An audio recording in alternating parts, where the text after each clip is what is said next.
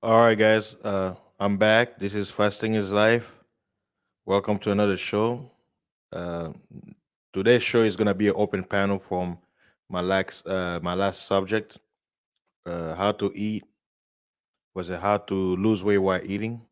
So I'm gonna open the panel so I can welcome all the brothers to who wants to jump in. 1 second. Let me copy the link and post it in the comment. All right. Here you go. I see brother Lawrence already in the building. Peace, brother. You're welcome to jump in, so we can have that conversation we couldn't do on the last stream. So yes, sir, yes, sir. And for those who missed the stream, you can watch it. Let me see if I can post the link to the last video I just posted. Let me go on YouTube. 1 second. Uh,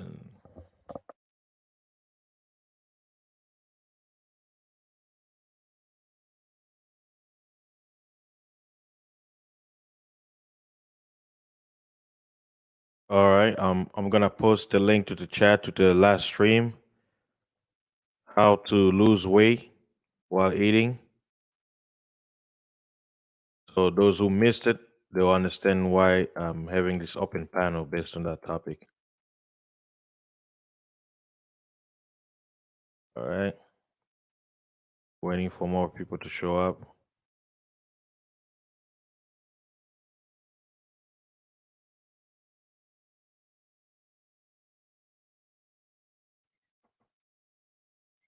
All right. Peace to brother Tony Davis. Welcome to the building.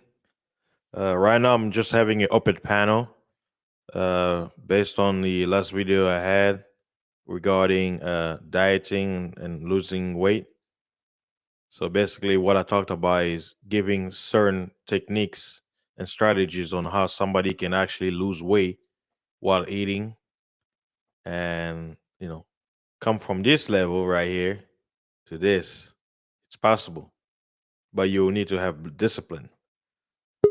you know so all right, brother Lawrence, welcome to the building. I know you already wanted to jump on it, so I had a separate stream. Oh Peace. no, no, you're fine. You're fine. You're fine. I was just I was just gonna come at it as somebody who served in the military, and some of the stuff that they had us do as far as it went for that kind of stuff. When you first join, you initially get like they feed you everything, especially eggs. Man, there's eggs served with every meal of the day to build up the protein so you can have what's required to build muscle, et cetera, and so on, while at the same time tearing down the fat because the amount of training you're doing, that's what's going to happen. And after you're done with that and you move into your specialty fields and stuff like that, uh, they start giving you survival training, which teaches you how to live off the land and stuff like that, and how to go days at a time without food or minimal water. Um, Now, my success ratio, the best I've ever done is 7 days. That's because I know you kept talking about 10, 14, 30, but my best has only ever been 7 days. And I've done it multiple occasions. So the first time I ever tried it, like I had typed in the chat, in the other stream you had a minute ago, um, just two small pieces of unleavened bread a day with just a drop of honey on each one, and everything else after that was just lemon water. On occasion, I would have, well, to end the day, not on occasion, to end the day, I would just have a nice cup of hot tea. And that was it. And went 7 days with that. I dropped easily um, like two or three pant sizes. You know what I mean? um, so, so, so, Yeah. so, so that was interesting. Now, the only other time was 7 days straight with no food. What was interesting about that is that by the end of the third day, going into the fourth day, whatever pain I was feeling was gone. Was gone. As a matter of fact, it got so bad, friends and family actually called me out because my intention was to only go 3 days. I was just doing, a monthly fast because I think everybody should do that, by the way. Um, I was just trying to go 3 days. And before I knew it, it was day 4, day 5, day 6, day 7. And my family and my neighbors had to call me out on it because like I said, once the pain is gone, you don't realize, you're just going every day like it's nothing, no food, no pain, no nothing. But yeah, that's the best I've done. 7 days, no food. Like I said, didn't feel it. Like I said, the first 2-3 days, yeah, you're gonna notice it. But by the third, fourth day, it was done. Yeah, yeah. Uh, And it's like that's why I mentioned. I'm like people who have diabetes. You can cure diabetes. It's a lie when they say you can cure diabetes. That's a lie. oh, oh, That's a absolutely. lie. Oh, absolutely, you can. Well, yeah, you can. There's no question to that. There's absolutely no question to that. I mean, that's the easy fix. Yeah. As a matter of fact, the vast majority of what we deal with is an easy fix. It's really about keeping your body movement, watching your dietary plan, and just keeping up on everything. Like with our people. My main problem that I have that I try to explain to everybody. Our people are big on meat. We love our meat. You know what I mean? Steak, chicken, and for those who eat it, pork and all that good stuff. But see, here's the thing: we don't have enough people who love vegetables. You know what I mean? Yeah. It's and not to be funny, vegetables are important for everybody, but they're especially important for us as men because Yeah. the vast majority of those vegetables help us maintain our testosterone levels when we start getting into that older age bracket where we start losing it rather rapidly, per decade. Because once you hit between your 40s and 50s, you've lost close to half of your testosterone level. So eating kale, eating cabbage, and all that good, roughage is good for increasing your testosterone levels and just for everybody as a whole for flushing your colon and getting and pushing everything out. That's the point of it, but our people really have a thing about not eating vegetables, and for those that do, they want to drown it in everything, whether it be gravy, fried oils. You got to eat it straight from the earth. There's a reason it was made that way. So Yeah, yeah. You're speaking facts.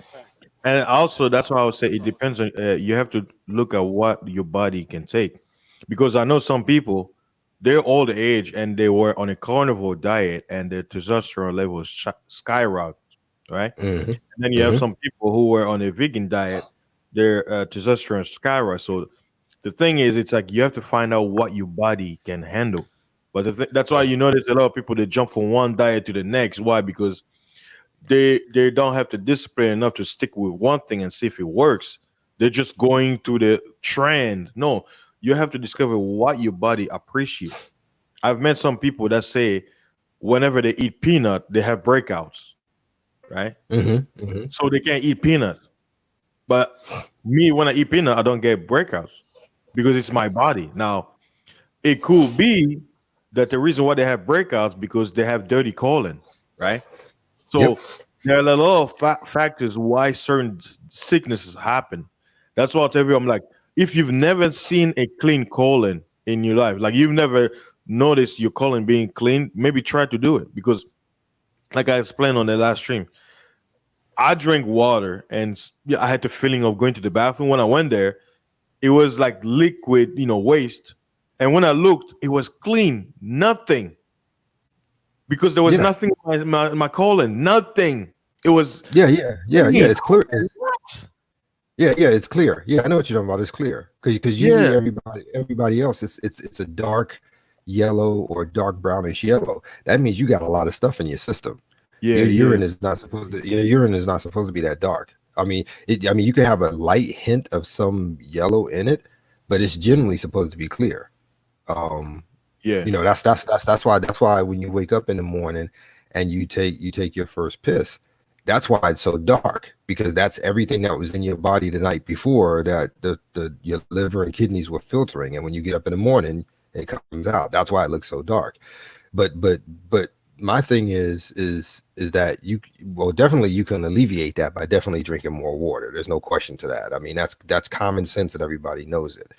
But I think also we forgot, we somewhere along the lines we forgot that when it comes to food and when it comes to eating, it's not just about physically fulfilling yourself with hunger. Food is a spiritual thing as well.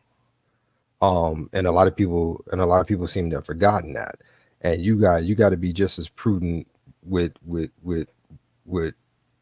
what's going in your body as equally as what's going into your spirit and into your mind, because this is a threefold process to get your body in order.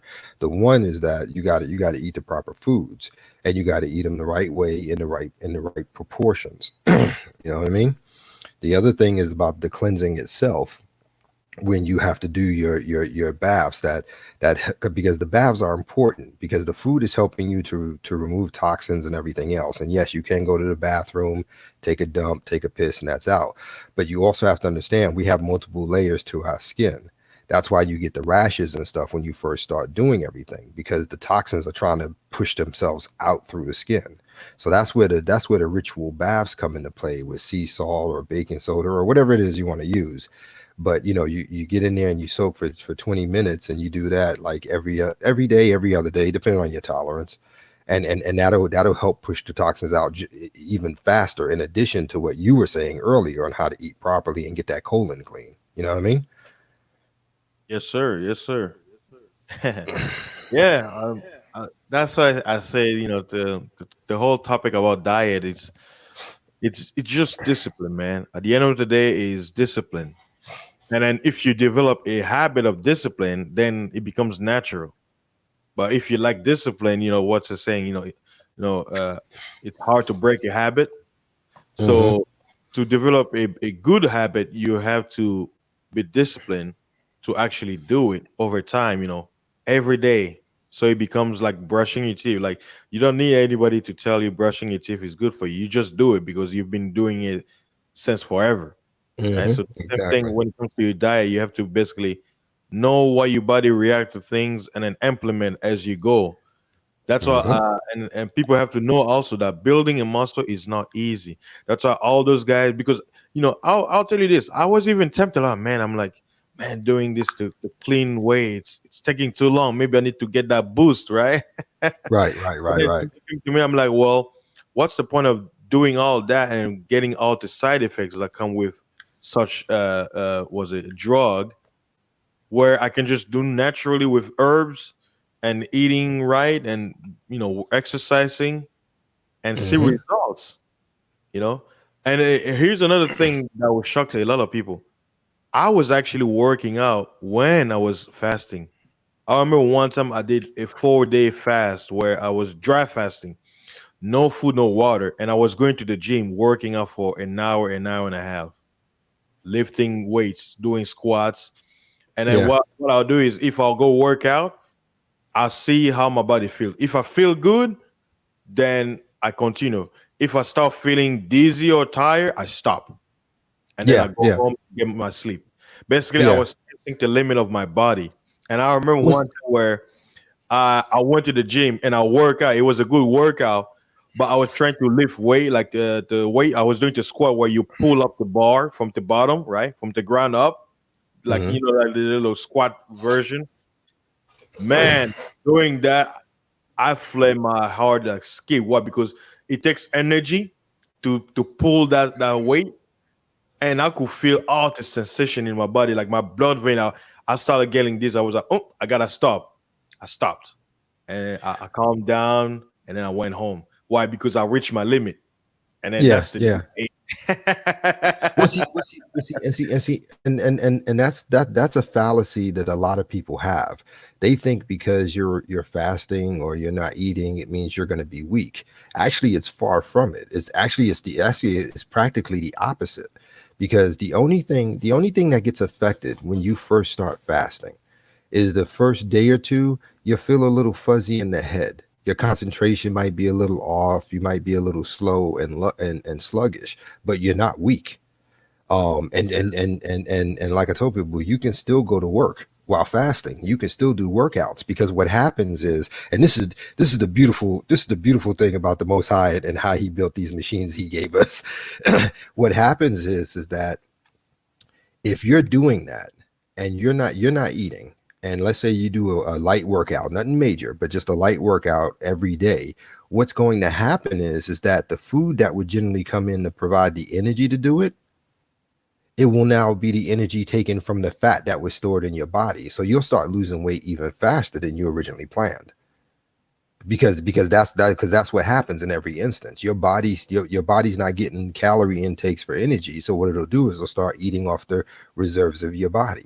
What are the reserves? Your fat.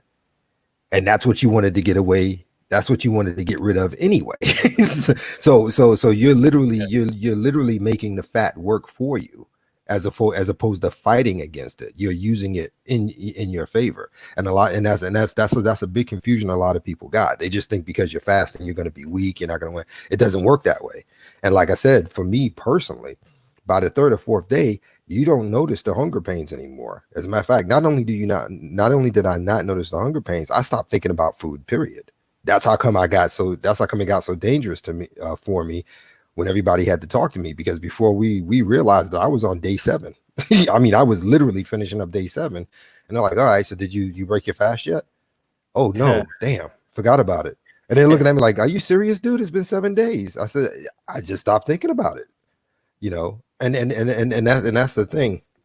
Everybody goes into it from a level of fear. You can't go into it from a level of fear, especially when you know that the Most High has spoken many a times about us fasting and prayer and etc. and so on. He wouldn't tell us those things if it was going to be detrimental to us. You know what I mean? So don't go into it with a spirit of fear. Just have your prayer to him, and you start your fasting. And like I said, look, if it's one day, fine. Just one day is good. If it's one every other day, that's good too. Everybody moves at a different pace, and everybody will build up eventually to whatever their tolerance is. But don't go into it with a spirit of fear, and don't go into it as if you have to do it the way I do it, or the way fasting does it, or the way somebody else does it. And, to each person, you know what I mean? It's to each person akin to their skin level. That's all. Skill level, not skin. Sorry. That's right. That's right. And like I said, people, look, you can lose weight eating this. Mm-hmm. Yeah, you But can. You can. how and when and how you go about the discipline to do it. Yeah. You can. Yeah. Absolutely. And don't forget your portion controls, because I have watched people sit and eat a huge meal, lean back, unbutton their pants. Oh man, that was so good. That was so good. I gotta have some more. I gotta have some. Dude, you just ate enough for 2 people. You can't do that. And what that is that it's the sugar and everything, whether it be your barbecue sauces and your meat, your salad dressing, 6 half for a dozen, because they've already proven, FDA in their studies, is that sugar is 5 times more addictive than crack cocaine. That's why you can eat a big meal and your stomach feels full, but you still smacking your mouth taste buds wise, because you feel like you need more, because you're looking for that next dopamine hit from the sugar, so to speak. You know what I mean? So that's important to keep in mind too, and be aware of who you are and your surroundings, and how you deal with that. But portion control is huge. I mean, I've seen little kids, man, have plates that's big enough for a grown, 300-pound man. You're not supposed to be feeding your kids like that. We got a lot of bad habits. We do. We really do. Yeah. And that's when, what you just mentioned, we can go in deep down the rabbit hole, the spirit of gluttony. And that's exactly what it is. That's exactly what that's the word, gluttony. That's exactly what it is. Look at the psychology. Why do I need a billboard to remind me that I need to eat when my hunger should tell me? Yep, So exactly. people never ask themselves, why do they, have you ever traveled, across country, and then let's say you're driving, and then you have that billboard that says, say, you saw this, that means billboards work, right? Where you're looking, over the horizon, or you're looking on the side, and you see this little post that says, can you see this? It says, was it overboard works? So they're telling you everything they're putting there it's to get your attention because they know it's gonna make you feel something.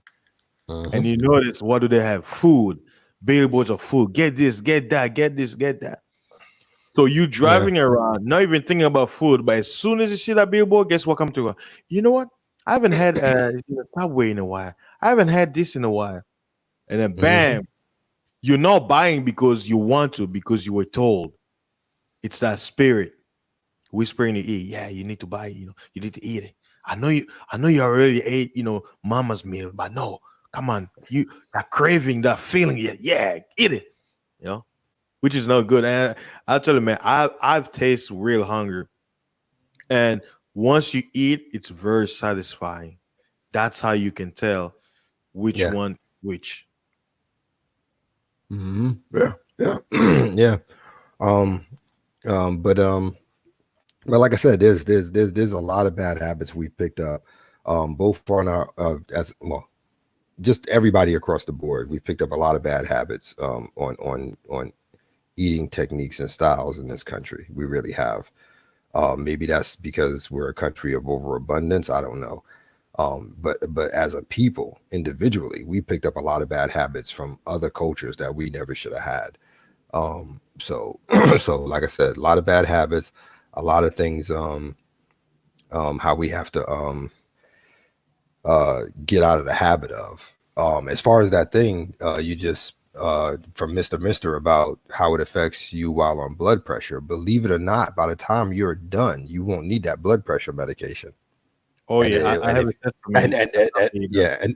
yeah, and if you do, trust me when I tell you, the dosage you're taking would be cut at minimum in half.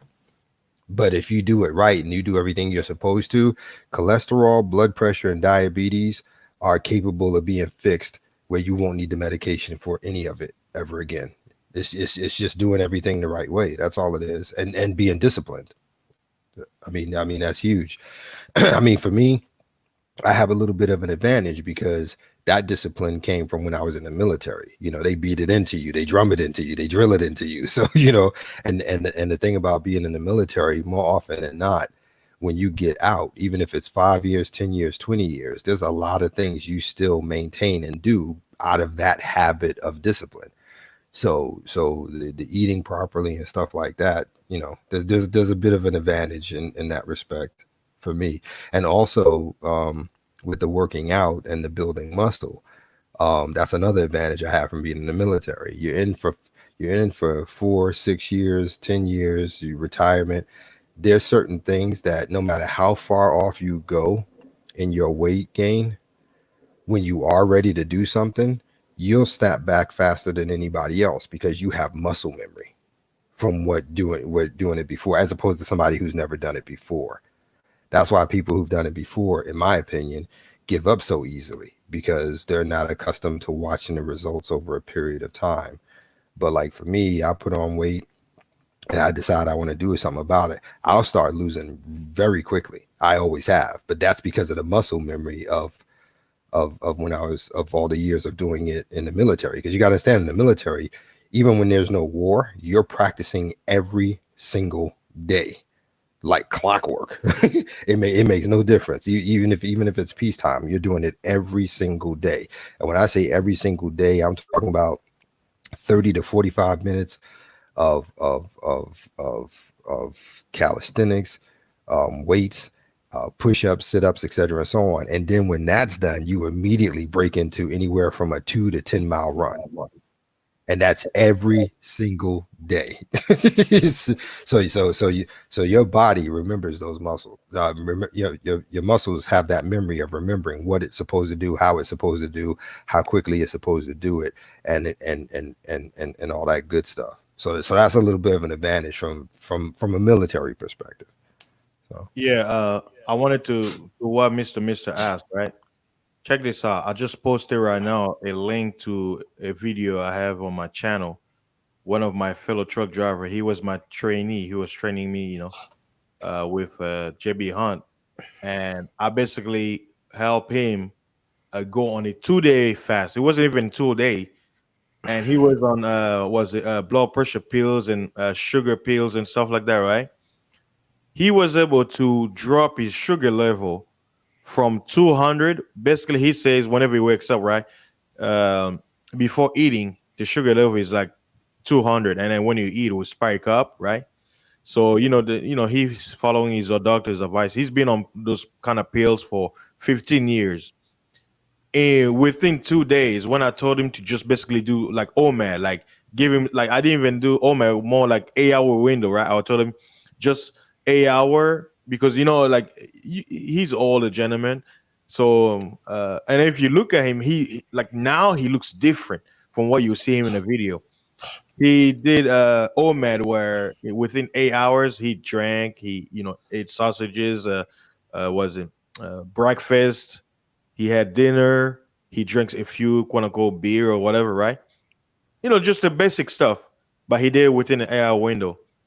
The Monday, well, he did it on the weekend, and then the Monday when he came, he was ecstatic. He was like, bro, guess what happened? Guess what happened? I'm like, what's going on? He's like, man, this morning when I checked my levels, it went down to from 200 to 119, right? And I could see in his face melted, right? Now watch this. Because he had a routine of taking blood pressure pill, right? Watch this. The next day, to Tuesday, he made a mistake. Instead of just sticking to the fasting routine, he took the pill. It brought his level, or was it his level to uh 56. Or no, what was it? Was it 62 or 50 something? He said that's actually bad. You want to know why? That's death. So he had to eat something to raise it or to spike up the level, and it went up to 140. And then both of us, when we had the conversation, I said, "You know what I just heard you because I learned that years ago that blood pressure pills it's what's killing people, right?" I said, "You know what just happened? Fasting was able to lower your insulin level, right, to normalcy and your blood pressure. But by you taking that pill, you know what that pill's doing? Your pressure level was already no, your body's already adjusting. By you taking that pill, it was lowering it even lower. Which if he could have kill himself by taking the pill. So I was like, now imagine how many people are there because of the bad diet. They're taking a pill that's actually killing them slowly. Well, I don't think. Okay, I get that you guys are the theology base. I get that, but okay. So let's see. Okay, so he was prescribed those medications based on his lifestyle choices at the time of him at the time of him going to the physician. Okay, and because physicians, the first thing this has been my experience every single time. The first thing that physicians recommend to me for anything that may be issuing that's coming from a position of lifestyle is change the lifestyle. Okay, and I assume that they do that with everybody, but most people refuse to change their lifestyle. That's why people tend to get. That's why people are diagnosed with type 2 diabetes and continue to get fatter. Yeah. Because because even though they've already acquired a disease from their diet and their lifestyle, they don't want to change it. So what physicians have to do from that point on is they have to manage the symptomology. So if you're not going to change the diet, if you're not going to change your lifestyle, then what they're going to do is prescribe medications that chemically alter the way the way your body works to adapt to the symptomologies. Okay, so Right. by you giving him advice on changing his lifestyle, most predominantly his eating habits, in quantity, type, and time, you're changing that. You see what I'm saying? You're changing that structure that had him on the medications. Oh yeah. Oh yeah. So because there's for blood pressure there's systolic and systolic, right? So that's going to change the way. So For him eating the way he was before, those medications are right for him. For him not eating the way that he was eating before, that's not the right because he's changed the variables. Does that make sense? Oh yeah, oh yeah. Right. So that would be one of those situations. Again, if you're not, again, if you both who are not type 2 diabetics, I'm assuming, take diabetes medication, it's going to affect you adversely. Similarly, if you're both not on high blood pressure medications, you taking high blood pressure medications is going to affect you adversely, because those variables that would require you to take those medications aren't there in you, right? Oh yeah, oh, yeah. Am I making sense? Oh yeah, oh yeah, oh yeah. Oh, I completely understand that. And to his story, yeah, there's a good news after you're done. I'll tell you. That's why it's recommended that when people are making these changes whom are on medications, they do them with their physician's consultation first, so that they say, okay, so if you're doing this, yes, if you're eliminating, for instance, if you go keto, right, and you're eliminating carbohydrates, or you're either you're full out of eliminating, or you're minimizing the inclusion of carbohydrates and sugars within your diet, right?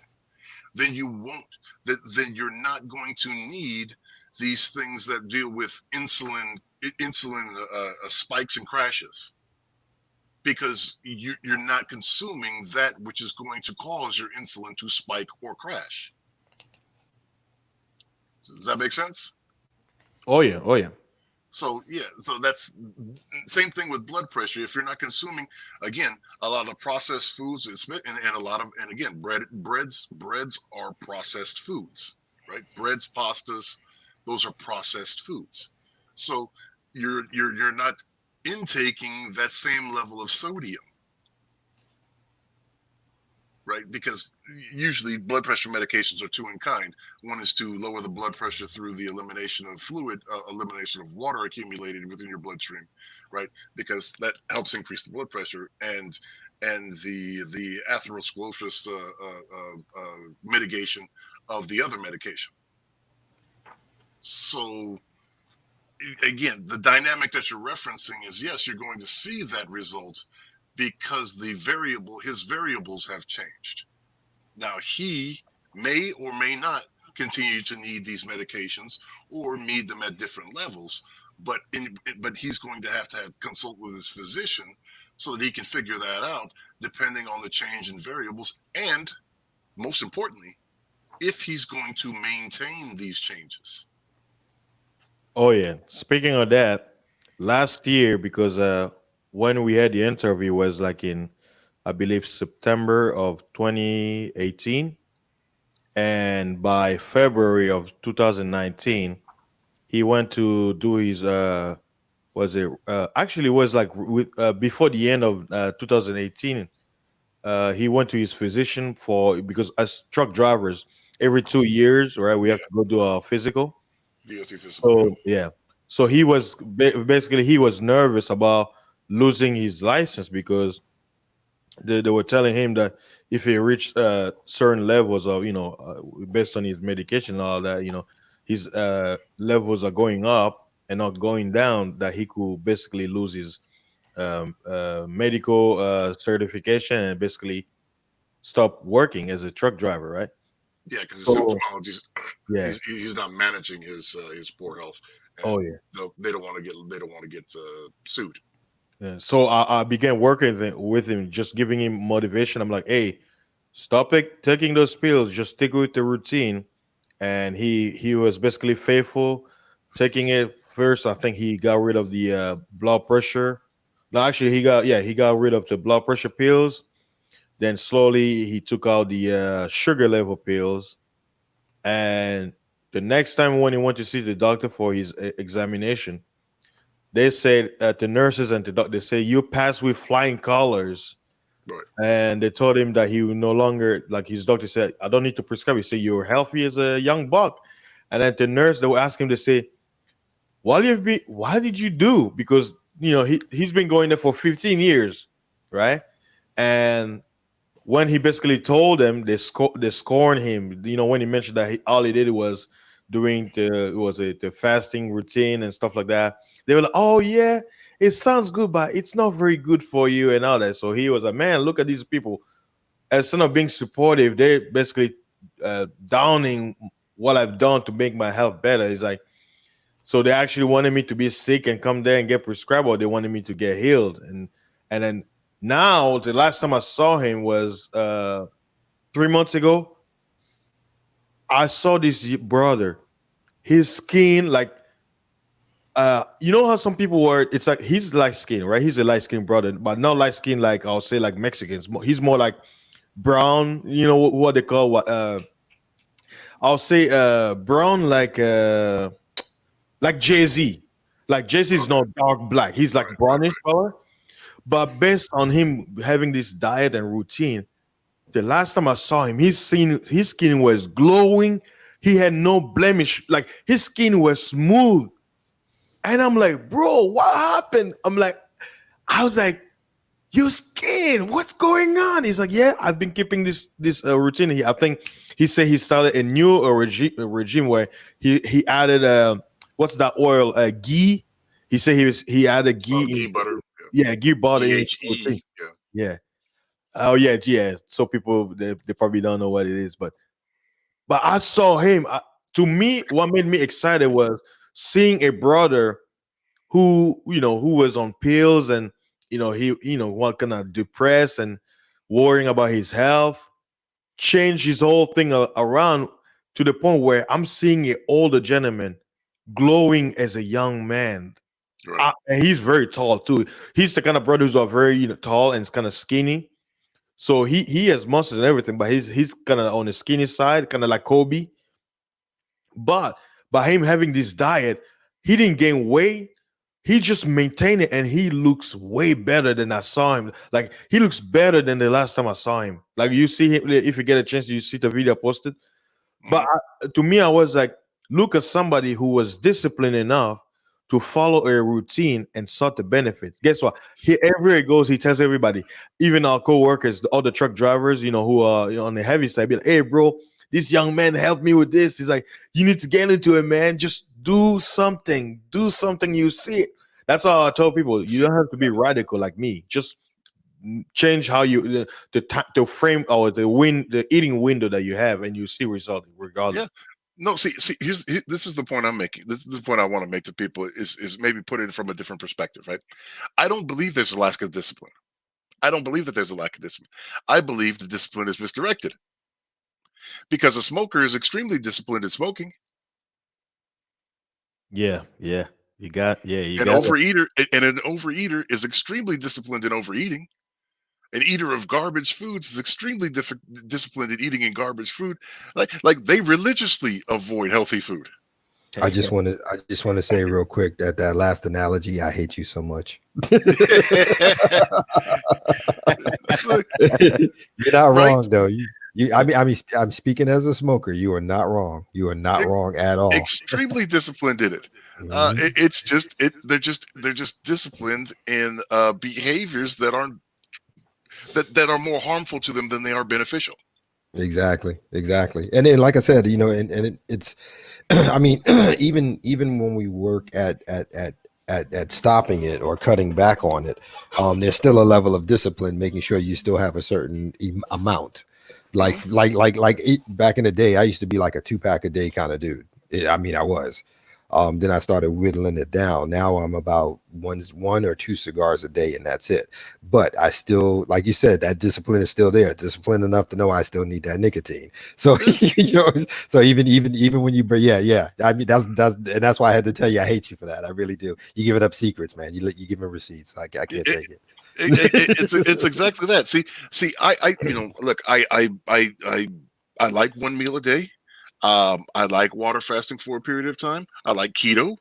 I like intermittent fasting, right?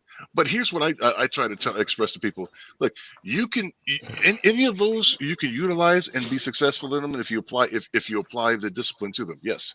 But you can also do something. You can also do things that are simpler. One of the things I recommend is eat a quarter head of lettuce with every meal. Your stomach only has Yeah. your stomach only has a limited capacity. Well, that's what goes back to what I was saying earlier about us and vegetables. Because with me, what I do is like my plate, 50% or better is just vegetables. Yeah. I mean, just pure vegetables. I keep potatoes and starch and stuff like that down to a minimum, and my cut of meat fits in the palm of my hand, no more, no less. Right. And if I have, and after eating that, if I still feel like I want more food, what I'll do is I'll drink water, because that'll swell up what's in your stomach and make you feel full. So done. Mhm. I mean, it's just a mind shift. That's all it is. It's just a Most mind of shift. these things can be eliminated by mitigating the amount of sugar that you eat and the amount of salt Mhm. that you eat. Absolutely. I stopped Um, cooking with salt a long time ago. I now, mean, I cut that out like over almost a decade ago. now, when I say sugar, I mean that when I say sugar, what I mean is glucose. So Yeah, yeah. understand that all carbohydrates break down to glucose glycogen, Hmm. all of them. That's why there are foods to avoid when you go to the ADA, excuse me, the not the ADA, but the diabetic association. You know what I mean? When you go to like they tell you to stay away from potatoes, rice, yada yada yada, because they break down faster, and they break down faster and higher concentration to sugars, carrots, things like that. They have a high sugar content, high glycemic index to begin with, and they break down faster to it. And alcohol is another thing that breaks down into sugar. So you reduce the amounts of salts and sugars in your diet, right? Uh, by way of pure sugars, either cane sugar, beet sugar, or corn syrup, because dietarily they're all the same. Um, because again, they're all going to break down to glucose and glycogen, right? Glucose and glycogen are what's going to spike your insulin, right? While your insulin is spiked, you cannot efficiently burn calories unless you're a Michael Phelps person. Unless you're a high functioning athlete, or a highly or in a highly, or you're or you're a laborer, right? You're burning calories all day, right? You can eat whatever you want. If you're one of those cats, you can eat high sugar, high carbohydrates all day, because you're burning somewhere between 5 to 8,000 calories a day. But most of us aren't doing that. So don't pretend that you are. Most of you aren't training for the Olympics. Most of you aren't working heavy labor for 6, 8, 10 hours a day. So let's not pretend that you are. So eliminating those things, eliminating specifically the sugar and the salts, specifically sodium, is going to benefit you. So now with sodium, there's a balance that has to be maintained. You can't, you can cut out all sugars. And just like the gentleman said before, what that does is it starts your body, because you're a mammal. You are a mammal. It starts your body to say, oh, I need an alternative fuel source to maintain. So it starts burning the fat, because again, that sugar then breaks down when it's not utilized in caloric fashion is stored within the fat cells. Fat cells shrink and expand based upon the utilization that they're being utilized at. That is So correct. That is correct. you are going to utilize after I usually you'll notice after 3 days you'll get into what's referred to as a high ketone state, by reducing the amount of sugars that you intake, and you will begin to utilize the method of burning fat as fuel. This That's what I was saying earlier, right before you came on. Yeah, Yeah. your body will do it naturally. It's Yeah. just it's an automatic state. When you're not putting anything else inside, it'll start burning and off those reserves. you'll actually notice that you feel more alert and Yep, have more energy, because again, you're tapping into an abundant fuel source for most of us because we're overweight. that is correct. Yeah. Everything you're saying is well, you're saying it better than how I said it earlier, but that's pretty much what I was saying. Without doubt. And like I said, I'm proof of that. Fasting's proof of that. You're proof of that. And I know a couple other people. That's exactly how it goes. Because like I said, once you stop eating, like I said, the first day or two, you might be a little, foggy in the head and stuff like that. But as far as it goes for physically, you're still fine. Yeah. You're still perfectly fine. And like I said, by that third, fourth day, your body will start consuming the fat in the body for those stores of energy to replace what you're not putting in. And like I said, for me, by the fourth day, I didn't even notice I wasn't eating. Food just didn't matter anymore. And before I knew it, like I said, I had friends and family. My dude, it's 7 days. You got to put something in your system. You know what I'm saying? So you literally reach that point where, like you were saying, mentally you become more clear, your clarity it strengthens, and you start to realize that food is not.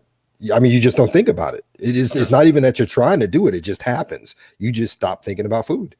Yeah, it's here's the thing. Unfortunately, we have some medical community has some unfortunate ways that they've gathered information, and sometimes it's because of nefarious actors. But the German good note takers and what they were doing during the Holocaust was recorded. Mm-hmm. And what they did to those people in concentration camps, I don't want to get anybody in any trouble, so we'll say it that way. They did not feed them. They did not feed them, and most of them did not die for lack of being fed. They wasted away. They definitely wasted away because their body would go, their body would go into that ketosis mode in which they are they're eating up, they're burning up their fat, and then once they don't have any more fat to burn off, then they're going to start. Then you're going to get to what's referred to as capitalization, which starts burning into the muscle. It starts your body will start consuming the muscle. This is what I'm saying. Virtually nobody in America is in danger of that. No, they're not. It's it's evident that you look everywhere you look, and people are nowhere near losing their protein due to a carbohydrate restrictive diet. So I don't mean to put a dour mood on it, but again, most of these studies after the fact are just confirming the information that was already available from those horrible events that were documented. And it really is a simple. Is it as simple as calories in, calories out? Yes, but there are also other angles to utilize. That again, you use something like 1 meal a day, so that you're fasting for 12 to 14 hours. That can help it. But better, again, in my estimation, and in pretty much all the supported documentation from studies, has been a significant reduction in the amount of carbohydrates, i.e. sugar, that you intake within a day. And it's hard when you're going through using the standard American diet, because again, you go through and you read all the labels of things that have labels, hint, hint, hint, that sugar is in all of them, and sugar is in them in a significant quantity. Because again, reading a label for a product, it tells you it lists those ingredients by the percentage base of which they're in the product. So it's if it's within the first three or four ingredients, it's significant.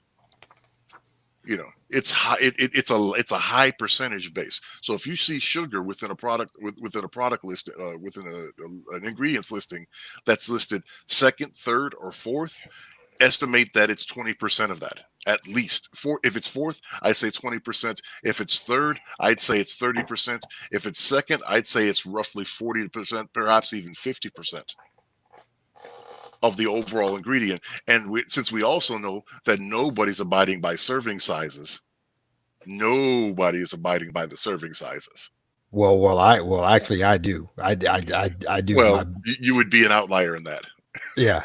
No, and like I said, I'm not saying that to brag, because it wasn't easy. This is something I've been practicing, like I said, for at least a decade. It ain't easy to do, and because the serving size for Oreo cookies or Chips Ahoy's is 3. Exactly, and see, I don't even eat any of that anymore. So what I do is I keep a food scale right there, so I measure and weigh my portions exactly to what it claims for serving size and stuff like that. So like I said, it's not easy. Like I said, this is a 10-year journey for me. Yeah. The single servings of ice cream that people call single servings of ice cream, that's 2.5 to 3 servings. Yes, yeah, and like I said, I haven't touched any of that stuff in a decade. So I don't. I mean, I couldn't even tell you anymore because, like I said, I've removed all that. I got a place I go to, man. I just buy natural stuff, dried Yeah, fruit, cashews, peanuts, yada, and I make sure I get the unsalted stuff and all that. So yeah, like I said, it's a journey because, like for me, I was always naturally slim, an athletic body, and military and all that good stuff. But when I about 10 years ago, I hurt my back. So every now and then my back will go out. And when my back goes out, I'm on my back, you know what I'm saying, for at least 2-3 weeks at a time. yeah. And so of course I'm putting the weight on. You know what I But the mean? elbows, Because the back don't work, but the elbow still does, right? exactly, exactly. So and on top of that, it's a stress eating kind of thing because you're Yeah, upset that you can't move, and the only thing you can do is either look at the TV or eat. And yeah. Stress and boredom. Yep. you got to stress out on both of them, and you overcompensate. Let's be honest Mhm. about that. That's what that Oh, I did is. it. I did the Um, same. I did the same thing. It did the same thing. It's why I had to look into this stuff. It's like, man, I continued to eat, and then I'll say this: I probably increased my calorie consumption, and I wasn't working out. hmm hmm Yeah, it'll And so, happen. yes, the math is just going to work out that way. Look, you're not burning if you're not burning the calories, but you're consuming the calories. Well, one thing's going to happen. But Exactly. but again, doing something as simple, people don't realize something as simple and as inexpensive. How much is a head of lettuce? $1? I'll go you one better. As I've said many a times on this channel and other channels, I grow all my stuff. Well, yeah, Um, that's it. Yeah. because well, don't get me wrong, I get what you're saying about head of lettuce and stuff like that, but there's still some levels of danger with buying from supermarkets and etc. Because you're really not eating real food. A lot of that has the tendency to be GMO. You know what I mean, and stuff like that. So being able to grow your own is generally far better. You know what I mean? Yeah, I'll give it. But I mean, again, and not that I'm taking the way. I would love that more people did that. I would love that people would do more urban gardening and things of that nature, right? But unfortunately, we live in a society. So again, I'm Mhm. giving you look, the cheat code is this. The cheat code is this: eat foods that don't have ingredient lists. Yeah, yeah, yeah. Or at least get them in their most basic form, and you can add your own ingredients. Take your That's pick. what I'm saying. Yeah. Avoid. See, this is what I do. I avoid 85% of the supermarket. Mhm. I go to the produce section, I go to the meat section, and I go to the eggs and dairy section. Yep. Yep. Because everything in the middle there, everything in the middle there is not conducive to me. Is not conducive to me as a 40-year-old man. Uh, Yeah. as a 42-year-old man with a lower metabolism than when I was in my 20s and my 30s. Absolutely. Absolutely. I get Lower. enough carbohydrates by going through the use by eating fruits and vegetables Mhm. that I don't need to supplant it with grains. Absolutely, absolutely, and like I was saying earlier, that's better anyway because, well, as I was saying earlier, I don't know if you heard, Mhm. but once you reach 40 and you start climbing, the level of testosterone we lose is massive. Yeah. For each year going forward, so those vegetables are key Oh, to keeping that grains and testosterone soy. level. Grains and soy. What about it? Soy is necessary. Soy has not nutritionally been associated with good things. No, no, no. Soy is not good at all. As a matter of fact, soy does nothing but increase your estrogen level, which is only going to add to the fat content. Right. Yeah, Right. yeah. So yeah, soy's not good at all. It I've always known that. yeah, it does it's not highly conducive hormonally to Mhm.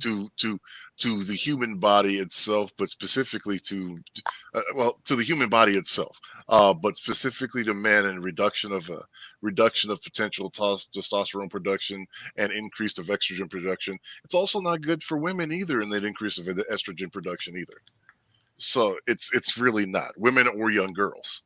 Uh, so, and again, by you eliminate so much by staying out of that area. And I understand it. Look, sugar is good. We're mammals. Mhm. We are biologically programmed to immensely enjoy sugar and salt. It's biologically ingrained within us as mammals. Mhm. But you as a human being, you don't get the burden. You don't get the alleviated burden that animals have. You have to be consistent. You have to be considerate of these things. Yeah. They're one of the things I always say is that, like, I've never come across the overweight person that ate salads 3 times a day consistently.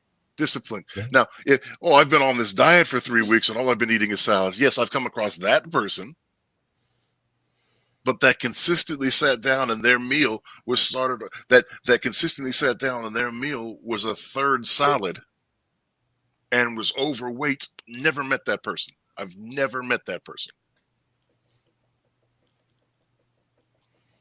Hey, We really, especially black people, Americans in general, but especially black people, got to get on the broccoli, got to get on the kale, got to get on the spinach, got to get on the vegetables. And again, not with, like the brother said, not with the additions of gravies and heavily sugared dressings. Yeah, that was me. Yeah, that was me. Because see, I grew in it before I was adopted. I spent a good number of years with my birth family till about 14, 15, and I watched them. And I watched the way they ate. I watched the way they cooked.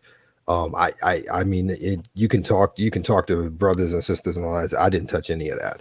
Everything was smothered with something. Everything was oily and greasy.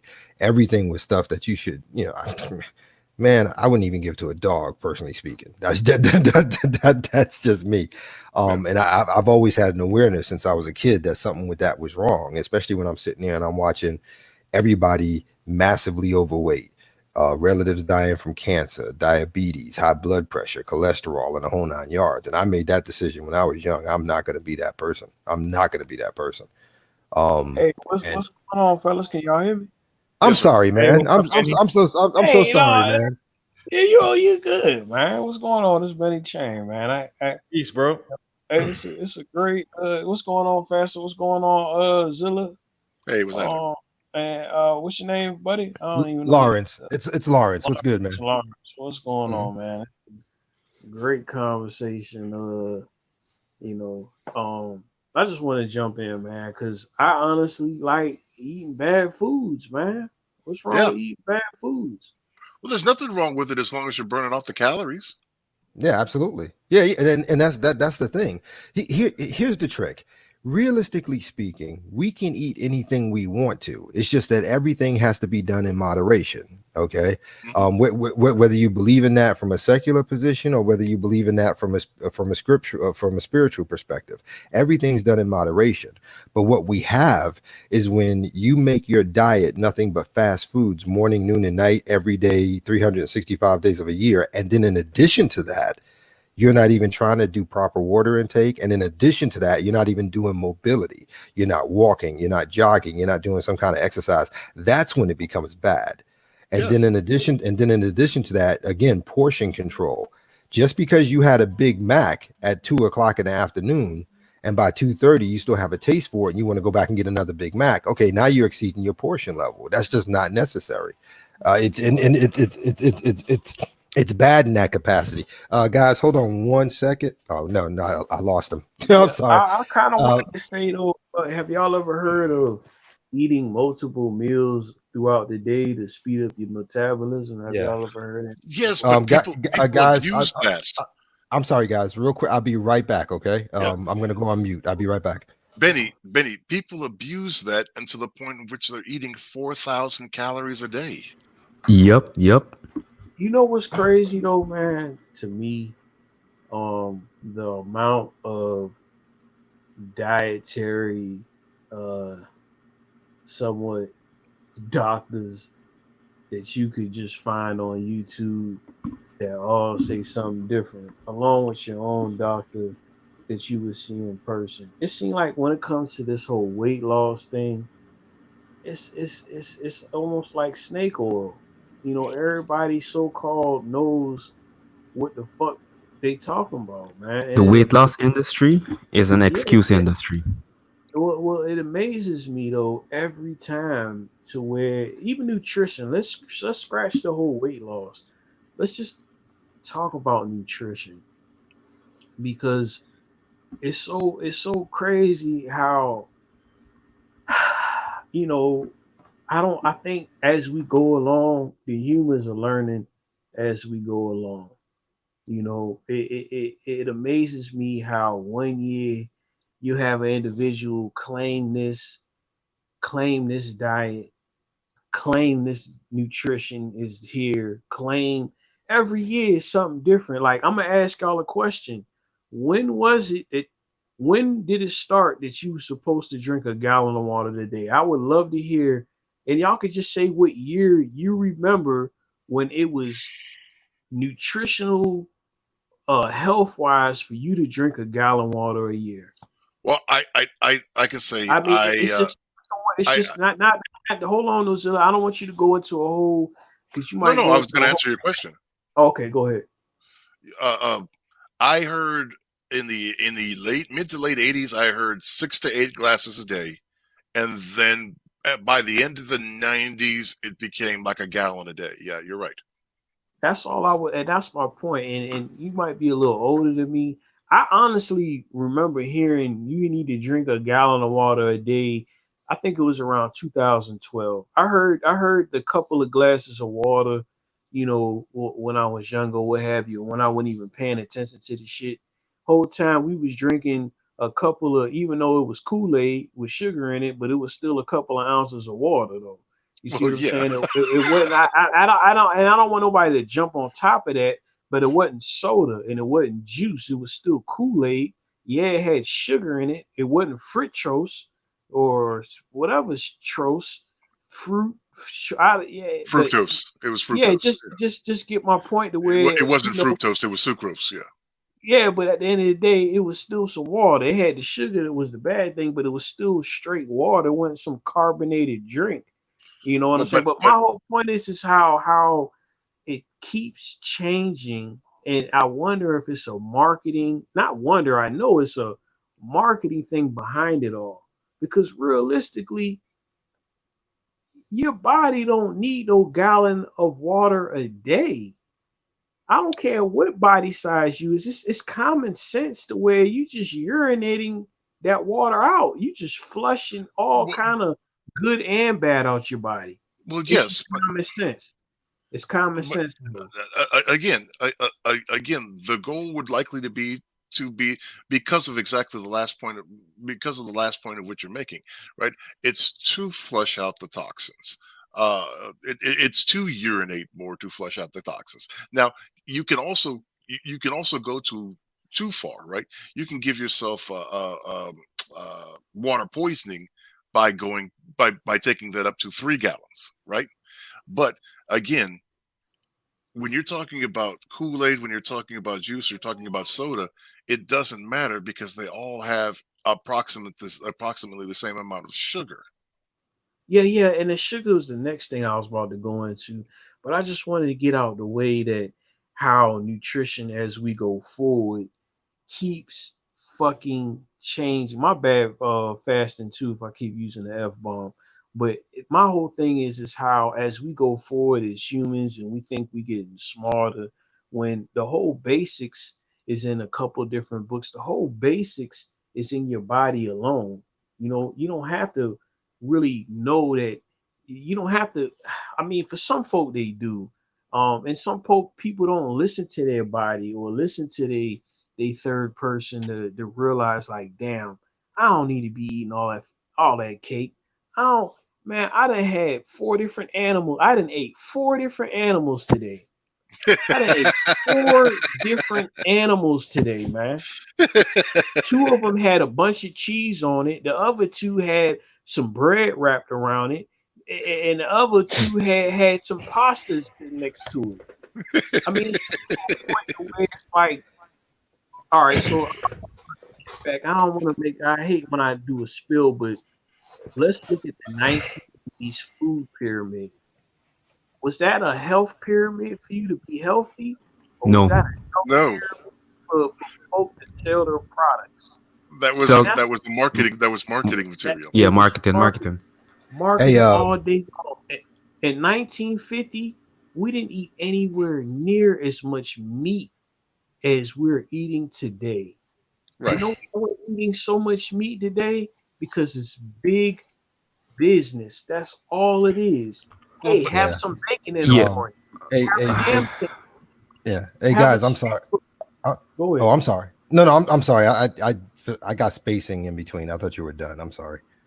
Oh no, I'm almost done, man. I hate doing the spill, but I just, I just want to get my point across on nutrition to where it's like this is an ongoing scenario until there's diseases attached with it.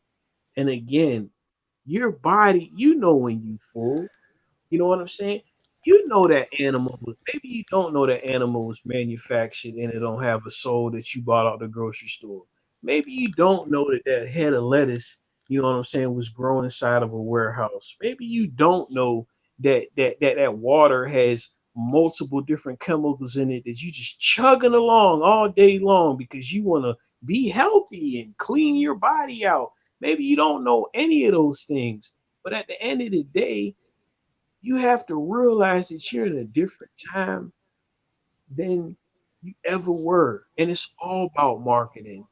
And I'm tying that back to the factor of all these nutritional people on YouTube, everybody that swears they know what's healthy and what's not,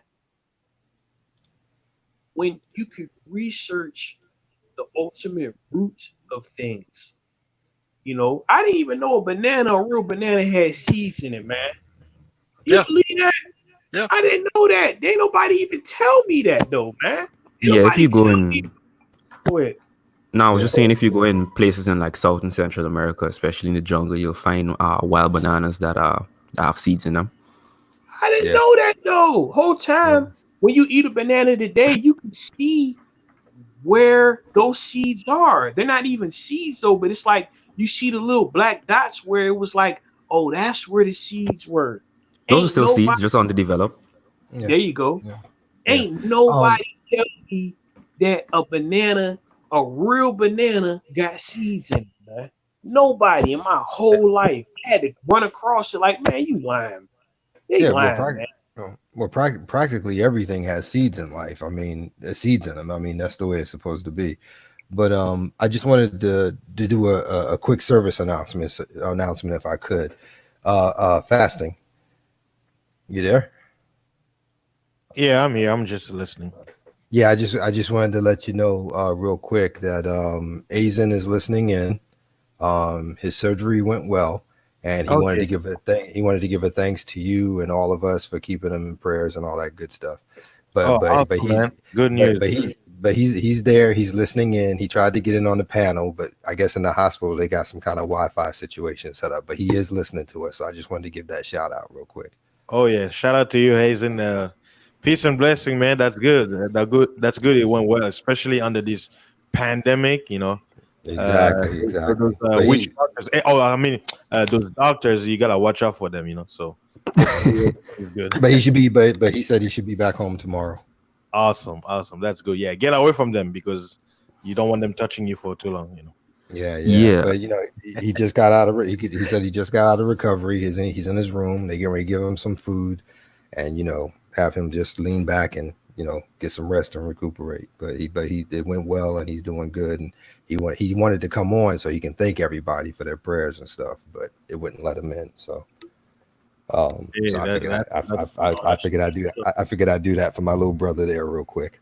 Oh yeah, thank you, man. Thank you. Yeah. I just wanted to touch quickly on what Judge was talking about earlier in terms of eating all those calories per day. From my experience, just short experience playing sports, is that what I think most people need to start doing is viewing food as fuel first, not as pleasure. And I think that's one of the mistakes people tend to make. If you look at food as fuel, you'll understand that if I'm living a sedentary life, I don't need to eat foods with a large amount of foods with high glycemic index because I don't need that much fuel on a daily basis. Also, if my body fat percentage is, say, over 20%, I know for a fact as well that I don't need to be eating a large amount of foods that are going to contribute to more fat storage. Now, why I mentioned earlier that the diet industry, in my opinion, or the diet industry is an excuse industry, is because we see all these stories and complaints. A person saying this diet doesn't work, that diet doesn't work. The fact of the matter is, no, it's not really the diet that's not working. It's the person themselves, for the most part, not having enough discipline and eating food the way it should be eaten. So let me give an example. While training, I would eat around 3,500 to 4,000 calories a day. I would have to track what I ate practically daily. Sunday is probably the only day of the week I didn't track what I ate. And like you have, Lawrence, I would sometimes have to have a food scale, to weigh stuff out, see what I'm eating, how much I'm eating, etc. Right. And right. I could not believe how much I was eating just to get to 4,000 calories. Yeah. And I'm thinking that was what amazed me. I'm thinking, how the hell does an average person eat this much a day and not think about it? Well, again, the easy way to do it is what I'm saying before, right? Okay, what people don't realize, right? Well, I'll take a perfect example. Perfect, 1,000% perfect example. It's impossible, but we'll go 100% at least. The frappuccinos, chapalimos, that the iced coffee morning treats that everybody gives themselves, right? They're milkshakes. It's not coffee. That is a milkshake. Yeah. It is that's a true. milkshake. Like That's true. people don't realize that venti, shlapalapalapa, whatever it is, that is a milkshake. That literally has 1,300 calories in it. Yeah. Just when you're done, Judge, I'm gonna give a run through of what a day 4,000 calories look like. So continue. Yeah, but you can do it easily when you eat things that are heavily sugar and fat laden. Easily, right? Like it wouldn't take every single one of us here could drink 4 of those milkshakes a day. Easily. With and still eat more food throughout the day. So what? If they're all 1,300 calories, 12 to 1,300 calories, right? You've effectively, if you've drinking 4 of them, you've effectively consumed nearly 5,000 calories. I mean, my whole thing is it's a lot of arguments too as far as calories, and everybody's body is the acceptance of calories is not the same. Y'all kind of brought up as far as someone who has a different type of job, but you have thin people whose metabolism, their calorie situation isn't working like someone else's. It even boils down to blood types, and I know that'll be a whole nother conversation. But for you to stick on calories is you kind of being robotic with your body.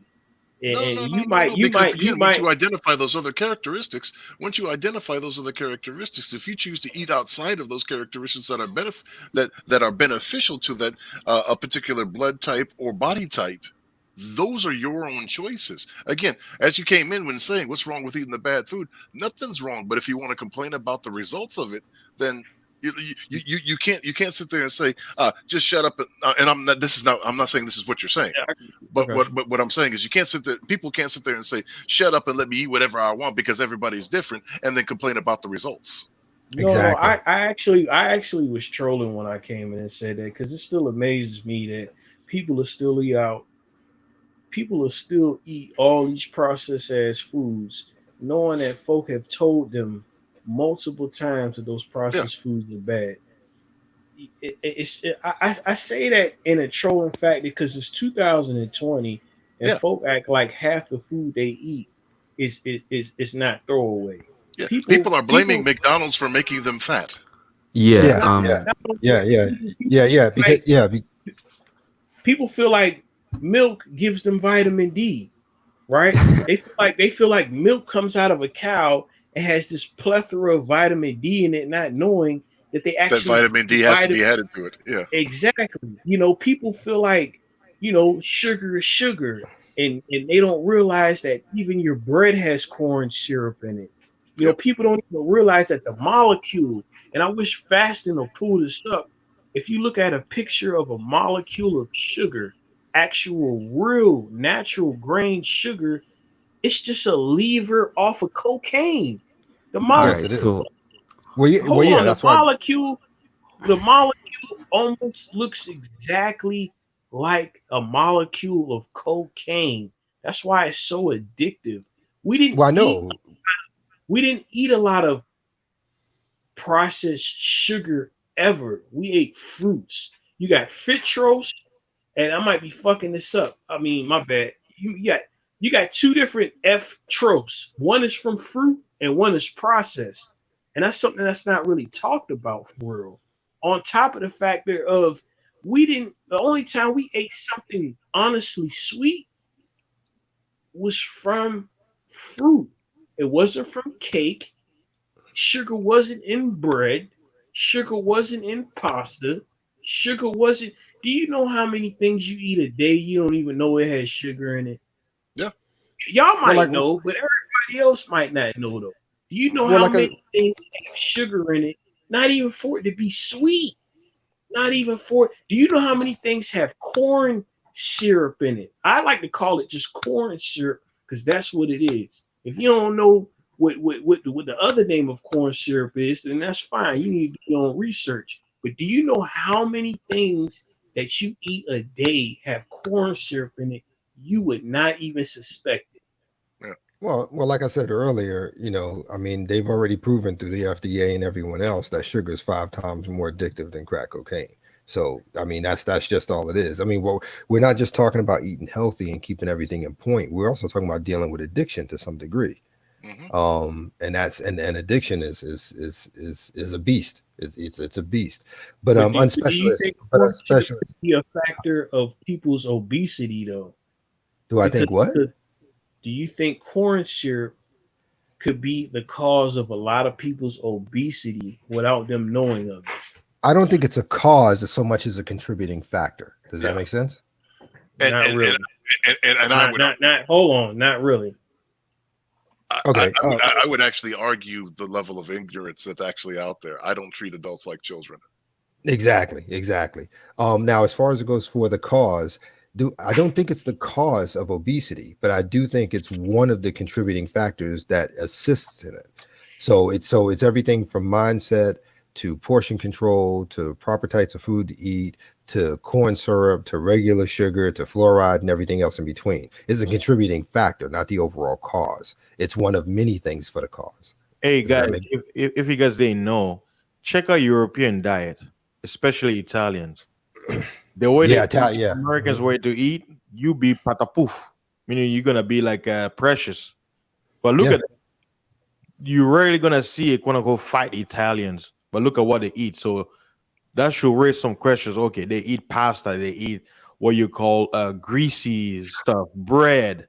Most Europeans, especially French people, they love bread. A lot of bread in their diet, but look at them. Yeah, You but you got it's like rare. Yeah, but you got to understand how that food is prepared and made. Because I dated Italian women, and I've And had their portion sizes. Let's talk about their pasta and their burrito real quick. It's generally made from scratch in a lot of cases. In a lot of cases, it's made from scratch. Yeah, and when that- it's made I from, was- and when it's made from scratch, you have a level of control of preservatives and processed stuff that goes into the stuff you buy in the supermarket, as opposed like me, for instance. I cook bread, leavened and unleavened bread. There's a radical difference when I make my bread as opposed to what's included in the ingredients in a loaf of bread you buy from the supermarket. There's more control. There's stuff that would go in the supermarket bread that I don't put in mine. So it has a tendency to be considerably more healthier. You see what I'm saying? Key factor with bread. Freshly made bread, you only got a day or two expiration on it, or it's Yep. gonna lock up and get hard. This That's bread correct. that everybody buys out the store, that bread will stay good for 2 weeks, 3 weeks with no mold on it. That's You see what I'm correct. saying? But and again, that's how you that's how you know something's wrong. but hold on, but this veers into the whole adult and child thing that Judge just said.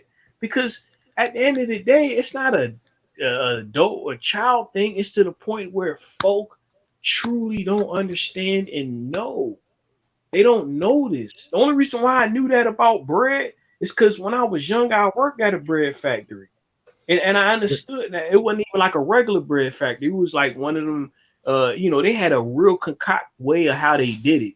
But if you eat that bread in a day or two, it'll locked up you to be able to throw it and hit a bitch in the head, it'll damn near bruise their face.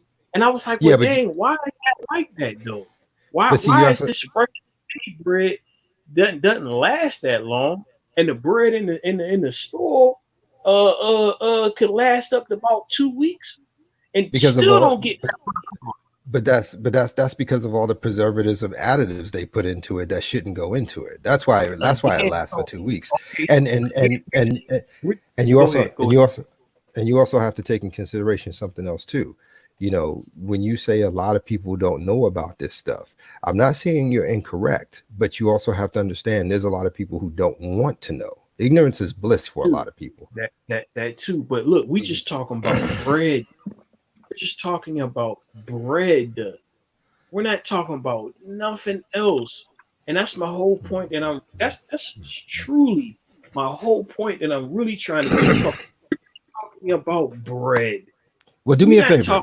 Do me a favor. Do me a favor real quick. Do me a favor. I want to come back to that because I know that's important to you. But Unspecialist has been waiting to share something. So I'd like to get to that real quick if you don't mind. I appreciate that. Cool. Right. Thanks, Lawrence. So I'm gonna share 2 days of eating with you guys. Both days were over 3,700 calories, and just to show how easy it is, actually, just simple foods, you could hit that much. And this was with me working out about 6 to 8 times a week, and the average person doesn't do that. So imagine them doing higher numbers than this, and it's a regular thing. But anyways, so this was sometime in November last year. My breakfast was 2 pancakes, 2 fried eggs.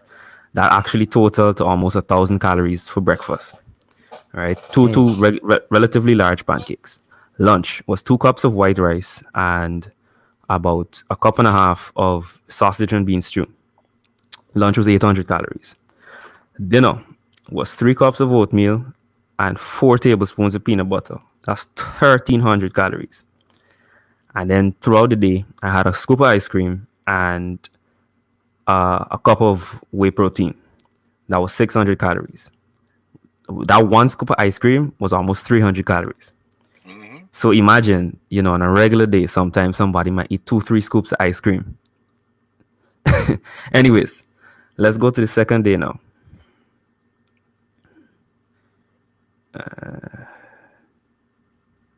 Hold on.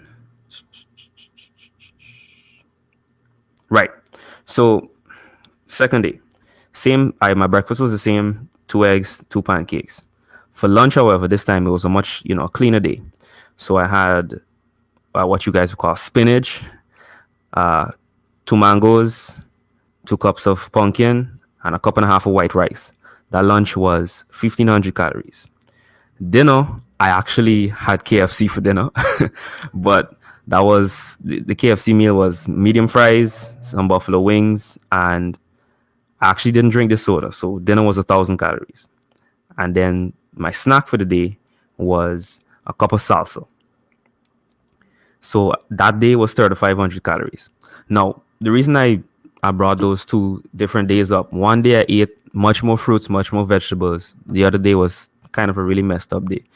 Now, that's how easy it is in just 3 or 4 meals to hit that many calories. And I had to work out 6 to 8 times a week just to keep my body fat percentage at or around 10%. Most people live sedentary lives, and what happens is they lose track of the fact that they're eating all these calories, right? And it's like I think it was Benny was talking about. Most people don't know. I guess ignorance is bliss. You know what's here. You don't know what's in this food. You don't know what's in that food. And then also they don't make this stuff from scratch. The vast majority of the food I eat was made from scratch. Like if I had bread, I would have been bread I made. If I had cornbread, it would have been cornbread I made. And what tends to happen is, and I think this goes to what both of you guys were saying, people want to feel, or they want the excuse to say, hey, I'm just eating, and if I end up overweight, I end up overweight. But the unfortunate reality is that you really do have to pay attention to what you put into your body, because one of the things one of my coaches always said is the worse you eat, the harder you're going to have to punish your body in training. Yes. And it's really that simple. Yeah, that's fact. That's Well, no, facts. We got the same thing in the military. That's facts. Yeah, we got that same lesson, that same speech. Yeah. No, it's not that I don't understand what Benny was pushing forward there, and I get it. Look, my pops, I love my pops, and on most things he's pretty sharp. But my pops, we got an argument about a month and a half ago because he's a theist as well, and he said we were having a discussion, and he said something to the effect of, well, if God didn't want your aunt to have diabetes, then she wouldn't have diabetes. And I said, God didn't have anything to do with my aunt getting diabetes. My aunt getting diabetes has to do with her dietary choices and the fact that she's 110 pounds overweight. Yeah, but see, here's the funny part about that. I think I know where he was coming from. It's just his execution of words were poorly chosen. I think what he was trying to say is that if you follow the dietary plans and systems that are in scripture, there's generally a tendency not to have to live with the consequences of what your aunt's living with. I think that's what he was trying to say. I appreciate your defense of my father, but that is nowhere near where his argument was. Hey, look, hey, you know better. So I was just trying to reach out there a little bit. He was trying to use that as a capper on an argument, and I was like, okay. What are you talking about? What are you talking like God has nothing to do with her blood pressure and the fact that she's a type 2 diabetic. That's entirely upon her. Like, I mean, I get it from what you're saying, from your understanding of God. I get it. He could miraculously alleviate those ailments from her, from your belief, from your perspective. But no, I don't think that perspective at all. No. I was talking about from the perspective of my father's argument. Cool. Okay. Right, all right, but I get it. You could, from your perspective, I get it. You believe that that something could happen and razzle dazzle and it could go away because that's your belief system. But that had no, what had to do with that is 30 years, 40 years worth of overeating and lack of exercise. That's what caused those things. Yeah. Hey, look, man. I tried to help my elder out, but you know him better than I do. So I'm gonna leave it right there. And so I was like, wait a minute, because you saw me after I got into because I had an injury, and then I had an automobile accident related injury. Right. And again, as you said, with your back, like I stopped training, but my elbow continued to work, Exactly. So I'm like, you saw when I blew up, man. You saw when I blew up, and you see that I'm not blown up still. It's that personal choice. Yeah, that's like you can't. Everything can't be which is where it gets in that murky area. Everything can't be blamed on or off of God. I've never been a fan of that. I've never been a fan at all. In any capacity. I'm sorry, specialist. You wanted to say something? No, but to a specialist, I did want to ask you. Did you say that you had salsa as a snack? Yeah. How do you do that? What do you mean? You cut the tomatoes and the sweet peppers and all of that, and you just eat it? Are you talking about your own homemade stuff? Yeah. Okay. Yeah. Well, no. Because for me, salsa has always been an accompaniment to a snack. Oh no. I know people who eat salsa just straight. I know that. Yeah. Oh, I know people like that. As a matter of fact. No, all right. I have also eaten the components separately, but yes. All right. So let me explain. how do I say? So what tends to happen is I would like if I hit my carb total for the day, I would just eat the salsa alone because I don't want to get in any more carbs. So that's just how I do it. Is So you more, track macros as well. Okay. yeah. I listen to make it work. I had to track everything because let me give a good example. When I wasn't training and I kept eating, the same meal plan daily, I gained about 16 pounds in about 3 or 4 weeks. Then, good example, COVID stopped the season and, I couldn't train anymore, no games, anything. And I lost 21 pounds in about a month and a half because I literally just cut back on portions. So that just goes to show again, what, just little adjustments is gonna have a big difference, but it's all about that discipline. Yes. Yeah, it is. It is because like for me, my standard was 175 with about 3% body fat. That was my standard, right? And Wow. no, seriously, when I was in the military, that's what it was. 175 pounds, 3% body fat. Well, it fluctuated between 2 and 3, but nonetheless, it was 175. That's the point I'm trying to make. And for the most part, I've always been able to keep myself between 175 and 180 at worst. Shoot, nurses were throwing darts at your veins. Yeah, I guess. Well, yeah, there were a couple who couldn't find it. That was funny, but once I started having issues with my back, which started around, I think it was 2012, I think. Yeah, around 2012 when I injured my back, and I've been having issues with it ever since. I have a tendency to have that 180, but I fluctuate between the 180 and 224. You see what I'm saying? Because when that back, right, because that goes back to what I was saying earlier. When that back goes out and I'm out on it for 3 weeks, I'm not doing anything but working my elbow. Then when I do finally get to the point where I can start moving again, because of my back injury, I can't run the way I used to. You see. I got a question for you guys. I can't do the workouts the way I used to because I'm always favoring that injury. Does that make sense? Yeah, it does. I got a question for you guys. I don't know both of you guys' total background, but for me, and this is basically the question. Don't you guys notice when there's like a significant change, or not even necessarily significant, a relatively noticeable change in your weight, or so without looking in the mirror, like just from moving around, you're like, damn, I feel kind of heavier, I feel kind of slower. Well, absolutely. Yeah, absolutely. My center of gravity changes. That's a given. That's a given. Your center of gravity, you don't even have to look. You just know the way you're walking different. As a matter of fact, when you start putting on weight, you don't even have to look because you start noticing that when you're walking, your stride, your legs are a bit spread more open, almost like you're wobbling to some degree. And you can breathe well. You have a trouble breathing. Exactly. I say it like this. At 260, I feel like Superman. At 290, I feel like the Incredible Hulk. Yeah, like Superman. You see, to illustrate, like Superman can effortlessly lift himself into flight. Mm-hmm. But when you see the Incredible Hulk, he has to do the same thing. He has to bear down and jump all the way up. You know what I mean? Yeah. Yeah, and the I reason like that. I That's asked a nice analogy.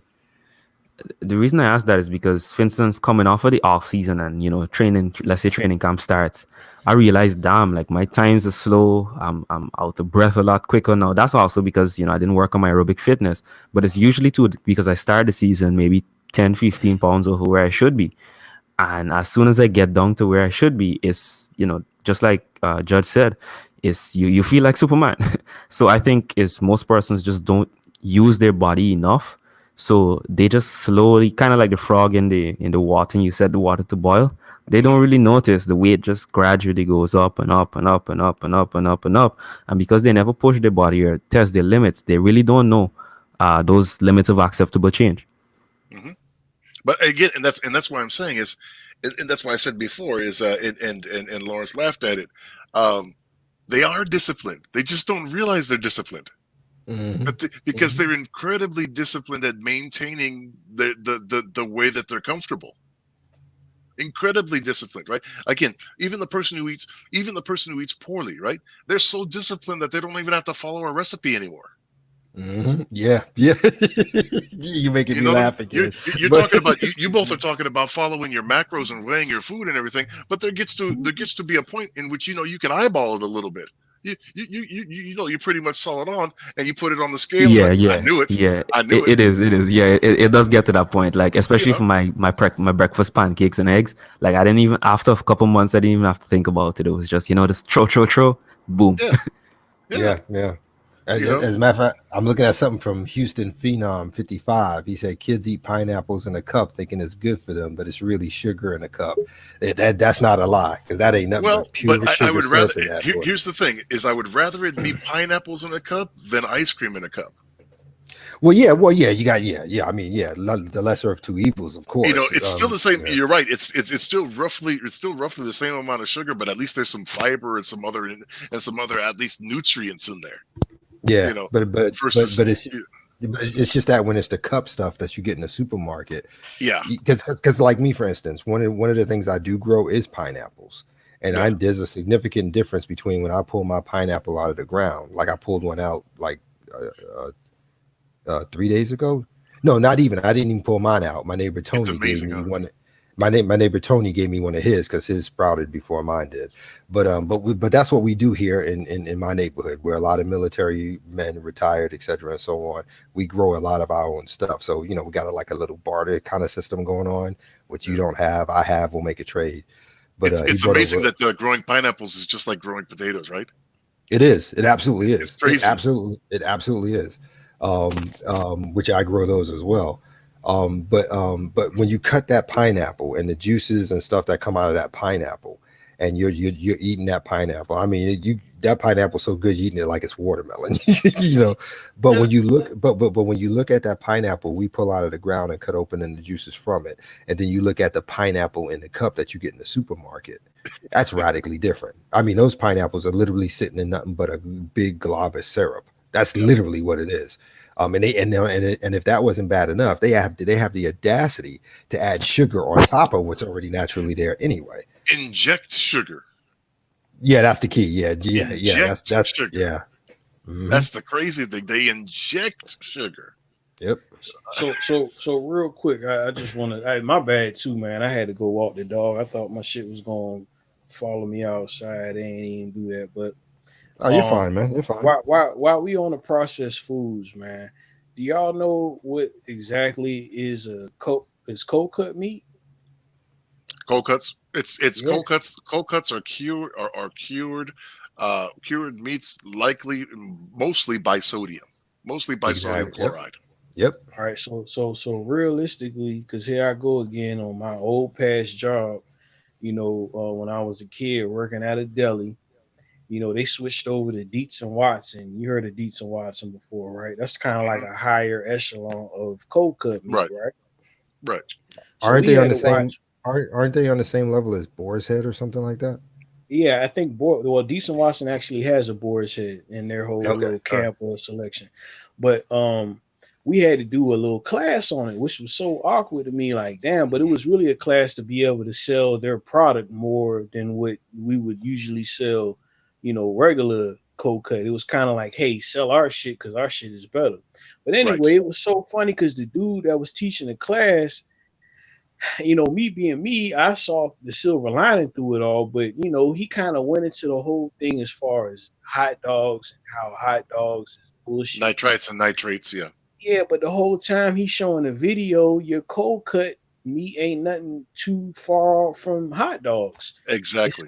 It's literally mixed up stuffed meat that you're right. You hit it on key that they cure and then they inject it with the flavor. So whatever flavor, hickory, whatever you think, your cold cut meat is like it came that way or what have you. They inject that flavor into it. It's nothing but mixed meat. It's basically bottom line. That's why you're a deli guy. You're a deli guy. That's why prosciutto costs what it costs. Mm-hmm. Right? Because prosciutto doesn't follow that process. Prosciutto doesn't have the nitrites and nitrates in it. Prosciutto is literally virtually salt, like sea salt cured. Right, right. Mhm. It's still. And truthfully, I ain't never eat that stuff because I'd be like, man, how old is that meat? You see what I'm saying? And I wanted to veer into that angle in a little bit, but it's like, how old is that meat right there? You know, they say our meat has protein and nutrients in it, but how much does your carcass meat have? You don't know how old it is. You don't know when that animal's killed, but it still look nice, red and fleshy for you in Well, that package at the grocery store. Yeah. that's why at one point in time salt was worth more than gold. Yeah. But Exactly. check me out though. But check me out though. How much protein is in that slab of T-bone steak? Do you know? You don't know. Well, No, I Because don't. relatively. I mean, hold exactly on. no, but Exactly. And it's been like that for how long? Since you've been on this earth. But they tell you though it got plenty of protein for you though, don't they? They don't put it on the package. They don't do none of that. Is there a way for them to be able to test it? Yes. If they put that on the package, would you still buy it and feel like it's a great source of protein? No. On top of that, how old is that meat that you eating at the store? When was that animal killed? Are you eating roadkill? Do you know? Are you eating an animal that was dead 2 months ago? Would you honestly want to eat an animal that was 2 months old dead? I Let's let's just be honest. This is an honest question. no, I mean I get what you're saying, but so It's I hard. get It's what you're hard. saying It's hard. that It's hard. fresh is better. That fresh is better.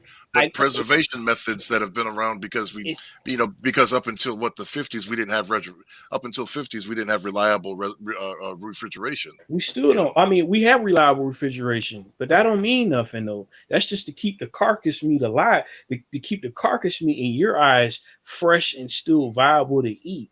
But do you honestly, would you, if you honestly knew, I'm talking about if it was on a date, like this cow, this ground beef animal, when it died in February. Would you still be okay with eating that meat just because it's red and fleshy and well, wrapped up? yeah, I eat dry aged meat more regularly probably than I should. Okay, but why would you want to eat carcass meat though, Judge? Why would you want to eat some old animal's flesh that's no different than that dead deer on the side of the road that's decaying? Why would you want to put that in your body though? Well, I enjoy it, and there are actually nutritional, How benefits to it. no, you could immediately X out nutrition in dead carcass. You could immediately X that out, right? Let's not No, speak out of term. Let's be honest with ourselves. If no. you got a dead animal on the road that's decaying, but if I brought it to you and I threw some dye on it and you're like, hey, this is fresh. Ain't no flies around it or nothing. I done scraped off the brown and the black stuff off of or the Right, but decay off of it. they're unequal equivalents. No, Yeah. no, That, not no. actually, yeah, What actually, they are. no, They are because no. it's no different than a farmer. Like, okay, let's say for instance, I grow all my vegetables and stuff. Let's say I decided I want to take on a cow, right? And I let that cow grow and I fatten it up because I know it's going to be eventually slaughtered to provide for the family. Here's the Hmm. thing: when I kill that cow, I'm storing that cow for quite a significant amount of time because a family of four is not going to eat an entire cow in one sitting. Right. So I mean, so to some degree, you're going to have an extended meat situation outside of the time and date of death. You understand Right. what I'm saying? The only Right. thing, But the only, but it's the only, it's the only immediately thing, processed into preservation. right? And Okay. the only difference I have, and this is where I agree with you in that respect when it comes to how long it's been. There's a natural time frame that if you're doing it yourself, the meat's only going to last but this long. But I do agree with you that the way it's being done on a global concept, they're injecting preservatives. They're adding this into it to make it last longer than it should. They're adding color to make you think that it's fresh and so on and so forth. I do agree with you on that, absolutely. But again, I'm with Judge. I think you're conflating the comparisons a little bit. I don't think they're Well, no, this 100% is very accurate one into the other. no, that one I did, but I have to do that for the folk that don't comprehend and don't have an idea of how old their meat is. So you would Hmm. say putting it in a freezer is preserving the nutrition and the protein in this meat when that meat is still decaying because it's not alive anymore. It's Okay, not. okay. Well, first of all, with all due respect, I'm not saying anything about it maintaining its protein value and stuff like that. That's not what I'm saying. Well, I'm just talking about preservation in and of itself for something mean- to consume, for something to consume later. Everything you're going to lose protein on just because it's decaying. That's just nature. You can't do anything about that. You're right. And vegetables, we have to separate that, even though they still had a time limit. We're talking about flesh, though. We're talking about actual flesh. Yeah, We're yeah. talking Actual about flesh. we're talking about certain fleshes that your intestines already don't even process it in a timely manner, whether it's fresh or not. It just sit there and decays in your intestines, right? No, So- actually, so- it gets digested because I know Yeah. a lot of people who tend to have like an argument against meat. I always tell them this: my ancestors in Africa, they've been eating meat for thousands of years. But like I said, there have to be balance, right? There, even lions, people don't know. Lions are. There's a time where they're vegetarian. Why? When they get sick, they don't eat anything else but meat. By veggies. They know which herb to go eat and basically wait up till they get well. Well, So- but that's I got also you. again that's also not exactly true either. Well, no, Because- and I don't want to. Because I don't want to veer. lions also eat the I- animals' stomachs that have already eaten the vegetables. I know, and hold on a second, Just I don't want to go off into lions. Yeah. I want to stick with human beings, and that research is not something that's gonna keep evolving. They know for sure red meat stays in your gut for more than 2 months. So I want to make that clear, and I don't want to go off into lion, tigers, and bears. I want to stick on human Red, beings. And meat stays in your intestines for 2 months. okay, well, please, and this is where this is where I don't expect fasting to do any extra stuff, but maybe all you got to do is go on your other phone or your laptop and do your own googling, do your own research. Red meat stays in your gut for 2 months. Not chicken, not fish, but red meat. That's why I don't eat red meat. I cook my meat well done. I got you, but I'm just trying to. I want to home in, and I'm not, I'm not really trying to make a point here or whatever. But there's some of the things that I'm aware of. Y'all are aware of also, but some of the listeners and even going forward, to whoever's listening to this prior on, they might not know. You know what I'm Right. saying? This is old information. This is information that I have gained over my course of years of trying to curve a better nutrition. But one thing that I know for sure is that everybody thinks that these diseases, diabetes, cancer, they're kind of like some foreign objects. Maybe they might come from some of the foods we eat, maybe they don't. But all you have to do is use your common sense. If you're eating an old animal that still looks good to the eye, you still feel like you could freeze it, then you're eating it once or twice a day. On top of that, that meat ain't going nowhere it's not even digesting in your system. Why would you think that is something that you should be doing? Why? Hey, Benny, let me ask you a question. Have you ever eaten a smoked fish? Like a real 6-hour smoked fish? No, I 4 mean like hours? a smoked fish, like instead of being fresh fish. Oh they no! smoke it to No! preserve it No! for- I haven't. I would try it, but no, Yeah. I haven't. I've That's eaten what- when I yeah. was eating flesh. I did eat the dry meat. So what you call it, jerky? I've tried Yeah, jerky. yeah. I'm talking about basically jerky fish. Basically, you talking about jerk fish. Well, not jerk Jamaican fish, but I see where you're going at. No, I haven't. but What I'm trying to show you is you have to look at, like, I'm trying to show you the different ways. Long time ago, I'll say before we had quote unquote fridges, right? Where Mhm. mankind have basically were figuring a way to preserve meat for a long time. Because Mhm. even I'm using the Bible. There was one time where there was a law in the Old Testament that basically forbade you from eating leftovers. Why? Because at that time in the area there was, it will make you sick. So you didn't need to leave leftovers food and eat it the Mhm. next, because it's gonna go sour, right? So Mhm. with the invention of a fridge, it slows down the system. So that law doesn't apply today. Why? Because you have a way to preserve or basically slow down the decay of the food. I mean, you can try as an experiment. Leave your food outside without putting it in the fridge. It's gonna decay faster. I clearly see what you're saying, but I'm wondering if that's just science, marketing, big business on that level of an aspect. Also, and I'm gonna throw this out there fast, and I don't want you to go into the Bible, but I know you came across that story or that passage where God didn't want them people eating that food the next day. I know if you a Bible guy that I think you is, I know you know what story I'm talking about. I Where think he ain't you're want them. You talk about manna. He didn't want them folk eating it. He didn't want them folks saving that food for the next day because he told them what the day was going what It was what spoiled. happened exactly.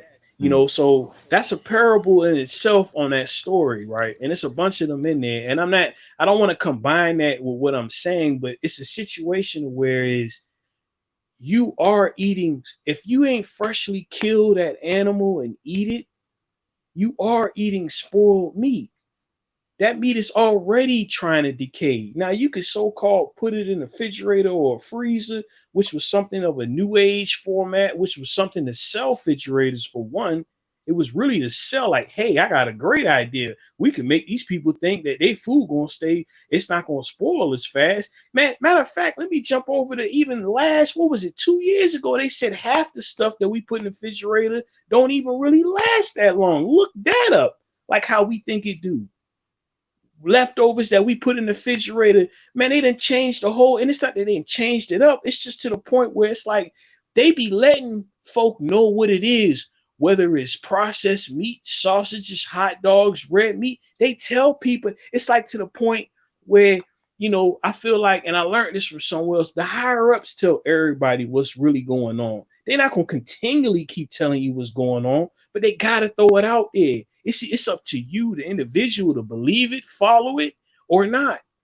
But for somebody to believe that they're eating a dead animal, they don't know when it was killed, they don't know what process it went through after that for it to reach their grocery store, for them to cook that meat and then save it for later to feel like they get nutrients out of it. It baffles me though, because it's common sense. It's a dead animal, and that's why I use that animal on the side of the road. Because it's common sense. That deer got hit last night. By tomorrow night, when I pass by it going to work, man, that animal already decaying. It's already decaying. That dead animal, it's already decaying. That goes for any animal. It's not, and I don't mean to get super, vasperous with it, but use your common sense. That animal got hit in front of me.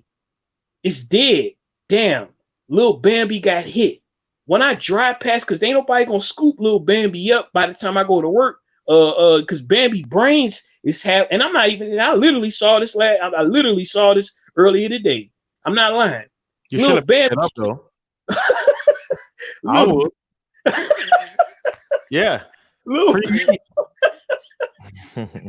Barbecue it like nothing. But no, like because based on my belief, I won't do it. Why? Because I can't mess with y'all, man. Based on my belief, I won't eat a dead animal because I didn't kill it myself. I'm supposed to kill it. But I'll stick with your point. Yeah, there's to help to the listeners, right? There's a thing called dressing, and you need to do it so that you don't spoil the meat. So that's basically to help out the listeners, what Benny is suggesting is this: it's best to kill, basically it's best to eat your own kill, right? Yes. Kind of depending that is on about 30, right? That is about 30% of what I'm saying. And why people preserve their meats in the earlier days is because they were in a winter situation. They had to do that because they knew that they weren't going to be able to keep fishing and hunting because winter was coming. You know, that was a process that they figured out with salt and smoking, like what you was talking about. We still do that today, even in Africa. They still use salt to preserve fish and everything. Definitely, after they smoke it that day, it's probably some tasty food. You know, the invention of the refrigerator was again to be able to prolong that process, also to help big business in as far as in the meat. But this is my thing, man. I just want people to understand what you're doing and to use your common sense. You are eating carcass flesh. There's no way around it. There's no sugarcoating it. You could put Right. all the season on it that you want. You don't know when that animal was slayed. You don't Right. know how long that processing took. And then on top of it, we all know that when that meat is in the grocery store, they can easily snatch off the expiration date and throw some dye on it and slap another plastic wrap around it and say, hey, this is good. It don't smell bad. It's still good. It's not brown, not anymore, because I just dyed it. It's red. What I'm trying to say is, for one, you don't know what protein you're getting out of that T-bone steak or that pound of ground beef, because they don't say it. Because if they did tell you, you don't know what nutrients you getting out of that red meat, that chicken that you eat. You damn sure not getting no kind of nutrition out of no processed cold cut meat or no hot dogs or no sausages or Right. none of that. Right. By extension, by extension of that logic, you don't know what's in anything at all that you get from anything that you don't see being done. Yeah. But if you can't help yourself and you love eating the flesh, you can't help yourself. You love eating steaks and hot dogs and chickens. Your best bet would to be able to eat fresh kill. That makes sense. Yes. That makes sense that you're eating No argument for me. a freshly killed animal. But no, it's not from y'all. It's just like I said, it's an ongoing record for folk who kind of really don't know and didn't decide to use their common sense on that because they were programmed into it from as a kid, from looking at that. Let me ask you this. Benny, let me ask you this. What would be your alternative? Well, to be honest with you, man, Because to doing what you're saying costs a lot of money. No. It actually don't, because you could chop up a whole cow from somebody's farm for about $1,200-$1,300, and you like, hold on, that's a whole lot of money. But nobody ever adds up how much money they spend on their flesh eating throughout the year. You know what I'm saying? On top of that, yeah, you're gonna have to put that in the freezer. But I'm talking for a person who wants to eat the flesh, though. Like you gotta eat flesh. You see what I'm saying? So I'm talking to a person or trying to, I don't really have a whole lot of solutions for the flesh eater. I don't, because you're a flesh eater. You eat flesh? No, I don't. I thought you said you ate 4 animals today already. No, I was using that as someone else who does that. All I eat is seafood. I don't eat flesh. What do you eat? What seafood do you eat? I'm trying to really veer away from the scavengers. It's right now it's really hard for me to eat quality fish because the fish prices have went up. But I eat all kinds of fish. But I'm trying to wing myself because it's so easy to eat shrimp and crabs and crab legs. Like that's prevalent for some odd reason. But as far as me eating like quality fish, like I'm dying to eat some yellowfin. I haven't had yellowfin. I hear that's a heavily quality tuna. It comes by the dime of a dozen, even though there's different quality types of tuna. And I'm realizing, or what I've gained to understand, is the larger fish aren't the best fish to eat because those larger fish eat other fish. That other fish could be a scavenger. It's to a situation where it's kind of like those larger fish are humans. They just eat whatever. You see what I mean? So it's to the point where that larger fish might not be as healthy as some of those other fish that just kind of stick to their own realm and eat whatever they eat. You know what I'm saying? But I'm going off on a tangent. But at the end of the day, man, I eat out to sea. I need, like I said, I've been dying. I mean, I've been trying to get away from the scavengers because the scavengers are there. They're plentiful. Hey, check this out, Benny. Guess what? Yes, what's up?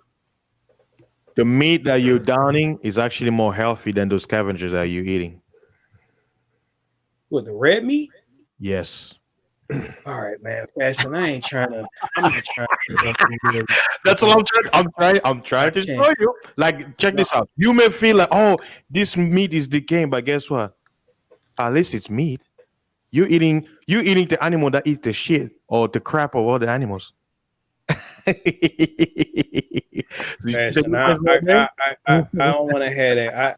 I was hoping you weren't gonna go there, but I see you went. It's me like I can't. You know why you cannot eat the eagle? Because the eagle eats dead. Was it an eagle is actually a scavenger. I think people don't know that. It hunts like alive animals, and he also eats dead animals.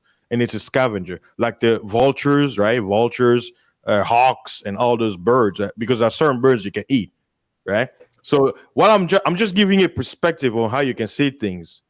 Like I said, No, you kind on of your argument, right? This On your argument- argument, you're right that you gotta eat fresh animals, but you have to understand also there is a reason for the fridge is to preserve. Now, if you want to talk about like the processed meat, oh yeah, I can agree with that.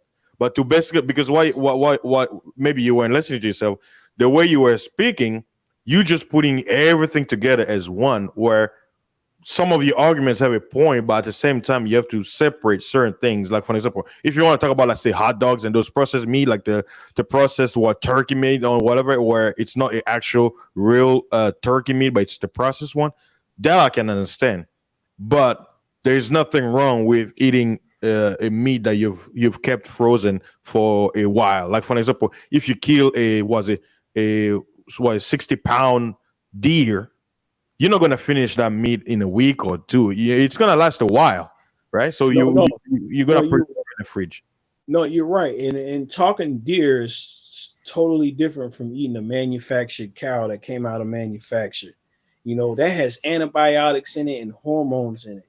You know, you have to put all the bad in the bad bag. You see what I'm saying? Now, if I'm talking to somebody who has their own cow farm and the cows are chewing on grass all day, then it'll be an argument there, Fasting. On top of that, you still have to look at the factor of how red meat sits in your gut. You know, folk out here eating wings and chicken legs don't even know it came from a two-headed chicken. Folk out here eating beef don't even know that cow's whole leg was full of pus, but all they did was just chop that leg off and feed you the rest of the cow. We're talking about highly manufactured animals. They're like canned goods. How the hell are we able to eat chicken sandwiches, wings, still have a whole chicken at the grocery store, still have a whole? How is that able? Because they're highly manufactured animals. That's why they get put in a bad bag.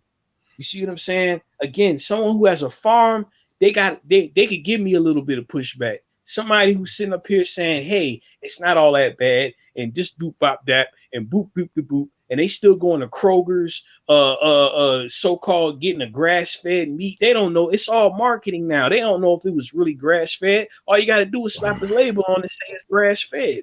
You see what I'm saying? You don't know. You're eating highly manufactured. There's no way they could feed all of America. They're even feeding China with the pigs.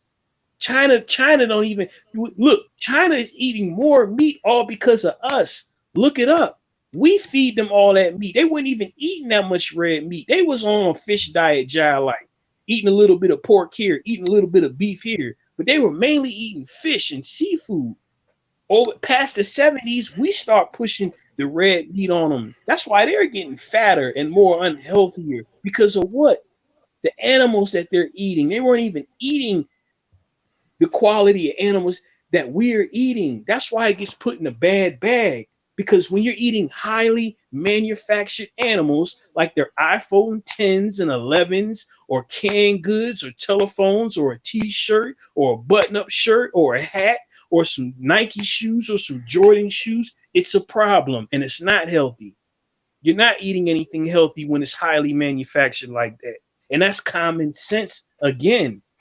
Not only that, you're eating a highly manufactured animal that's carcass that you don't know when it was killed, that you don't know what kind of proteins is in it. You don't know what kind of antibiotics is in it. You don't know what kind of hormones is in it. You don't know what kind of food color. It's a long list of stuff. And all I'm trying to get people to see in the long run, whether they want to digest it now or digest it later, is that shit is bad, period.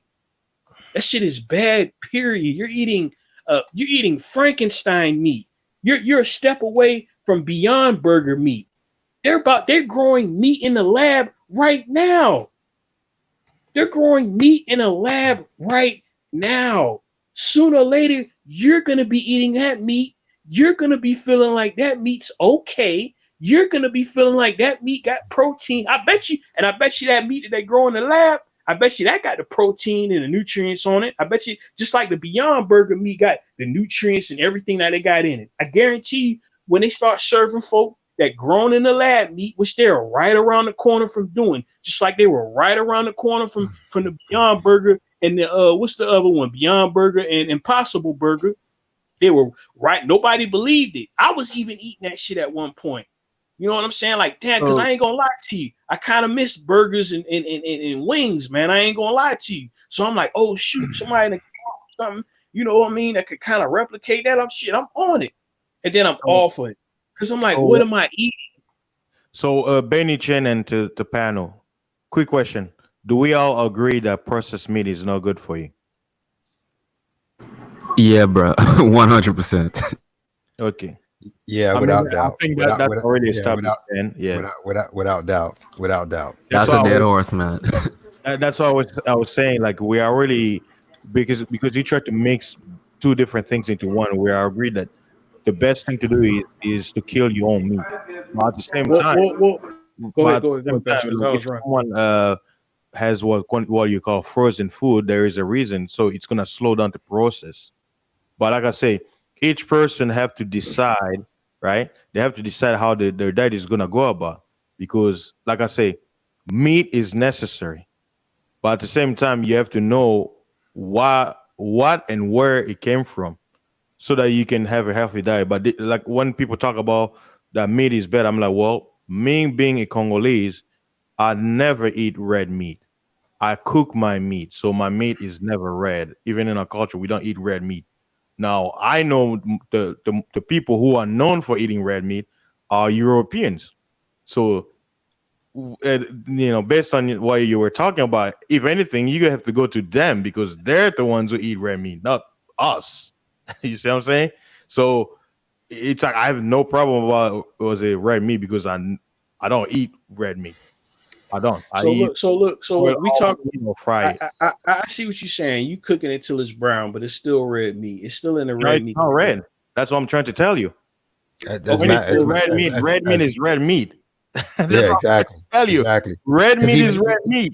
Yeah, Because because it's even blood though, in it. because even the Most Go ahead. High in Scripture says that your meat's supposed to be well done. You're not supposed to be having it rare and blood and all that good No, stuff. you're not supposed to. You're not supposed to be doing all that. I understand that aspect of it, but when we talk about processed meat, or when I talk about processed meat, when you're talking about highly manufactured animals, how is that not considered still a processed meat?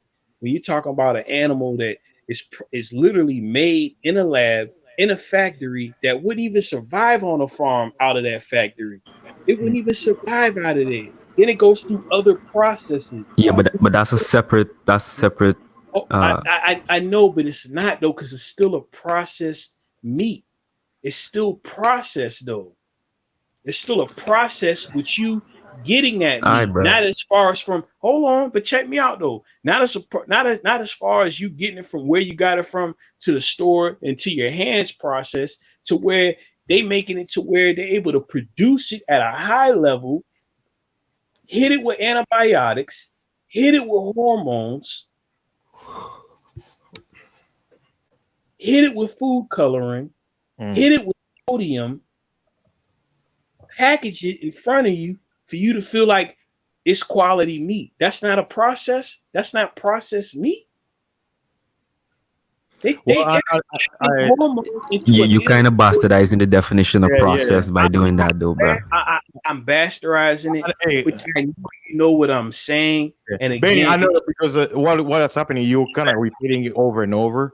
Because I really understand where you're going, but you keep repeating over and over. It's like we already heard basically what you're implying in your message, but you've repeated over and over. You're saying the same thing over and over and over. I mean, we already established that we do not support processed meat. That's why I say it's up to the individual to make a choice. For an example, I live in Houston. There's a lot of game section where hunters go to basically kill animals and they sell them. So at the end of the day, there are choices out there, right? So the point is, if people are not making that choice, it's on them. That's the choice because the options are there. It's not like when you're saying processed meat. I'm like, we know what the processed meat are. Guess what? We know where fresh meat are.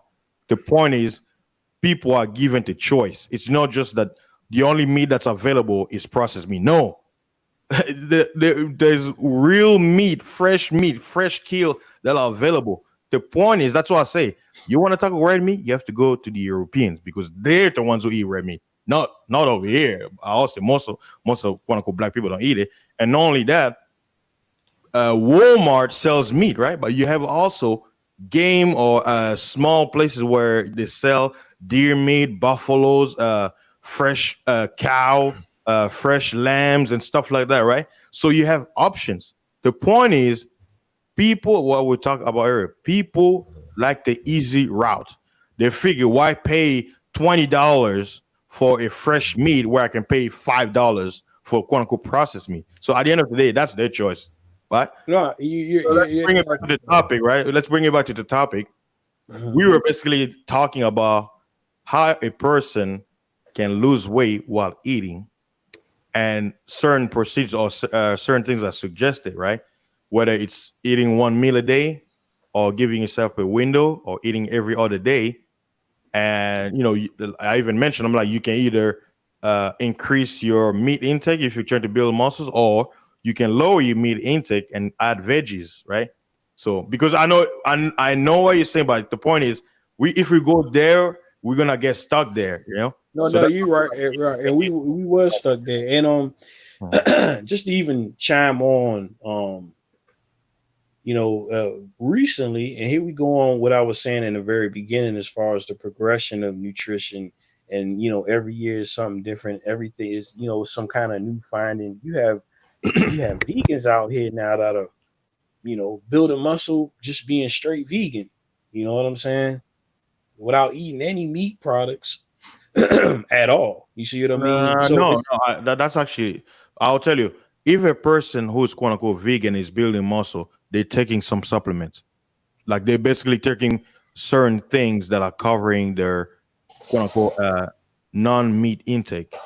You can build muscle on a vegan diet. Sorry. I don't You'll maintain your weight, but you're not gonna build muscle. No.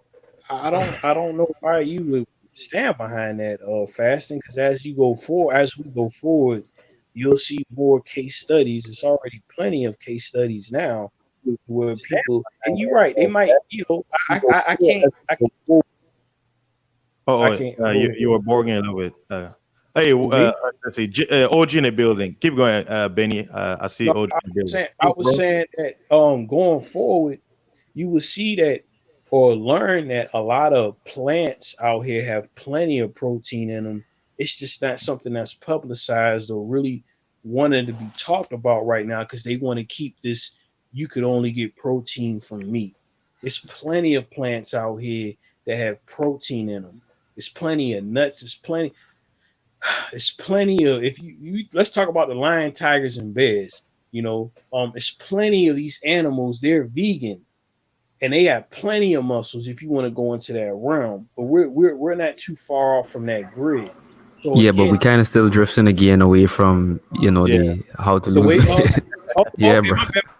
I mean, weight loss thing, man, and I kind of, because everybody body different, man. And everybody know they need to exercise, and either you got a high metabolism or a low, man. It's something that you have to go within yourself and find out for yourself, or go to a quality nutrition who actually knows what the hell they talking about. But Hey, we got OG in the building, and me and OG, we've talked about this subject, and OG has a lot of tips. So since he's go ahead, new to the panel, OG, what's your take on this subject? I already know, I know you talk about your diet and everything. So with your experience and how well you look and how you maintain your health for someone of your age, and we say OG, he's maintaining his youth. So let's hear from OG. What's your take on this subject about losing weight while eating? Well, first of all, I'd like to say good evening to everybody, and I hope everybody's in their best health. OG. And for a man that's been doing this for about 45 years now, the young man who was just speaking, believe it or not, he's not for all. Seriously, he's not. I know we don't want to hear it, but he's not far off. And just to prove this point is I get all my protein a week, and I'll challenge anybody who's on a meat diet. Let's go for 2 weeks and see who can build the most muscle. I'll challenge anybody to that. At 61 years old, I'll challenge you that. And most of you have seen my body at 60-something years old. If you want to see some of the exercise I do, you want to see the things I do, I can put it on screen now. I just did them 2 months ago, and I put it on screen. So the young man is not far off. The problem is we are in a comfortable zone. As you look across the cow, because you look across that field and see that cow eating green, where the hell do you think he get his protein from? So I know you want to stay closer to the subject, eating and losing weight at the same time. If you're overweight, it's going to be 100 times harder. If you pretty much within your weight, it'll be much easier. Just think about this as a car. If you got gas in your car and you never drive it and you got it on a full tank, it's still going to stay on a full tank. It only till you drive it did the gas to go start to leave that tank. So if you are 50, 60 pounds overweight and you're still eating the same quantity of food, regardless of what it is, you're only maintaining where you at. Now, when you add exercise in it, and if you do your exercise and you're losing 200 to 400 calories a day with your exercise, but you're eating 5,000 calories, you see how them numbers work out? See, this is what people don't do. They don't do the numbers. The math would never lie to you as you would do it. And then another thing too, we care about more about what we put in our car. You got a nice looking car, you got a Lexus, you got a nice car, a BMW, a Mercedes, and it says you shouldn't use nothing but premium gas. We have no problem paying that extra money for premium gas. But when you tell a human being, even from scripture, that nuts, seeds, and plants is your food and your medicine, well, that is the person who created you. And if you don't want to believe him, then you ain't gonna believe me or nobody else. Now, you might say there was a time when that was not the law of the land due to the fact of the flood. If you want to say that, I heard preachers say that. But the original design never gets away from the original design. There are what we call emergency. There are times when I will actually tell people to eat certain types of meat when they are in emergency situation. Listen to what I just said. Emergency situation. They need emergency help. They need emergency to get their body a boost. There are things out there that you can do. I do not deny that. But if you take Elijah Warren, who played for Texas, he did his best status when he was on Ramadan, eating one meal a day, and he was eating vegetarian. Was not eating lamb or any of that other stuff. So let's get away from the myth. Let's move on with the discussion and learn how to eat and lose weight and be healthy. Because anyone can Google this young lady on YouTube. She started eating vegetarian about 50 years ago, and her husband, she tried to get her husband to eat it, and he didn't. Now, when they did a video, he looks like her father, and she looks like his daughter. And they're both in their close to their 70s now.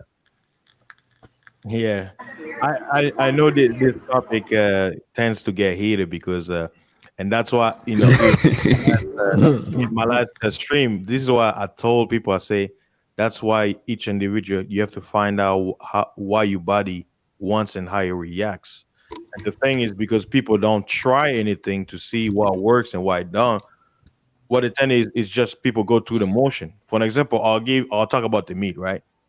Not all meats are created equal. Like for an example, me, I stopped eating swine a few years back, right? So I tried to follow me being a Bible person, the Most High gave Moses certain food that we as men should eat and what we should abstain from. So I try my best, to the best of my ability, to stick to that particular diet, right? So the thing is, some people, they be like, well, it doesn't really matter, I eat anything, but they don't understand there are certain foods that if you put in your body, it's detrimental, meaning it works against yourself, right? So, for example, swine, they be like, oh, well, I eat it, I don't feel all right all the time. But the thing is, even according to quote unquote circular science, they said you can't cook meat so much, or was it swine meat so much, it's still gonna have was it disease and stuff like the impurities, where they don't say the same thing on all the meat. So same thing with certain vegetables, right? Some vegetables you can eat it; it's good for you. But some vegetables you shouldn't eat it because it will basically work against you. So the when we talk about dieting and everything, that's how I recommend people find out how your body reacts, because I know some people, right, who some of my friends, they can't drink milk. If they drink milk, either they'll puke Lactose. out, or they'll have like stomach problem. But me, when I drink milk, nothing happens to me. So I'm not gonna turn to him and be like, "Hey, look, I drink milk; it's healthy for me. You do it too." But they're like, "But I get a better reaction to it." So each person must discover what their body reacts to, and at the same time, investigate. Right? Fasting. You can Yes, get sir. and you can get very, very on a thin line with that statement you just made. Mm, Just because something don't affect you, let's just take it from a drug situation. A person who's on crack, the mm, only effect he gets from it is high, but in the long term, he's getting effect is deterring his body, is mm, breaking down his body, regardless of the high that he's getting. So mm, even though you can drink milk, but the system is not designed to drink animal milk. That's why women was gave breast milk. We can use all the substitutes we want. We see it done every day in everything. People mm, have orange trees in their yard right here in California, and they'll go buy a carton of orange juice. And if they take them oranges off the tree and squeeze them and look at the one they just bought for the store that says it's 100% juice, they'll see a totally different, not only the looks, but the taste. yeah. And that's where you get into the problems that when you go to that thin line. Yes, Mm. Moses was giving commandments, and he was what is Deuteronomy and Corinthians and all that, Leviticus also. Leviticus, and it talks Mm, about the earth and all that kind of stuff. But mm, that was the time in the wilderness when they didn't have a proper diet. So we have to take things in their content too. And especially when you're reading spirituality, you got to know what they was going through at the time. But just like I said from the beginning, the design of the body was made by the creator, God, mhm, yourself, Hare Krishna, I'm gonna say Muhammad or whatever, Allah, whoever you want to call as your spiritual guidance for life. But when you come down to it, if I design the computer to work a certain way, you can put all kinds of extras on it, but it's still going to have that foundation. And there's nothing no more than what you put in your gut, because 99% of the ailments that we are suffering from on this planet starts in our guts. And if we don't understand that, all the weight loss that you lose, you might look healthy, but you're going to be a lot unhealthy. There's a lot of vegetarians out there, what I call, are eating hybrid vegetables. If vegetables don't grow in the wild, it's made in a laboratory. mm, This is what I just said. If vegetables don't see them, if you don't see them in the wild, it's made in a laboratory. Let's just take the chicken. mm, Where do the chicken originate from in the wild? Ain't nobody been able to point that out. No one. And mm, all the other animals, like deers, which I was talking about earlier, you can find these things in the wild. Even a hawk that they call a boar is totally different than the domestic pig that a rattlesnake could bite and it won't even poison him. I wouldn't put nothing in my body that a rattlesnake could bite and won't poison. I won't even eat a vegetable if a rattlesnake put his poison in it and it couldn't kill it. And shit, I wouldn't take that chance. So let's just stay with how to lose weight and eat. First thing you have to do is clean the parasites out of your body. That's the first thing. You have to clean your system. And this is one of the things we was talking about initially, I think, last week. Background noise. Okay. So you can't start off trying to make yourself healthy with a dirty bowl or a dirty glass. First, you got to clean the glass.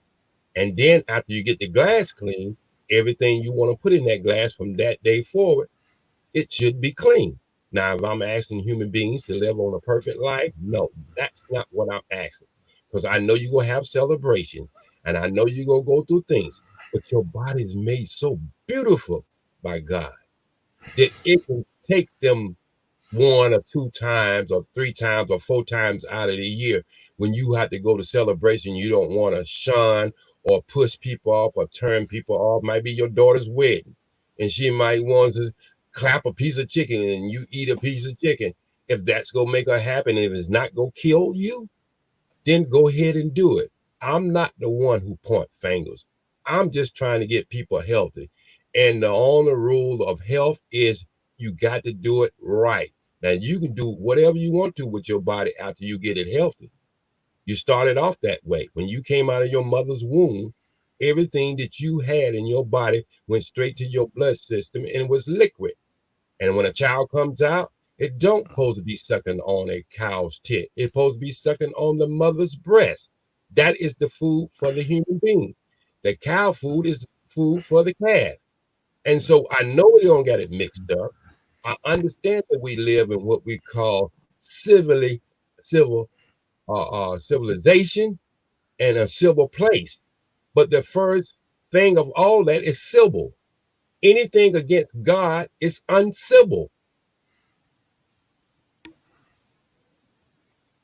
All right, I wanted to add in a scripture, to help the brothers out. Like I say, this topic, there's nothing new under the sun, right? Check this out. In the book of Romans, it says in chapter 14, verse 2, it says, "For one believeth that he may eat all things." Now, I know in Christianity they misinterpret this. They talk about, oh, you can eat anything. No, the context of here, it's talking about the law. You can eat anything God in the laws allows, right? Which means clean meat, certain fish, right, and certain fowls of the air, right? And then it says, "And another who is weak eateth herb." And then following it says, "Let not him that eateth despise him that eateth not, and let not him which eateth not judge him that eateth, for God have received him." So what was going on back in that time? They were having the same conversation we're talking about right now, where some people within the congregation, they began to point fingers, right? They would say, "Well, what are you doing this and that?" So to basically settle the matter, Paul had to basically remind the people about the dietary law. He said, okay, there was a purpose why mankind or the children of Israel received the dietary law, right? It was for the benefit. But at the same time, he pointed out, he said, well, if someone wants to take a particular diet within that law, right? Let's say man was commanded to eat all herbs, right? Which is good, and fruits and stuff like that, and clean meat and whatever. But one person said, well, it's not me eating meat. I'll stick with vegetables. He says, according to law, he's still doing right because he's still following God. And then you had the other people who was like, well, I don't want to eat veggies. I'll just eat the meat and fruits, right? So he's basically say, as long as you're following what's allowed, right, you're within your right, right? So, but that's why what I premise on the last show, I basically mentioned, say, as a person, you have to see how your body reacts. You have to be honest with yourself. And like I said, because we live in a system that doesn't fund holistic teachings or medicine, that's why when it comes to holistic medicine, it's looked down upon, right? Like the knowledge that OG have and others, right? Dr. Sebi and all those people. The thing is, because they're looked down upon, or their sector is not funded by the government to basically give people the choice on what they should, heed to. That's why we have this kind of battle. So where one will seem like he's coming from the extreme, right? And then you have the other side who's coming to the extreme. But I'm here to point out, I'm like, a lot of American, if you were to look at it, they don't even actually eat a lot of meat. They actually eat more carbs than meat. And most of the meat they eat is not even clean, meaning they'll eat swine, they'll eat processed meat like hot dogs and everything. Just watch American diet. The only time you see things like ribs right at the store get sold is during holidays. The most meat when it comes to business wise, the most meat that are sold are processed meat like hot dogs, frozen, what do you call them, the little ham and stuff like that. Those are the one that sell. Why? Because common says, if you were to buy like meat, freshly meat, it will spoil over time. So processed meat can last longer in the fridge. So, but that I appreciate everybody who came in to basically give their point of view, because OG has experience on a particular subject. That's why I respect his voice. And I had the brother Lawrence who came in and he gave his experience, But it's not that nobody is right or wrong. It's just that each person is giving out based on how their body reacted and what they have helped to other people. So I'm like, that's what I tell people. I'm not a doctor, right? But I spoke on based on my experience. And the thing is, people have to take control on what their body reacts to, because a lot of people, they're eating a lot of things like OG was saying, not knowing that it's hurting the body. Why? Because they don't know their body. Or they don't even care to know why they have certain kind of quote unquote sicknesses. They don't know that it comes from their food. And a lot of people, they have dirty colon. So regardless of if you're eating good but you have a dirty colon, you're not gonna basically benefit from what you're eating. You're just gonna flush out because your stomach still got the sewer messed up. So this is just to kind of help the viewers understand. Everybody who came in this show so far, they had valid points, but it's up to you as an individual to decide. You have to know why your body reacts. And like OG say, you have to go out there and do research, right? Everybody have a smartphone, right? They call it smartphone. So everybody out there should be smart. Right. You're right about that. And brothers and sisters, this eating habit, it goes along with every other habit we have in North America, that we've been so inundated with it, and it's been put us in a comfortable zone. And I love what my brother said earlier, and I forget his name, but Benny in the suit, the nice looking brother in the suit. Lawrence, yeah, brother Lawrence. He said something very important. A lot of your addiction to your food, from meat to everything, he said it, sugar. Sugar is classified as a drug. And once you add sugar to anything, then you are being drawn in for that sugar taste. You see what I'm saying? That sweetness. Oh yeah. And so he made a very excellent point, because they tried heroin, and they tried 4 or 5 different drugs, experiment. And they put the people who wanted to rid themselves of them drug habits, and they took the same people with sugar and put them in the same experiment. Don't you know the people with sugar was 1,000 times worse than any of the drug addicted people? If you think sugar don't have power on you, I tell you what to do. Try to cut it out for 4 days. I'm not even gonna tell you. OG, why are you trying to torture everybody out here, man? No, it's not torture fasting. I have personal testimony. It's not torture. I have personal testimony on that too. Yeah. I get, like I said, like anything else, man. The first 3 days are always going to be brutal for anybody. I don't care how good you are. Some people, some people level of brutality to be higher, some will be lower, but everybody's gonna have some type of issue with it. But I know from my experience, because I've done it twice. I've done it when I was in far better condition, and I've done it when I've been in worse condition. When I was in far better condition, had issues, but not that bad. But when I was in worse condition, it was brutal. It was. I'm being honest, and that, like I said, I don't know if that's everybody. That's just speaking for myself. Um, um, and the last time I did it, I was like, okay, I can't do this anymore. I got to remove sugar from my diet. I can't roll. Are you gonna remove it completely? Absolutely not, because everything has it. Just like OG said, and Benny said, and Judge said, it's everywhere. But you can mitigate your damages as best as possible. You can start switching out from sugar to honey. At least that's a more natural type of sugar that's easier to break down or whatever have you may. And when I say honey, I don't mean store bought. I mean find a farm where they do their own bees and all that good stuff. Because that's what I was trying to explain earlier. No matter, I think we can all agree without doubt, processed food is a problem, regardless of what type of food it is. We can all agree to that. Yeah.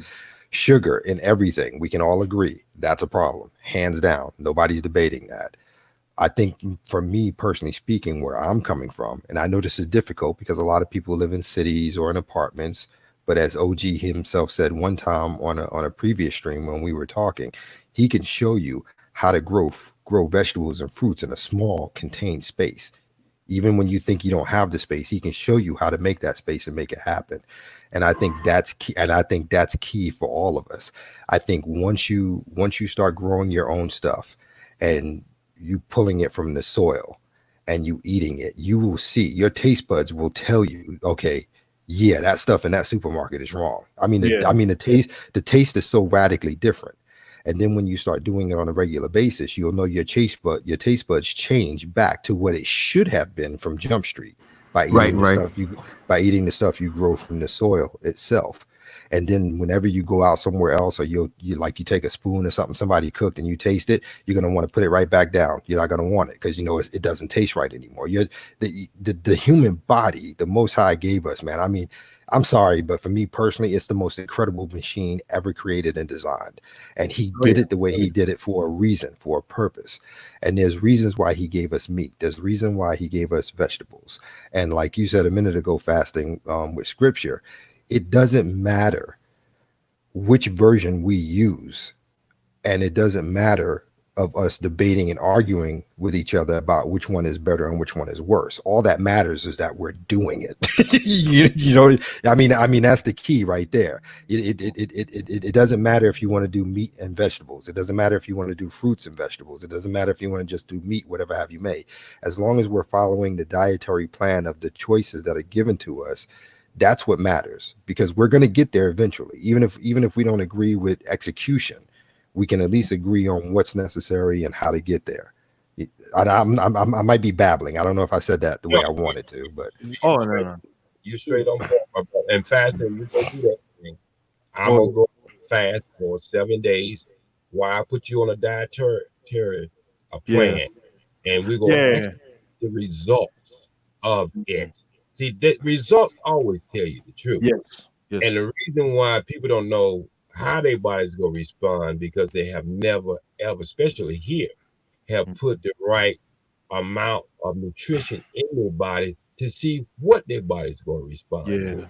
And that's the major problem. And it's like, I have a girl who I'm working with now. She was up to the 300, close to the 400 in sugar.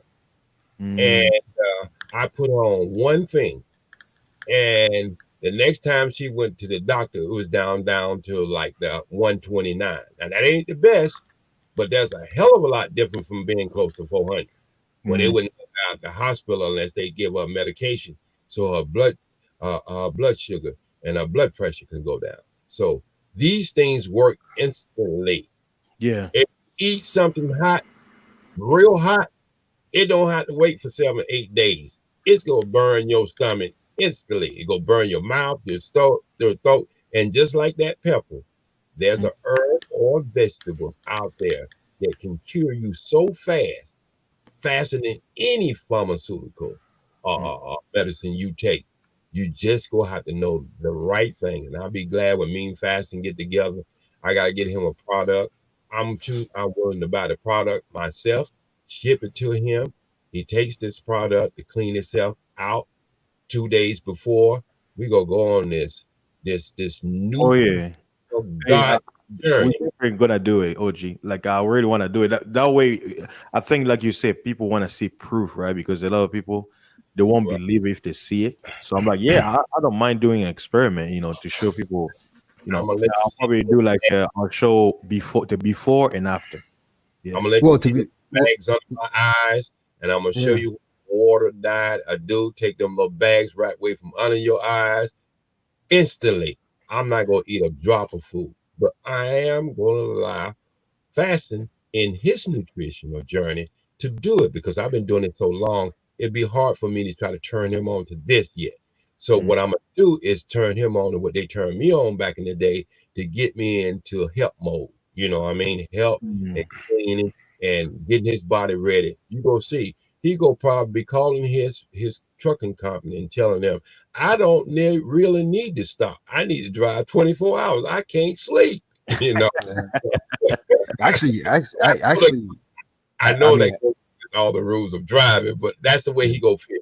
Yeah, but I mean, for me personally, I mean, what I would love to see, and this is just a me thing, considering how all of us have been up here and everybody in the chat and Judge and Judge and all that good stuff, I wouldn't mind seeing us each put together a list of what we're doing and share it with each other and do like a 30 day.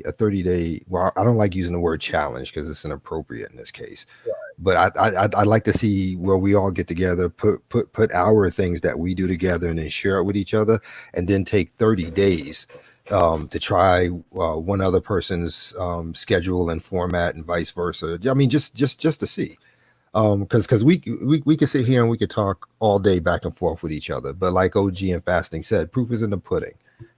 So taking that step out in good faith and good consciousness, I that's something I would like to see. I would like to see all of us try one or the other person's format. That would be interesting. Sounds like a good idea to me. Same here. And first, I gotta roll out of here because I gotta work tonight. But man, I highly appreciate these conversations, man. I knew as soon as you got on board, you know what I'm saying, this was the path that you was gonna be on, man.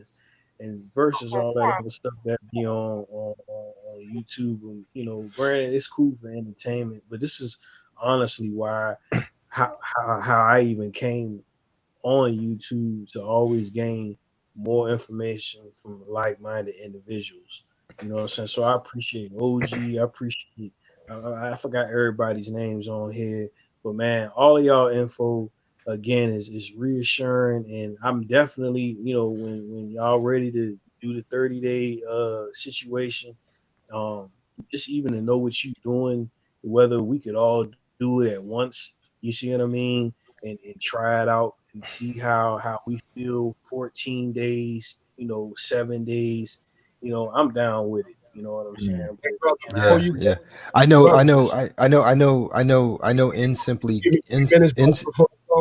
I think this would be very important for you to see this. All right, this is me. And hold on. Let me remove the banner. Okay. I think there you go. To see my 8-day of 16-day water fast. Now you're talking about a 60-year-old man. Now look at me. All right. Made it. 8th day of that water fast of 16 days. Look, lost 17 pounds.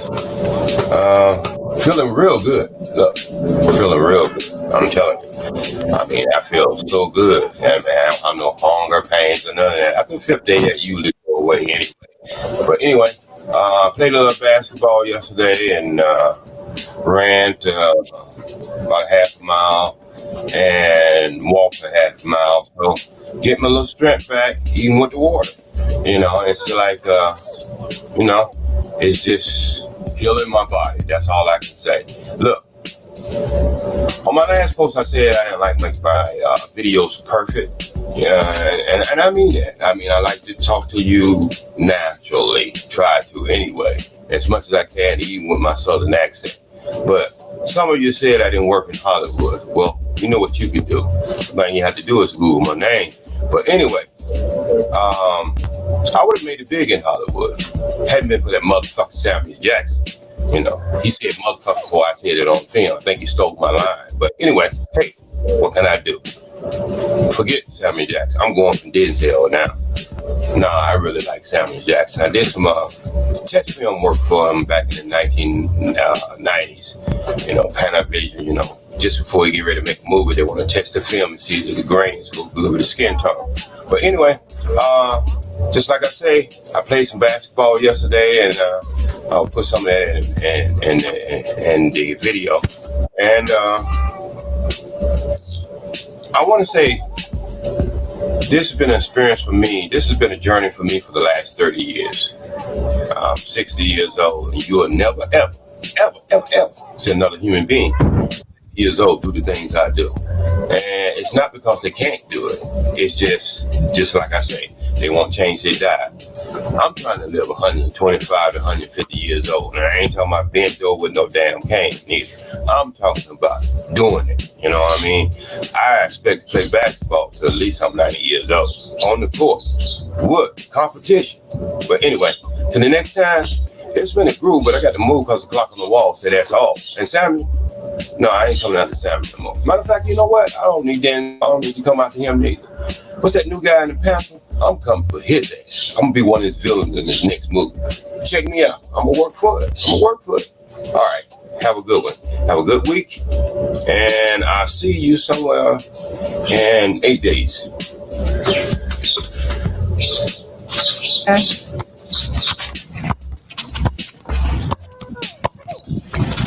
Okay.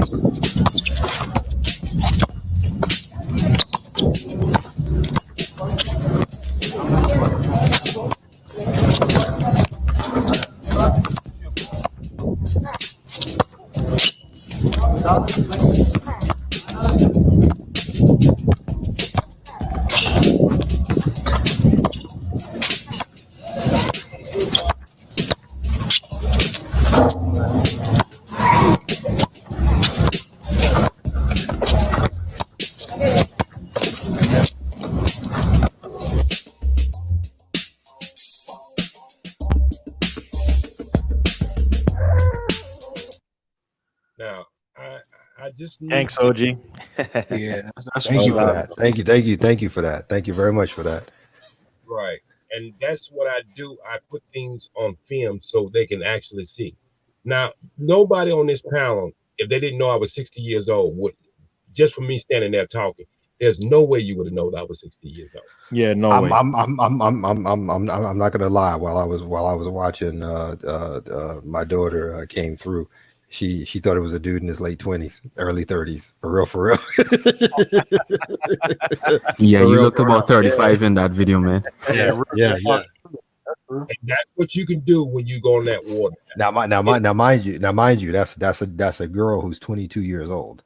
Okay. So it's not like she's 12 and she's guessing. You know what I'm saying? You know. Hey, So real quick, OG, what kind of water was you drinking? Well, I switch up when I'm drinking water, when I'm doing a water fast, because there are certain types of water that I need mineral. That's spring water, right? But you know the best water on this planet. This thing about the sun hits it, the rocks cross it, it goes underground, it get purified. What is the best water? I mean, this is why they don't want us to make alcohol. You know why they don't want us to make alcohol? Because the steam from it is so pure. So you see what kind of water I use.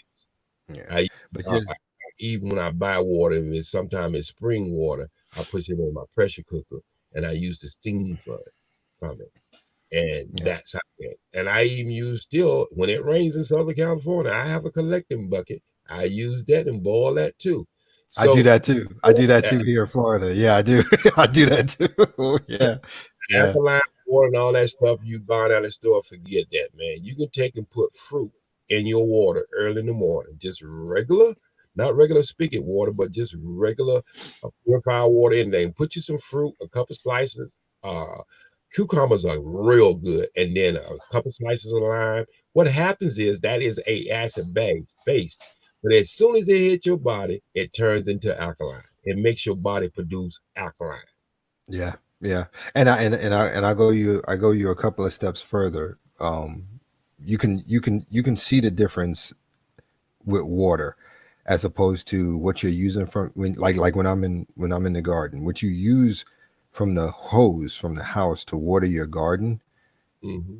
and how your vegetables look, and then and you watch them throughout the day, but then you pick a day when it rains and you look at how they react when it's actual rain coming from the sky. They open up, they bloom Big more. difference, yeah. They're reaching. It's like they're reaching to the sky to get it, as opposed to how it looks when you're using like just a regular water hose attached to your house. And just real quick, Kenny B and N Simply Neek, thank you very much for about the idea. And also N Simply Neek made a good point. I was trying to think of something other than 30-day challenge. He came up with 30-day journey. I like that. Yeah. And I it's like still it's still water with the answer to that brother's question. I mostly 98% of the water I drink is distilled water. Yes, same thing here. Yeah, I would agree with that. Yeah, that was in Simply Neek. Yeah, yes, distilled water.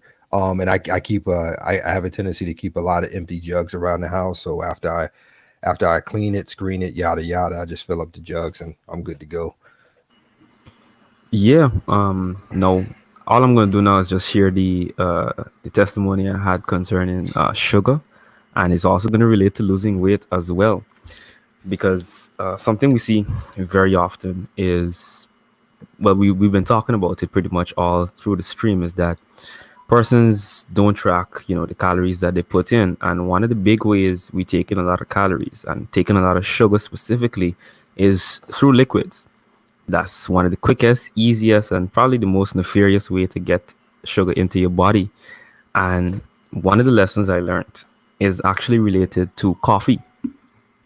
So we know a lot of people, particularly university age students, but also workers as well too, struggle with something we all know as caffeine addiction. But notice earlier Judge said that a lot of the stuff they drink is not really coffee, it's a milkshake, right? And what happens a lot is that persons taking a lot of sugar in that morning cup of coffee or that nighttime cup of coffee to stay awake. Now, for me, I never had to take coffee as a stimulant to study at night. For some reason, I was just able to stay awake if I chose to. And what I realized is when I tried coffee, and that's how I drink my coffee too, dark, no milk, no sugar. The reason why that's the best way to drink it is because that sugar gives you a sugar high, but then it also gives you a crash afterwards, which counteracts the effect of the coffee being a stimulant. Additionally, putting milk or cream, dairy-based cream in there is going to limit the absorption of the caffeine, also limiting the effect again of the caffeine. So what happens is you're taking really high levels of caffeine, but you're not getting the full effect. So you're going to keep going to gain the desired effect.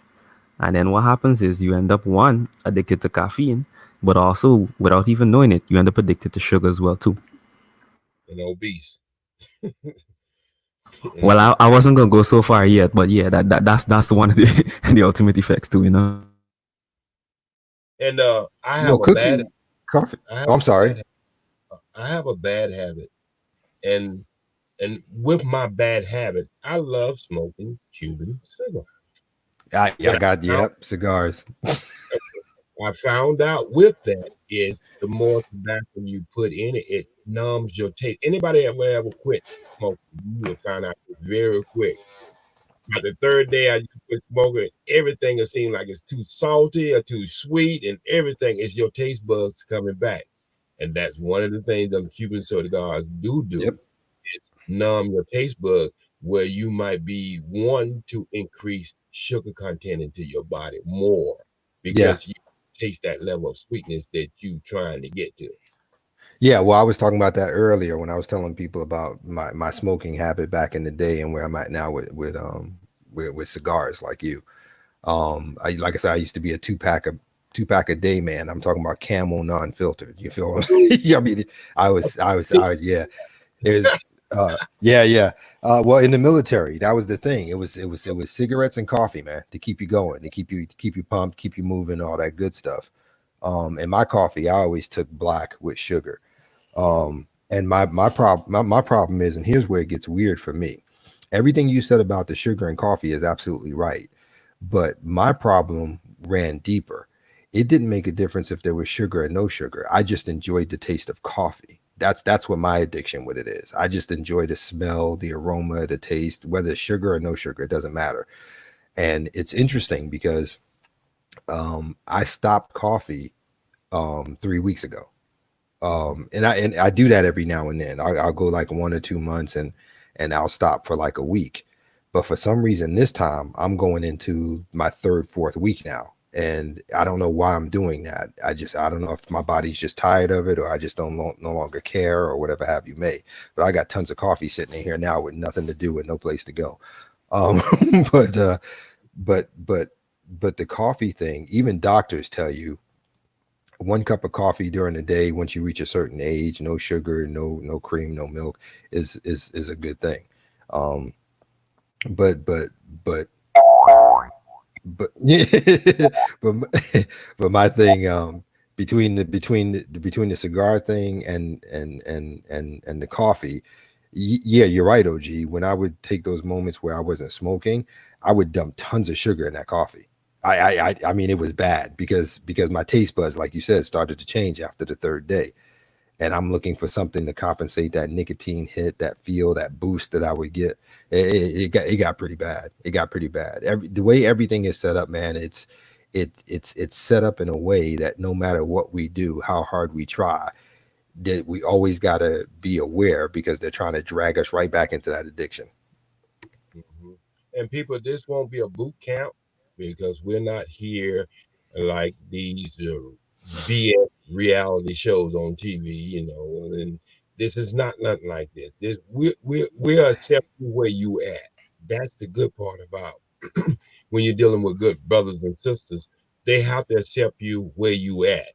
And Mhm. it becomes almost like a buffet journey. You can pick and choose the things that you know your body is mentally and physically ready to approach, and then you just do that. It's a start, and nobody's gonna be pointing finger this person. That we ain't gonna have it. We don't on this channel. We just let me just stop right here. All right, let me just stop right here for a second. Let me do a station identification before we go any further, because I know it probably. I was waiting for it. I was waiting for it. All right, this is my brother, Fasting, bringing you something new right here in 2020.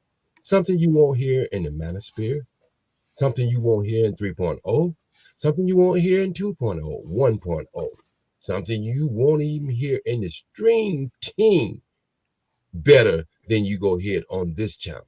This is where adult men come together, pick a topic, give you a platform for you to listen, input every day from the wee hours in the morning time until sometimes in the evening time. It depends where you are at. Don't you forget, Fasting the Light right here, live, each and every morning. Like the Batman, same time, same place, same people. Adult men's talking. Fasting the Light. Thank you for coming in. All right. All Thanks, right. OG. You got the voice, man. Like I said, I've said it before. I'll say it again. If I was a girl, you had me. All right. So we are here to help, and not only help you, but we are helping ourselves. I've been doing this a year, and I'm still learning. I'm no guru. Don't you get me twisted. I'm not one of these kind of brothers who got to do it my way or the highway. No, I'm not like that, because I understand I were I was where you are now. And I know what it took for me to understand what somebody was trying to teach me. And under the thumb of Dick Gregory for many years of my life, and being out here in California selling Dr. Sabi's product and Dr. Gauss, who I still am a distributor of his product today. He has the best cleaning formula, and that's what I'm gonna buy for fashion, and I'm gonna send it to him fasting. I'm gonna send it to him to get him clean before we start this journey. And just like I say, I have never sold any herbs or anything. I find a need that the people need it, I just give it to them, and I pay for it out of my pocket. and it has nothing to do that, I'm holding and I'm got these bags. No, it has something to do with me loving our people and wanting our people to be healthy. No, Yeah, I don't, right, I OG. don't, yeah, I don't disagree with that at all. Just like Benny, when he was in here, you know, whether I agree with his analogies or false equivalencies or six half or the other, I don't deny what he's talking about. I don't deny the importance of it and keeping on track of it.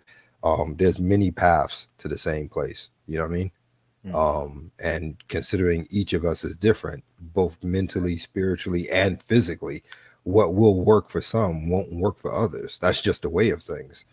So I don't want anybody who's listening in the chat or who comes up on the panel. I mean, it's not my house, it's Fastings, but I'm just saying that you come up on the panel. Look, agree to disagree is irrelevant. All I know is that we're trying to get to the same place. Let's just make it happen. That's all. That's all. I don't care if you took left and circled around and I took right and circled around. Did we get there? If we got there, that's all that matters. So fast, want to do this at the first of the month? Hey, why not, man? How about starting the month with a bang? Yeah, I'm ready. You have my email, right, OG? No, put it in there, and I'm gonna get it again. You know, old man, we replace things, and my body Okay. looks, but mine still is clicking a little bit. I gotta get me some Uber, Goba, Uber, and all that other stuff to make that brain work too. So that's what Yeah. brain. So yeah, put it in there in the private chat, and then I'll be. Matter of fact, we're in the private chat. I'm gonna just. This is the way I do things, fast. I don't know if you do things this way, but this is the way I do things. I don't like all this emailing and all this text shit. I just Yeah. give people a number. That's just the way I roll. And because I'm more efficient when you dealing with me that way. Okay. Yeah. I see. Yeah. Old school way. Yeah. Yeah, I can see that. Because I'm the same way too. The emails and the text messages don't mean anything to me. I'd rather just call on the phone real quick, have that conversation, etc., and so on. Plus, there's a lot of things. There's a lot of things you miss in writing that you can't Yeah. pick up, and when you're talking to somebody and you're hearing their voice. Oh, yeah. Sometimes you can't know a person's in pain until you really listening to what they're saying and how they're saying it. You know what I mean? Yeah, got it, OG. I'm gonna add it on my contact. Okay. And so that's the way I do it. My number is public. I don't worry about people doubting me or whatever. I'm like Dick Gregory. You know, Dick Gregory had his number public for all his life. That's why it was so easy for me to get in touch with him. The only different thing, he would always have his wife to answer the phone. But even to the day he made his transition, Dick Gregory never had security, and he never made his telephone number private. And so I guess I take a cue from that.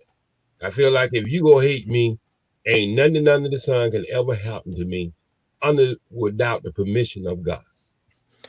Yeah, and that's how I am too. Because I had that conversation a couple of days ago. I can't remember where, but I was talking about my picture being up there and my name and all that good stuff. Look, I don't care. You can't do nothing to me. It doesn't matter. Right, because what you think about me has nothing to do with my reality. Yeah, that's similar to something my cousin William taught me when I was younger. What was it? Your perception of me will never be my reality. That's what he used to tell me when I was a kid. Yeah. Okay, Yeah. This is what I just love it so much, man. I had to get a little more sleep, and I'm helping my cousin out with a little legal stuff. Like Frank, I don't know if y'all ever seen Sanford and Son. He always had these lawyers who do lawyering on the outside. Yeah. You know what I mean? Yeah. Fred Sanford. Yeah. So I have friends come to me knowing that the time I have spent in the court system, and I'm not talking about being a criminal, but things that I had to do, and the things I learned from being in that court system and understanding the difference between criminal court and civil court. And so I do know a lot of things. I have never lost a case, and most of the 90% of the times I went in the courtroom, it was me representing myself against lawyers, CPAs, and everything else. And I have never lost a case today. So they do call on me, and I have to help them sometimes when they get in a little trouble. And that's where experience come in, man. I try to help young men the same way with child support and all that kind of stuff. I have some secrets, and Well, that's good. Actually, I'm sorry. I'm sorry. I don't mean to cut you off, OG, but that's good to know. Because I'm going to want to talk to you about that. There's myself and a couple of other brothers with that family court child support stuff.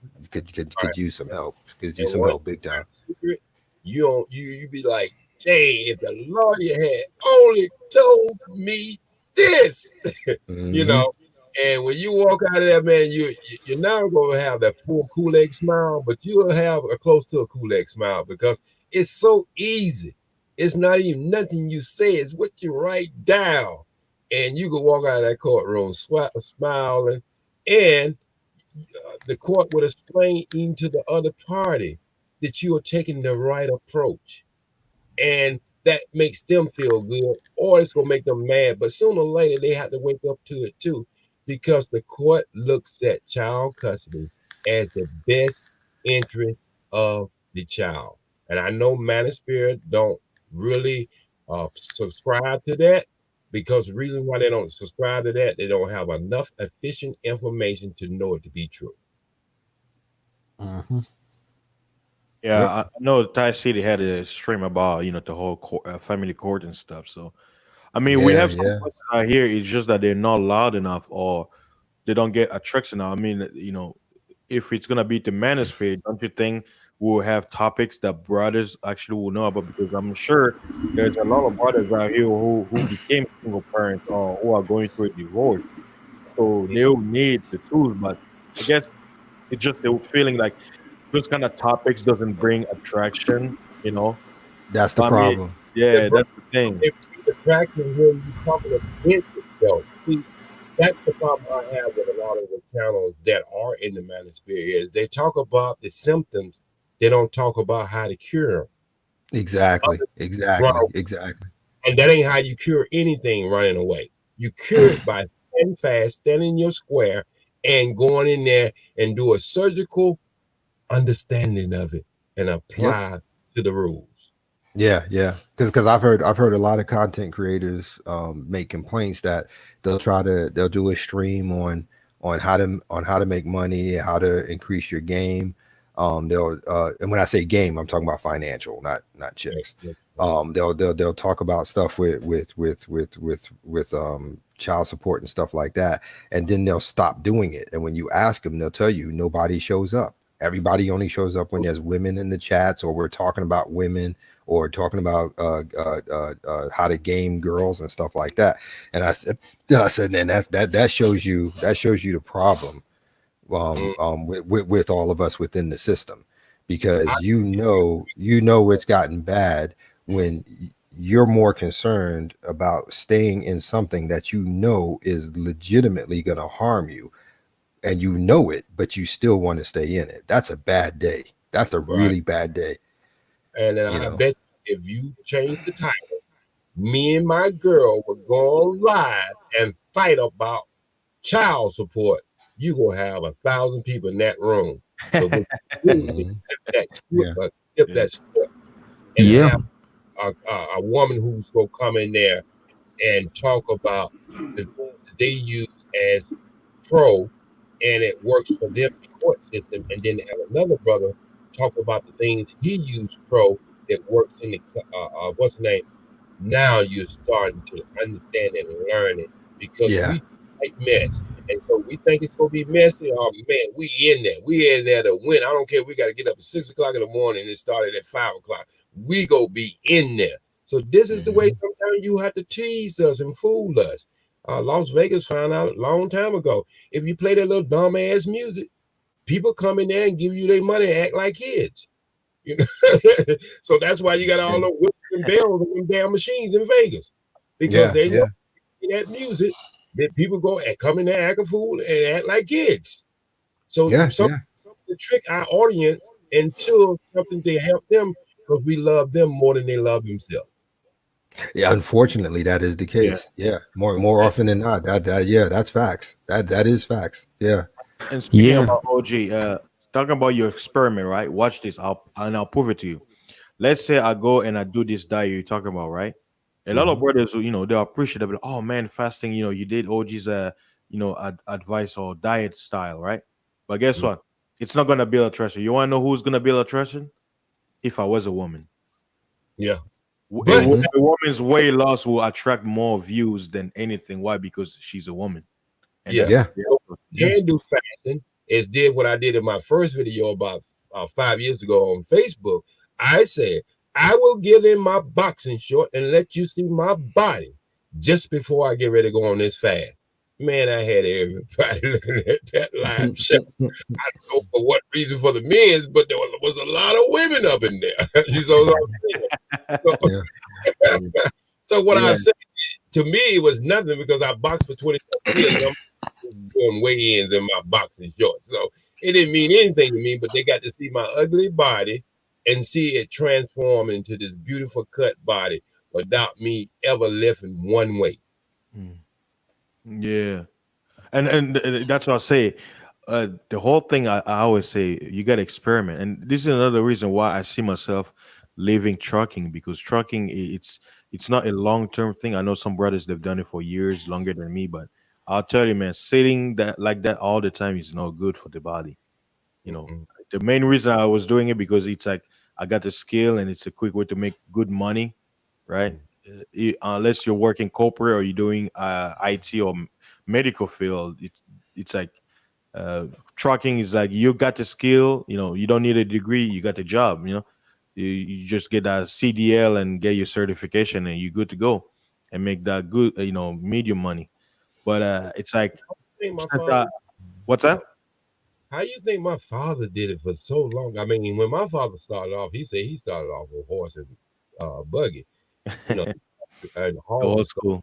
19, in 19, I think about like 1918. He was born in 1909. So, he didn't even go to school. He was just hauling stuff. And then he ended up driving for Mayflower, retiring from Mayflower years and years later. But Mm, I don't know how did he kept his weight. He was a short stature man, very quiet. But he stayed in that truck and he stayed in them seats, man, all his life. And I was just wondering, how did he do it? You know?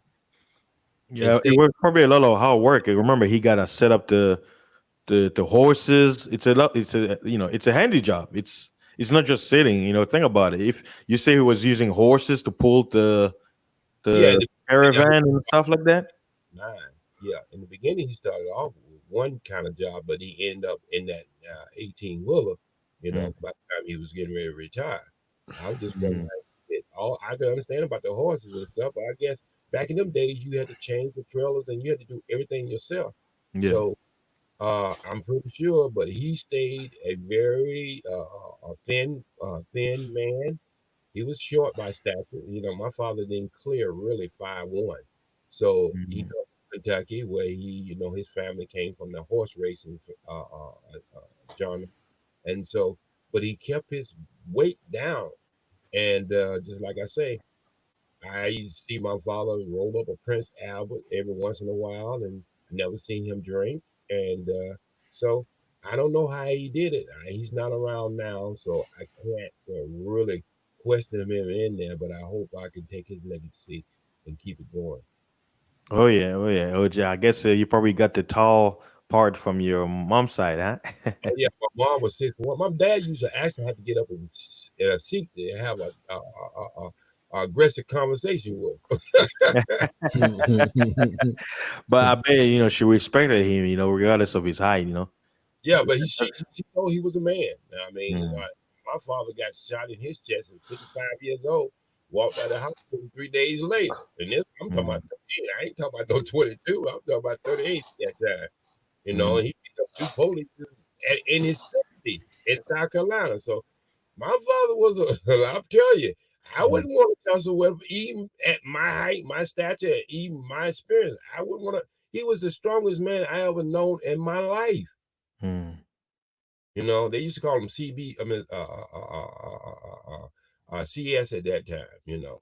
When guys were strong like that. But we as people, we used to be a lot stronger.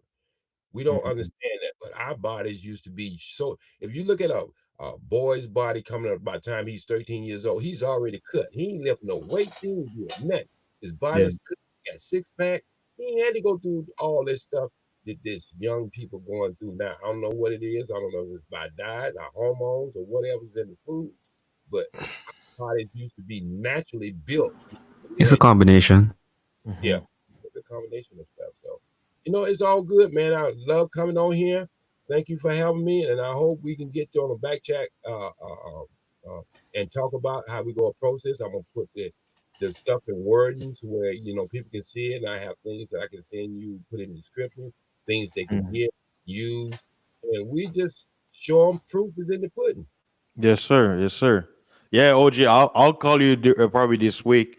I know we have what 2 hour difference, so I'm ahead of you 2 hours. So what I'll do is, whenever I get a chance, I'll time out whenever I'm free from work, and then give you that call, man, so we can set this song. I'm like, hey, was it August begins? Was this Sunday, right? The first is let me see, let me double check. Either Saturday or Sunday. Yeah, Saturday. Saturday is gonna be the 1st of August. Yeah. So Right, yeah, so that'd be a good day to do your rest and start it off on Saturday. yeah. Hey, OJ, I tried to do the little detox thing with the baking soda, but guess what? I'm too big for my bathtub. Basically, both of my bathtub in my apartment, it's too small. The only thing I was able to fit was my legs. Even with my legs, they're too big. Like sitting there, you know how because water makes you float. Right. It's too small for me, so I'll probably have Oh, to go somewhere or either my parents' house because they got the little they got the bathtub where it looks like a bucket, right? Roman. Me, I have the basic one, so I'm too small for this thing. So Yeah. You Y'all having the hot springs there in Texas are fasting? hot spring. Yeah, like what water comes out of the ground hot and it's sulfur water. That's a good. I'll have to double check and see. I don't know about a hot spring. What about the sauna? You think I should try the sauna? Oh, the only thing I don't like about the sauna bath, it will make you sweat when you go into saunas and stuff like that, and it will Oh, get rid of some purification. But you okay. need to go into inside of your body versus coming outside of your body, because when you go inside of it, you're gonna be dealing with the parasites. You're gonna be dealing with this and that and that and this and that and that and that. And what it's gonna do is gonna pull these things out of your body in more than one way. So when you go in a sauna, it's only coming through your sweat glands. But when you go and you do a cleansing, it's Hmm. coming everything. You might get a pimple or two. I know people I put on there be like, man, this stuff is not working. I got this big old ball on my arm, man. What is Yeah, because it's that hardcore detox. I know what you're talking about, man. I know. and somewhere down the line, he didn't get the memo when I was telling him it might come out in pimples, it might come out in anything. And believe it or not, when you start getting balls and stuff, that should be a good sign to you, because that ball could have turned into cancer if you detox. Yeah, speaking of which, OG, somebody that I knew from my parents, church, it's like on the subject of cancer. I believe all diseases is curable. It's just that you have to take the time to actually do what you're supposed to do, and it may take a while, but you got also not only that, you gotta have faith that it will work. Do you think maybe we should have a show where you can actually mention things people can do when it comes to quote unquote cancer and stuff like that? I know it's you Most know certain. mm, Most certainly, I had my sister come here 2 years ago, who was suffering from cancer, did radiation. When I went to pick her up at the airport, I looked at her. I didn't even know who she was. Seriously, she walked past me. One time, we hadn't seen each other in like 15 years. She walked past me, and I didn't know who she was. She mm, came here. I put on a 30-day diet. By the time she got ready to leave here, her cancer was gone. If y'all don't believe me, go on my Facebook page and see all the food I prepared for her for the 30 days. mm, And she made me so upset, because when she went to the doctor, he said he could no longer keep her on disability because he couldn't find a level of drug in her body that she's supposed to have been taking.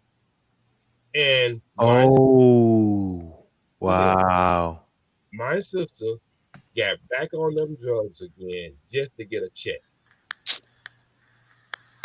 man. Wow. Yeah, That's bad.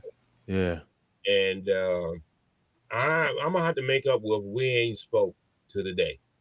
because I feel like I took all that time off for a month. I put everything on hold and made sure I gave her 3 balanced meals a day. And I gave her herbal supplements. I introduced her body to natural ions. I introduced her body to all types of herbs that I know that goes in and builds the immune system. And she lost weight. When she first came in, she was like, I don't know if y'all ever looked at Carol Burnett show, that guy used to have, Tim Conaway, what his name, he used to take them little baby step and then walk Yeah, all over. yeah. I know who you're talking about. When she first got here.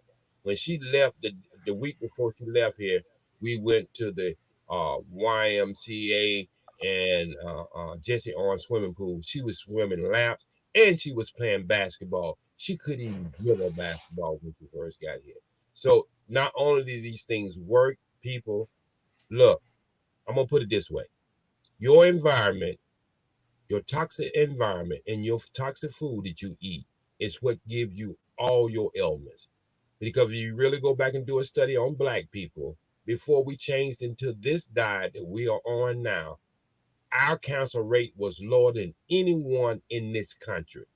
It was almost heard of. What happened? We came to the 70s, we started smoking weed, and we started changing our diet because we thought we was free, because we said we was Black and proud, and say it loud. I'm blackity black. I'm black, y'all. I'm black. Because we thought the grass was green on the other side. So you got Black people saying, "Nah, I can't dance and I want my meat cooked rare." Yeah. It's interesting because even when I moved to America, it was typical for quote unquote Black people to be like, "No, I'm not really. I want my meat well done." But it seems like there's a trend where I'm seeing Black people started to read medium rare meat. I'm like, medium rare for life. yeah, I'm like, White what? people change me, man.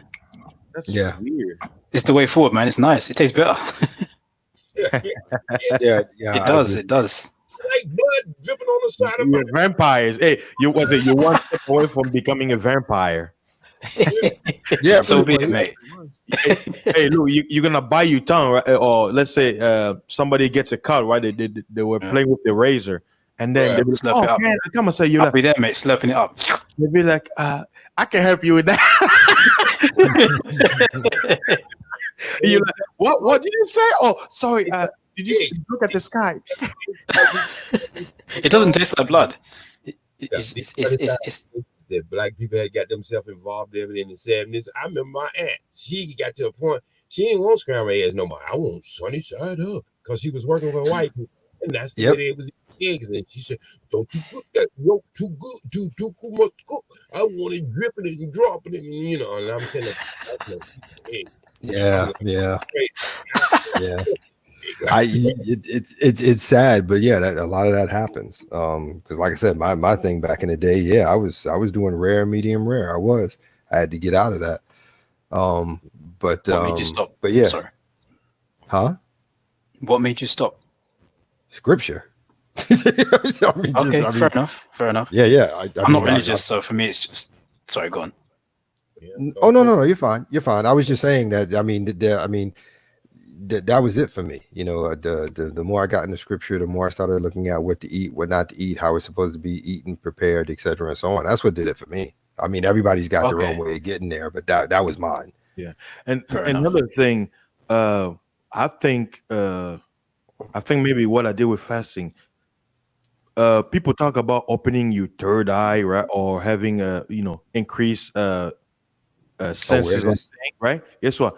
By me just fasting, I didn't even need drugs to feel that feeling of how should I put it, like a higher spirituality. I came to a point where me and my parents was talking about, say, now I understand how the prophets felt when they said they could communicate with God, because when you go on a long fast, something happens in your spirit where there is like a peace. I had at that time, basically, I quit. When I did my experiment with fasting, I quit my job. I worked there 3 years, right? 3 years I was in a company. I was a great performing employee. And out of nowhere, I just quit. They were calling me. They say, I know, we say, what do we do? do you want to come back and stuff? You know, they were begging me not to go, but I was like, I needed a break from everything, right? And then that whole 3 to 5 months, you know, after I did my experiment, I lost 65 pounds and I started to work out and start to build muscle, right? I was at a point where I had money saved up because I knew I was gonna do it, right? So I was planning ahead of time. But I wasn't making any money, nothing was coming into my bank. But I had a sense of peace that everything would be okay. And guess what? The week that I decided to go get a job, within 2 days, I got a job. And then I went to one location where I lost that job. As I'm walking out of the office after they told me that, they won't hire me, right? As I'm walking up, I get a call from the current company I'm working with. They say, hey, you're hired. Are you able to come in next week? I'm like, yes. Everything worked, Okay. like everything worked. Like I had no worry, nothing, right? I'm walking, I'm like, everything is gonna be okay. Boom, gling, gling, gling. Pull my phone, they say, you're hired. Can you come work on the 20th of August, 2018?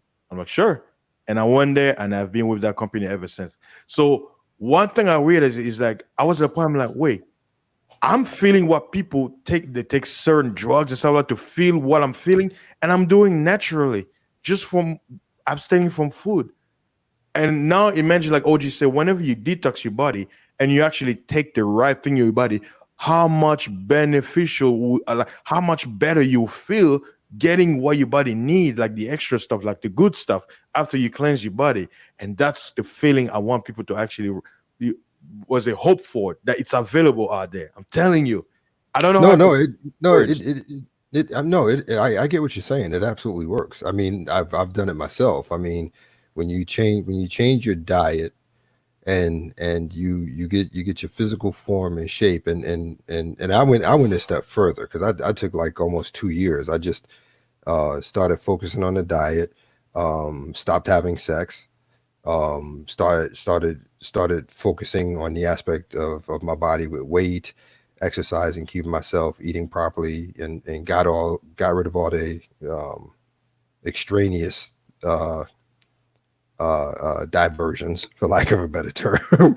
You find your level of clarity and focus greatly sharpened and increased. There's no question to that. There's no question to that. And I think as men, that's something we absolutely must do. Um, um, I treat it the same way as the fasting thing. You can fast for like a week, 14 days, 30 days, but you have to keep the patterns. Every month you would have to take a couple of days Oh yeah. or a week to repeat the process to keep your body up to snuff. I mean, because you got to remember, just like OG was saying earlier, we're surrounded by things that are going to affect us. Even if you do eat properly, that doesn't take you out of breathing air, which is contaminated. It doesn't Oh take yeah. you away from being around metals, plastics, and any other thing in your house. The clothes you Radiation, wear, radiation. yeah, radiation from your cell phones, your computers, the clothes you wear. I mean, the list goes on and on. So yeah, you can start that process, but you have to make sure you maintain that process on a monthly basis. And like I said, that's everything from proper bathing to proper eating to proper exercise to moving stuff that in and of itself is not absolutely necessary for your daily existence. And just repeat that process. So Hey, Okay, so what do you think contributed most to your increased clarity? I think you said. for me, Yeah. well, see, for me, okay, for me, like I said, my thing is a variety of steps. My first step that I focused on, and like I said, this process started for me about a decade ago. My first step was my water, because that's life. What I started to do is I started paying attention to the fluoride content in the water. So then I started making sure that I was removing the fluoride from the water, because a lot of people don't realize that during World War II in Germany, that's what their Grand Poobah was doing. He was putting a lot of fluoride in the water, and what fluoride does is it dulls your senses. It makes you more compliant. It makes you more pliable to whoever's leading you. So, so that was the first thing. And if you notice, America started doing that at the end of World War II. It started replicating his experiments. That was Saying my that. first. So that was my first step, cleaning the water.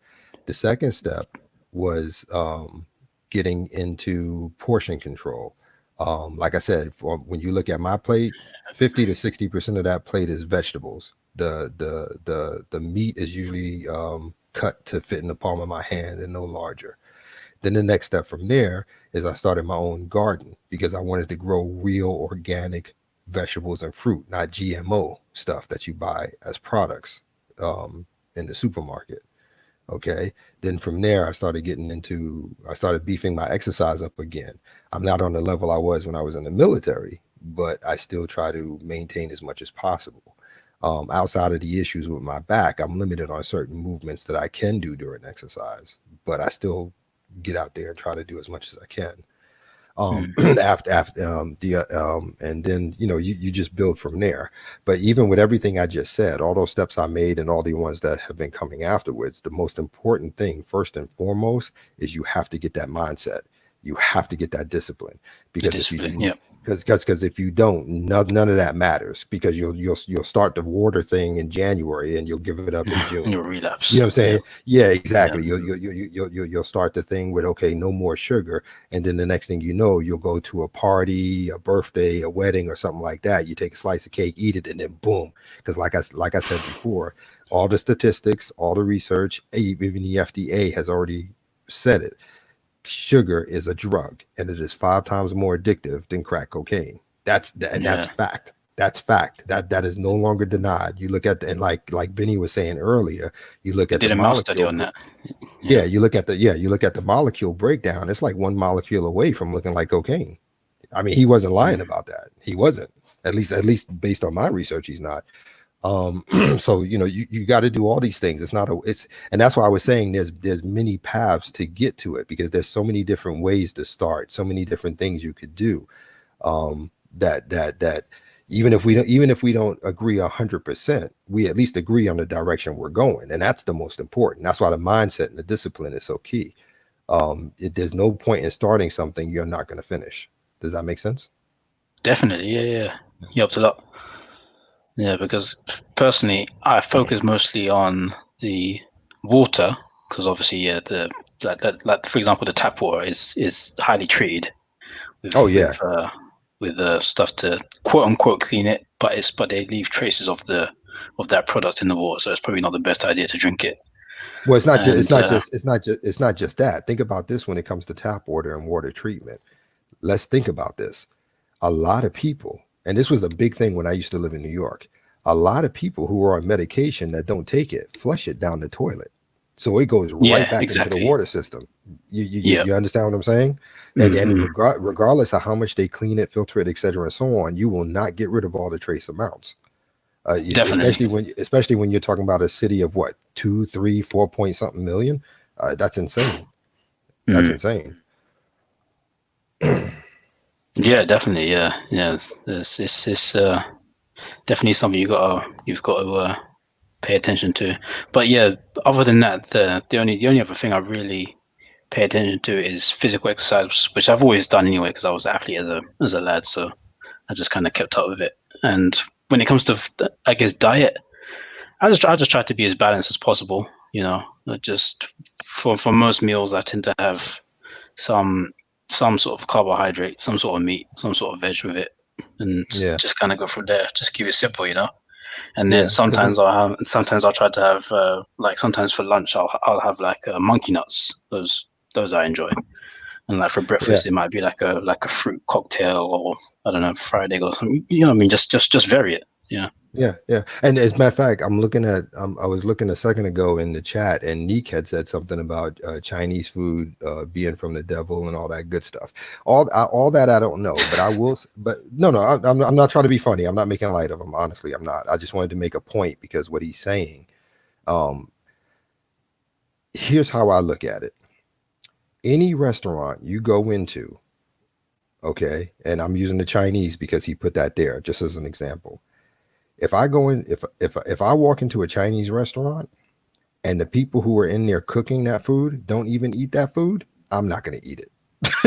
you understand what I'm saying? The vast majority of Chinese restaurants that have popped up in black neighborhoods and everywhere else, if you look at what they do, they don't eat the food that they're serving you. They'll have little clear bowls of whatever liquid soup or whatever it is that they do not eat that food that they serve other people. And if that's not a cue, I don't know what is. Yeah, Yeah, I and don't only trust it that, myself. look at the idols in the front doors, the altars. See, like I said, because people, they're just moving to the motion. Those are the kind of stuff I started to notice as I grew in knowledge. I was like, wait a minute, why do they have an altar to their gods within a freaking restaurant? They got the little incense going and stuff like that, and people have no idea, you know. So I mean, we could get into esoteric knowledge and stuff about. I'm like, at the end of the day, right? How do you don't see what's going on in the kitchen, right? Because people don't understand that food and eating it's spiritual. Food, was it the whole thing about cooking? It's a spiritual ritual, and that's why families come together. They're one together in harmony. It's a ritual. But the thing is, if you don't know what kind of ritual is performed for that food you're about to eat, how do you know it's good for you? Mm-hmm. See, Yep, exactly. it's Because more like than just the physical food. it's a spiritual and energy thing. Because it's no different with me. Like I said, I've got 4 daughters. They're all grown. Well, my youngest one will be an adult next month. But here's the thing: there were days, and they will tell you, there are days I won't cook because I know I'm not in the proper space for it. Energy is spiritually, emotionally wise. And when you cook, you transfer your energy into what you're cooking. Oh yeah, You know what I'm saying? That's why the thing about cooking in the Black community especially is about love. That's why every person's got a story about their grandmama cooking in the kitchen. You know what I'm saying? You know what I'm saying? And grandma passed that stuff down and to you mama. remember the taste. Exactly. And you know what I'm saying? That all that stuff gets transferred. She does what she does for the love of her family. She wants them to have a good meal. She wants it to taste right, etc., and so on.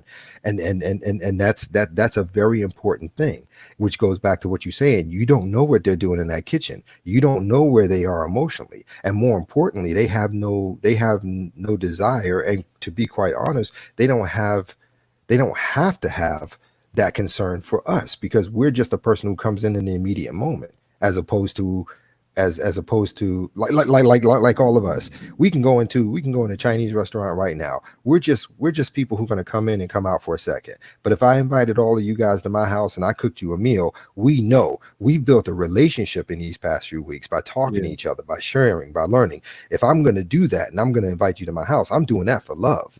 I'm doing that because I want my boys to have a good meal. I want, when we done, a glass of wine, a cigar, a good time. That's a whole different kind of system than when you doing bulk processing and people coming in and out and so on and so forth. That's why money. They're like, come on exactly, in. Money. Exactly. So there's a different energy. There's a different energy that goes into the food. Go ahead. Exactly. You say you suffer, and I suffer from this. You're quiet, mate. Can't hear you.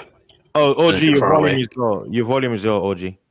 My volume is low.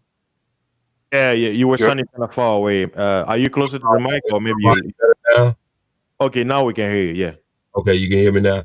Okay, what I was saying was, I got something from Lawrence, because I never ever want another man or woman to suffer from a back injury like I did in the early parts of my life. So I got something for you, Lawrence. This is what I want you to do. I want you to go out there and get something called MACE. You go order it off the internet. It's MACE. It's the same thing almost as nutmeg, but it's the outer shell of it, and it comes in powder form. I want you to take a bottle of green alcohol, excuse me, and I want you to take 2 tablespoons and take that alcohol and pour just a little bit out of it so you can get 2 tablespoons. I want you to shake that up for at least 15 days, but you can start using it in its 3rd day. You put that on your back just before you give it a workout, or when it's hurting, or any joints on your body. It would instantly, within 15 seconds, take away pain. Oh, well, and thank you for that, because I did write it down. I'm just letting you know. But it's not so much about the pain with me. It's the fact that the way my spine got shifted, and one of the discs Right. is out of alignment. The only way they can fix I it got is you on by that one too, brother. I got you Yeah. on that one too, because that's okay, what's, good. I got you for that one too. Because I the want disc is out of alignment, so it Yeah, snaps that's what back and mine did forth. too. And I didn't even go. That's quite serious. Yeah. So I got that for you too. I want you to get you some pure MSM. Anybody can Google this. Pure MSM. I don't want you to get none of that stuff out of the store. It's been in a capsule or whatever. I want you to get it looks almost like crushed Epsom salt. Matter of fact, it looks Okay. almost like sugar too. And I want you to get that. I want you to start adding an eighth of teaspoon to that, and watch how your mobility of your back and everything else changes. I have built cartilage in people's knees who have played basketball or football, and the doctor told them, ain't nothing we can do but operation. And they used to get that little popping, that little scrubbing noise when they bend their knees or whatever. After about a month and a half on MSM, a cartilage start rebuilding itself. Okay, well, the rebuilding is not the issue. The issue is getting it back in place. That's the Well, issue. See, this is what 1 and 2, and then you got your third part. To Okay. get your body back in alignment again, you could go to the chiropractor and let him pop, boom, pop, pop, pop if you want to.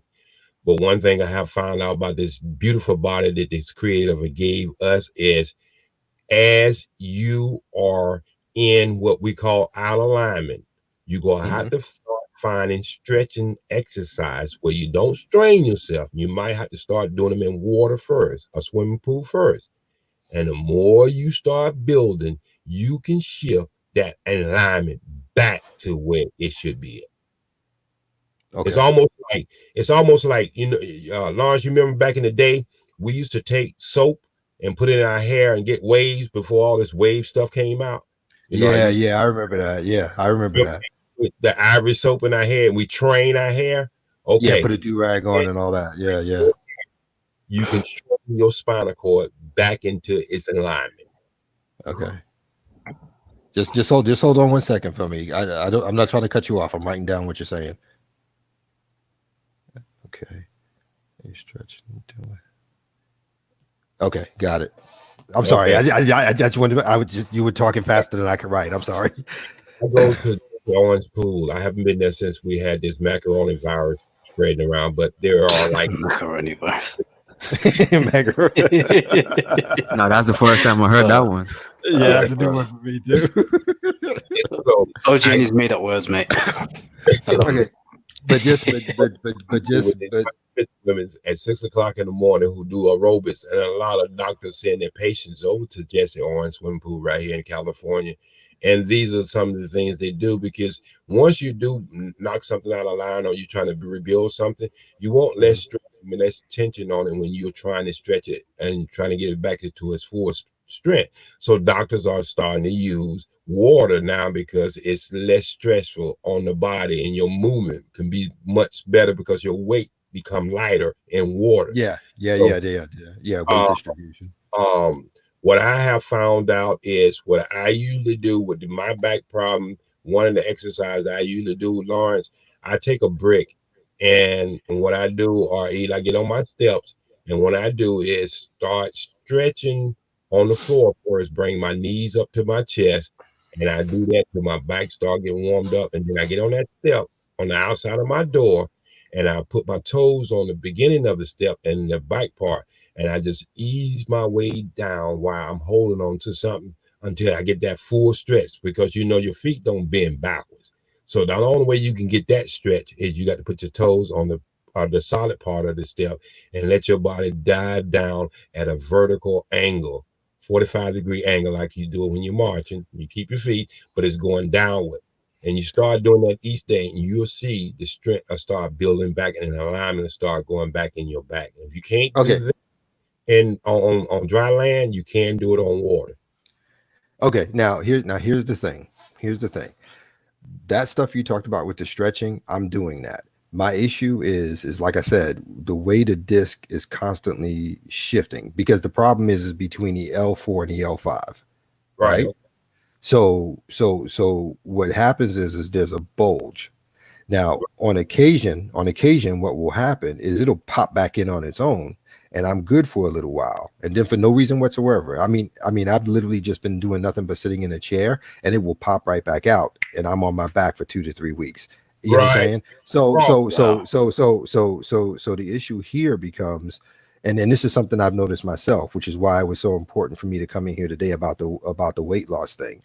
I've noticed it happens more frequently the more weight I have on, because it's like the weight in my stomach. The stomach muscles are getting loose, so they're not as tight and as strong as they should be. So the front of my stomach is pulling against the back area. So I'm assuming it's shifting it's popping the positions back out of whack again. That's why it's so important for me to get the weight back down, because I notice whenever I get back down to my manageable 175, 180, I have no issues whatsoever. It's almost like it fixes itself. Right.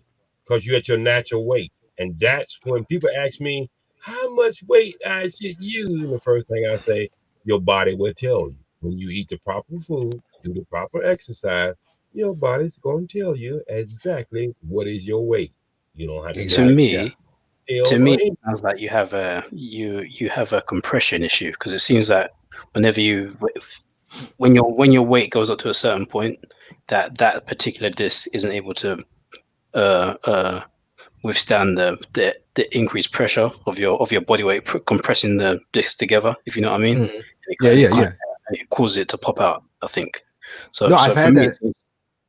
No, I'm sorry. Go ahead. Yeah, so to me it just seems the best thing you can do for yourself for now, at the very least, is to just keep at a low enough body weight to where it minimizes the popping, I guess. And one last thing, actually, is there like any specific movements that you do that causes it to pop, or is it just literally just a random thing that just happens? It's just random. It's Wow, just random. okay. I've actually sat in my garage having a conversation in nothing but a regular chair, just a and then when I say chair, I mean a leather cushioned chair. This is not like I'm sitting on anything hard, but I've literally sat in the garage and just pop done. I mean, it was just crazy. And as far as it goes for the compression thing, I have talked to my doctors about that. As a matter of fact, because I'm a veteran, so I go to the VA and stuff like that, and I had to get rid of 2 doctors because there was one time I was in so much pain when I went to see him. He got up, walked over to me, slapped his hand on my back, rubbed it, and said, "You're fine. It's just back arthritis." Wow. You know, then I had another one who I tried to tell. They sent me for X-rays. X-rays are not going to show anything Jesus for deep Christ. tissue. It's not going to show anything for deep tissue. I mean, exactly. we all know that. It's only going to show you skeletal. You need an MRI. And that's and I eventually got that after I got rid of the 2 of them. That took me almost a year. That took me almost a year. It is, but I got and in you there. pay for that too as an what? No, wait, you don't do it. No, I don't. Because you're a veteran. Okay, yes. Yeah, because I'm a veteran. Okay. My bad. So I eventually got a doctor, which fascinates me because the 2 that gave me a problem were men. The one who listened to me was a female. I was fascinated by that. No, considering where a lot of people know where I stand with women, that was fascinating. Yeah. So it can happen, mate. She sent me to the MRI. I got the MRI. I went back.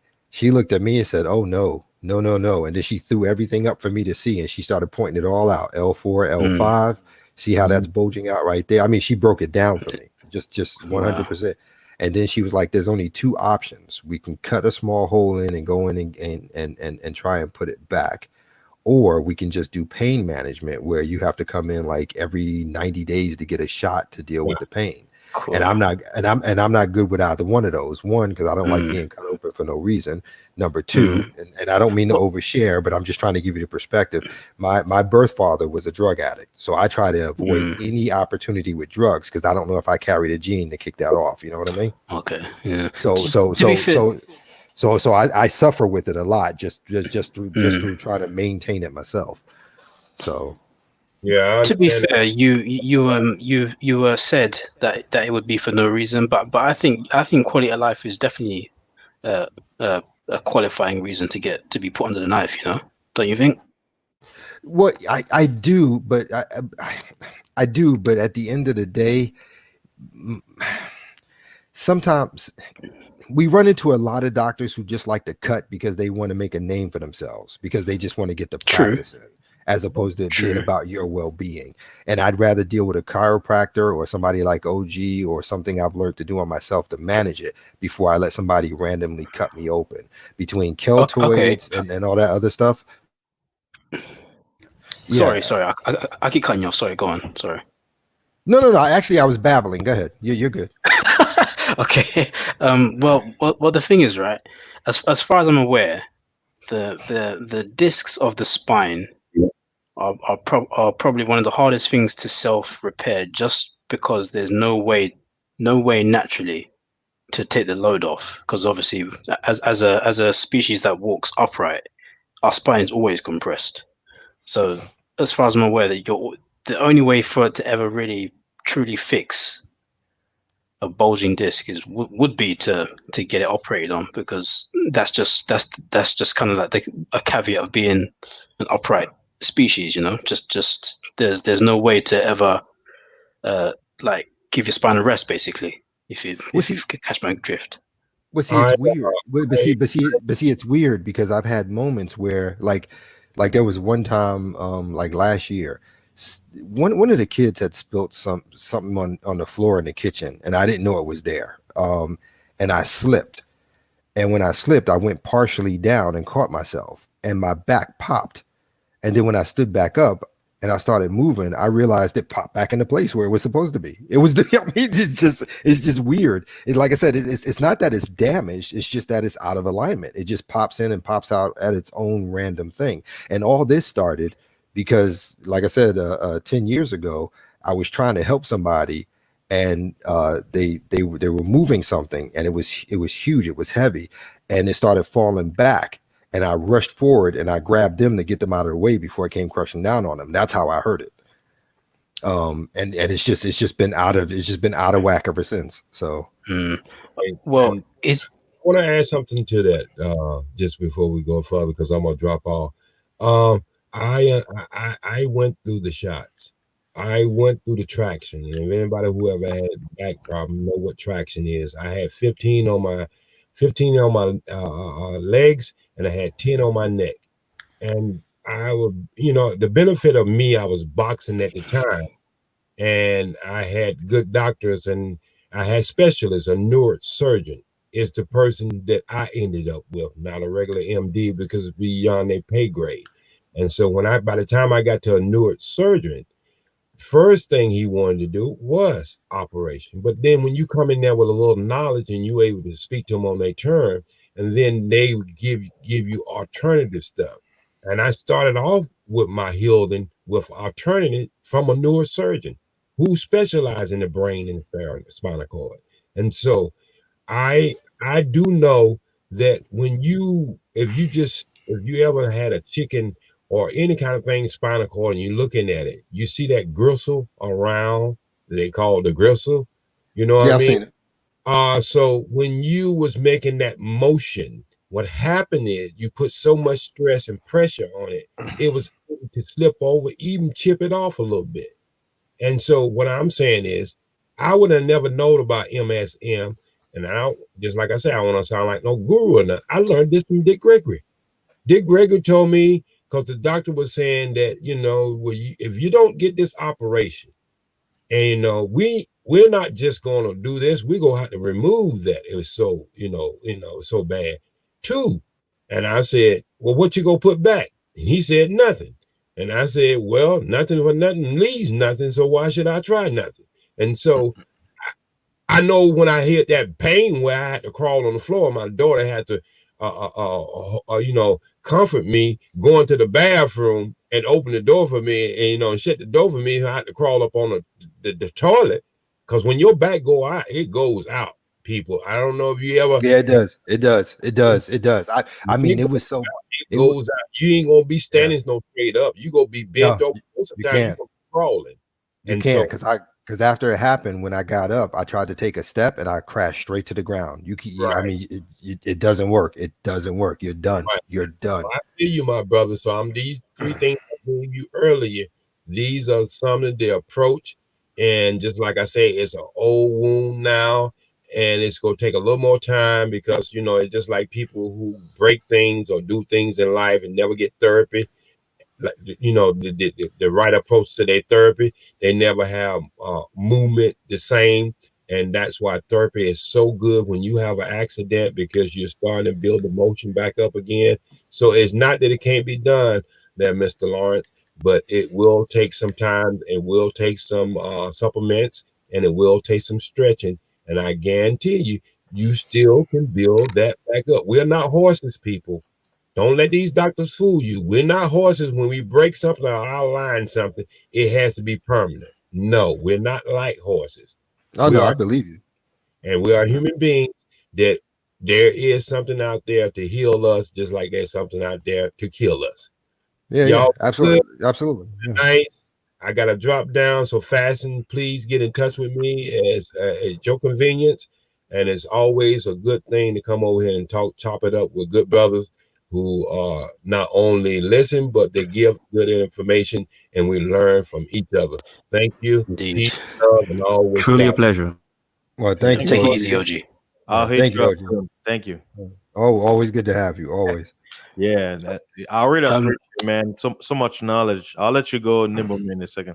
I just want to say so much knowledge was brought in today from everyone in the panel. I really appreciate it because, like I say, I don't know everything. That's why we need all the brothers and sisters to come up and share what they know. And I know some people may be shy about it, but I'm like, hey, that's why we have the open panel, as it's in the title, right? Open panel. So anyone who has, who had knowledge to share any perspective, we welcome it. Yes, of course, we may not see eye to eye on everything, but that's the point of having opinions. But before I let everybody go, I just want to I'm gonna give an additional 15 minutes, for the show to keep going. So, Nibbleman, go ahead. We have 15 minutes and counting down. Okay, no problem. Okay, firstly, I just want to say thank you for letting me on, and I want to compliment you on your channel. For being so. I don't want to be pretentious and say mature, but I just appreciate the non-shouty atmosphere. It's quite Yeah. refreshing in this space. It is. No, it is. It really is. It really is. Mm. It honestly is. Yeah. It honestly is. Hey! Hold on. Yeah, that's how it goes, mate. Hold on. Wait, let's Let me finish. Let's Yeah. make it official. Let's make it official. Are you calling my mother a pox-ridden winch? Would you call my mom? Oh goodness. But my father's not even Goodly Rotten Apple though. He's not a Goodly Rotten Apple. Are you disrespecting the house of Guy? I mean, no, let me Oh, stop. God. I'm done. I'm sorry. Okay. Secondly, I was going to ask you, Lawrence. Do you know the exact diagnosis you have for your back pain? The exact diagnosis. So is it like is the disc ruptured, just bulging? Is it a vertebra crack or anything? It's a bulge between the L4 and the L5. To get this, bulge, so- yeah, it's completely out of alignment. It's out of alignment completely. The exact phrase for it, I cannot tell you unless I go hunt down my paperwork. Yeah. But Yeah. but off the top of my head, I remember that specifically because she was explaining it to me as she was literally showing me the MRI results and where everything was positioned. That's why I remember those three things specifically. So Okay. Because I'm kind of trying to brainstorm like something I can recommend, because I know I'm not exactly sure what the disc is made of, because obviously for stuff like cartilage, you know what that's made of, right? But I'm I'm not Yeah, sure, absolutely. Yeah, but yeah. I'm not sure the composition of the disc, because obviously the disc is a bit more like rubbery and it's filled with fluid, right? So Right. it's not necessarily the same. It may not necessarily be the same composition as cartilage. So I'm not sure if I can recommend you the same things that would regenerate cartilage, but Well, I'm not worried Um, about it. I mean, I'm not worried about it. We always show up here on a regular. Next time, I'll just look for it and have it ready for you. That's all. so, well, I think yeah. To be honest, I think that's probably the best thing to do, because I don't want to give you any bad advice, you know. Yeah, yeah. Or, I mean, or yeah, non-functional advice. yeah. That's that. You know, I mean, that's like I said. I'm open to anything. So I mean, I could always find it. Do a quick scan of the MRI and all that stuff if I still got it, and I'll send it to Fasting, and whenever we get the chance, if we happen to be in at the same time, he can put it up so everybody can see it, and it's a good learning experience for everybody too, to see what an MRI looks like, how a disc is out of alignment. So with stuff like that, I have no problem sharing. That's no big deal. Yeah, I mean, if nobody shares, how's anybody going to learn? So True. Very true. Following that, that's why I say, what Fasting is doing here is really good, and we need something that we're gonna have to start doing a lot more in the manosphere, particularly the black sectors. We're gonna have to start attacking some of these problems and issues more directly, because what tends to happen, it gets lost in the fog of all the other topics and arguments.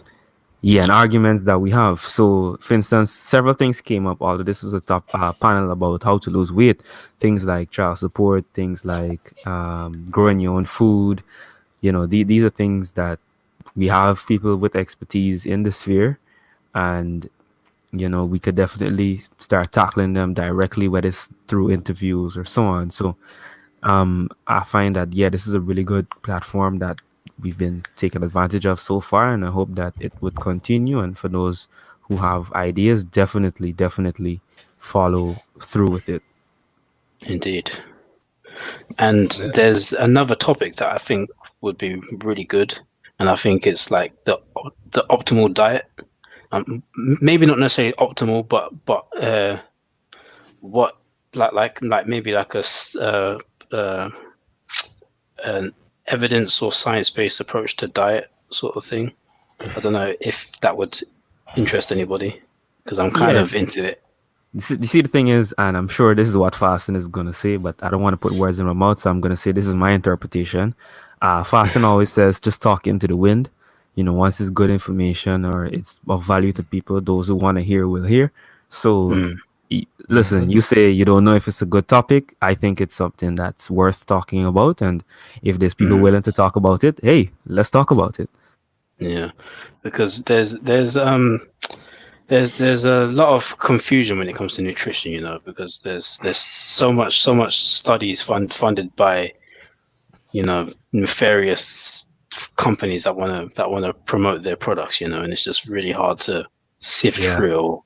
It's really hard, but I have found one channel that I think would be worth sharing to you all, because he kind of goes into like not all, it's not just the science of it all, but also like the political biases, because how of course there's lobbying and whatnot and all that, and I think it's important to also understand how certain recommendations have been influenced through politics and not necessarily through science. And I think his approach to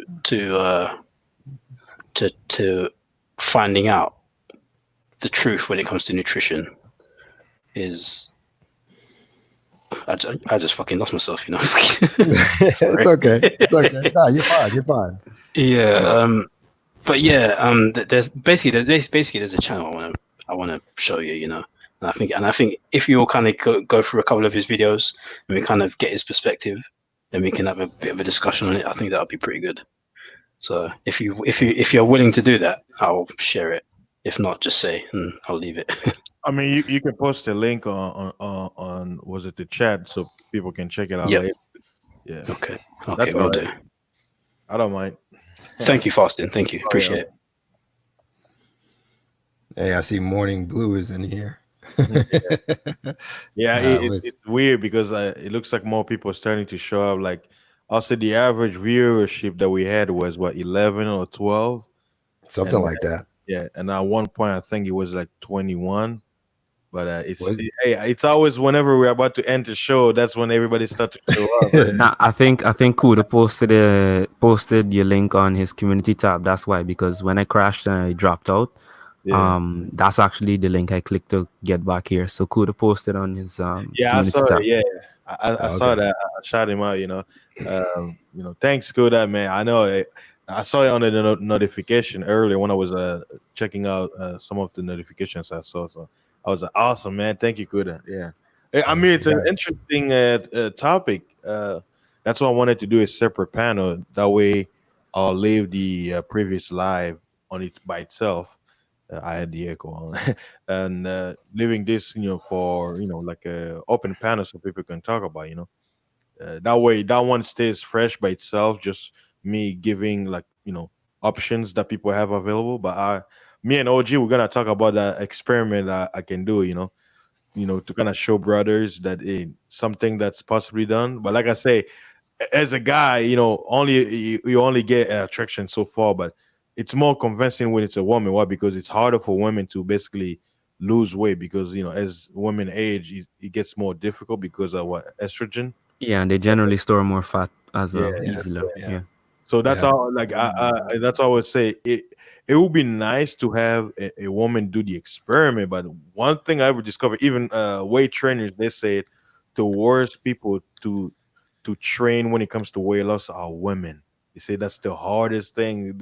Yes. It's not that because they can't do it. It's just that the discipline fact is just it's hard because they're women. They're different. They're different from us. A man can be stubborn from time to time, but guess what? Once you put him in an environment where he has no choice, tough love, yeah, he's gonna have to do it. But it's not the same when it comes to women. They're It's delicate. not. It's not. It's not. In the military, there were women I had to train.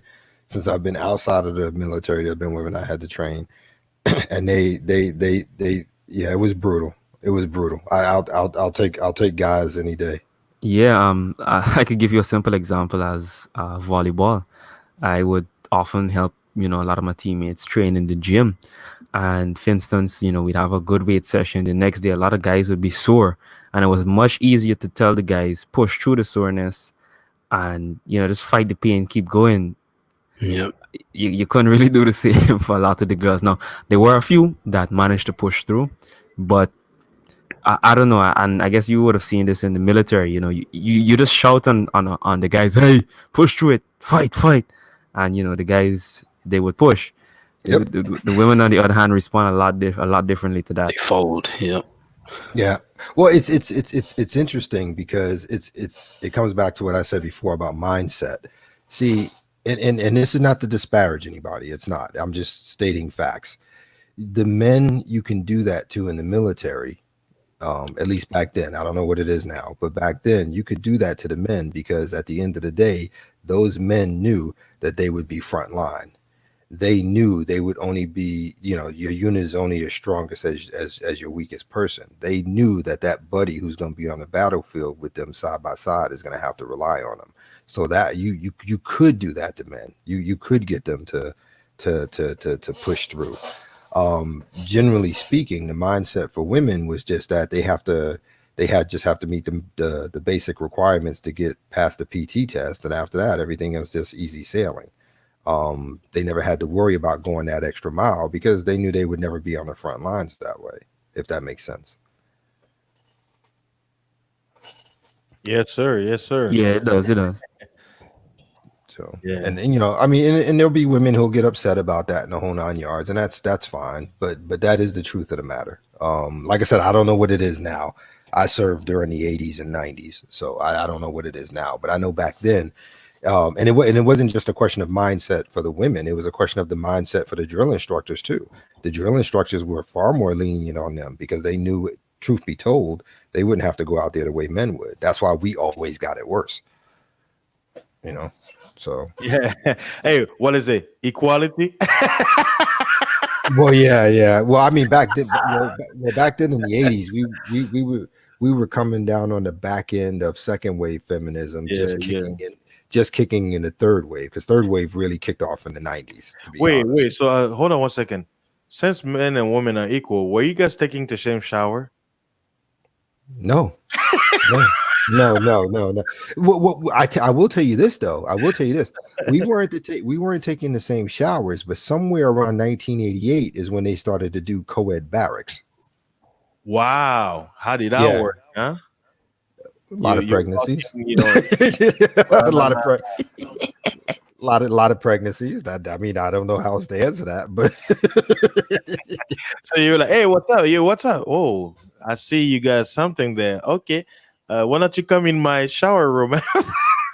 what's interesting is the way they did the barracks, the co-ed barracks, is that it could be anywhere from 2 to 4 people per section, because what it is, it was almost you had your own room. It was like a mini hotel. You can put in your own phone lines and stuff like that, and so on and so forth. You could have anywhere from 2 to 4 people in that one particular room. Then you go down the hall, there's another one, etc., and so on.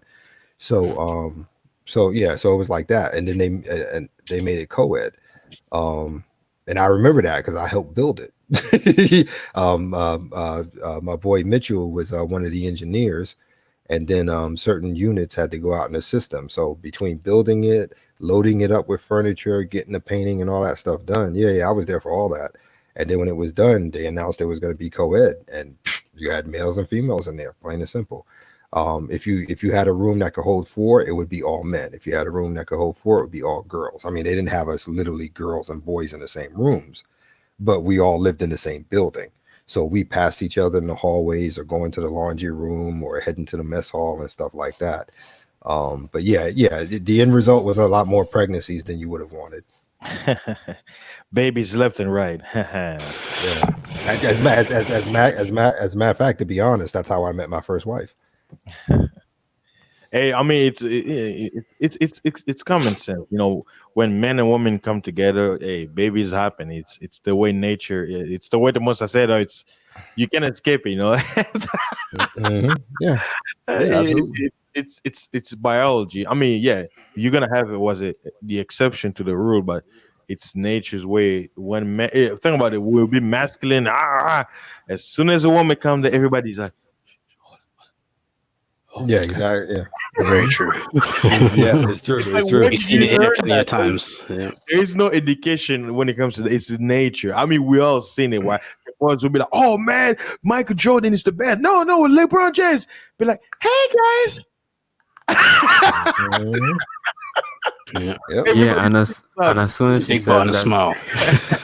listen, and as soon as she says that, hey guys, all of a sudden the guy's gonna be talking about how much they bench on their last training session, Yeah. who ran the mile the longest and the fastest. Yep. Man, Start Yep. showing up. The male dominance instinct just kicks in straight away. Yeah. Let me go over there, show my mouthpiece. Yeah. But it's true. It's true. It's so true. Yeah. You know, it's so Or was true. it pattern? We be like, let me show you. Whoa, hold on. And it's purely Yeah, 'cause subconscious as well. You don't Well, realize yeah. you're doing it. Yeah, Well, most guys and- do anyway. Yeah, and that's why I said it. You know, I can't just simply say it was a female thing. It wasn't. I mean, it was a male thing too. The drill sergeants, the commanding officers, the women were allowed more leeway. You know, Mhm. you can complain all you want to about their hypergamy, gynocentrism, whatever you may, but they can't do anything unless we allow them as men. It's just that Yep. simple.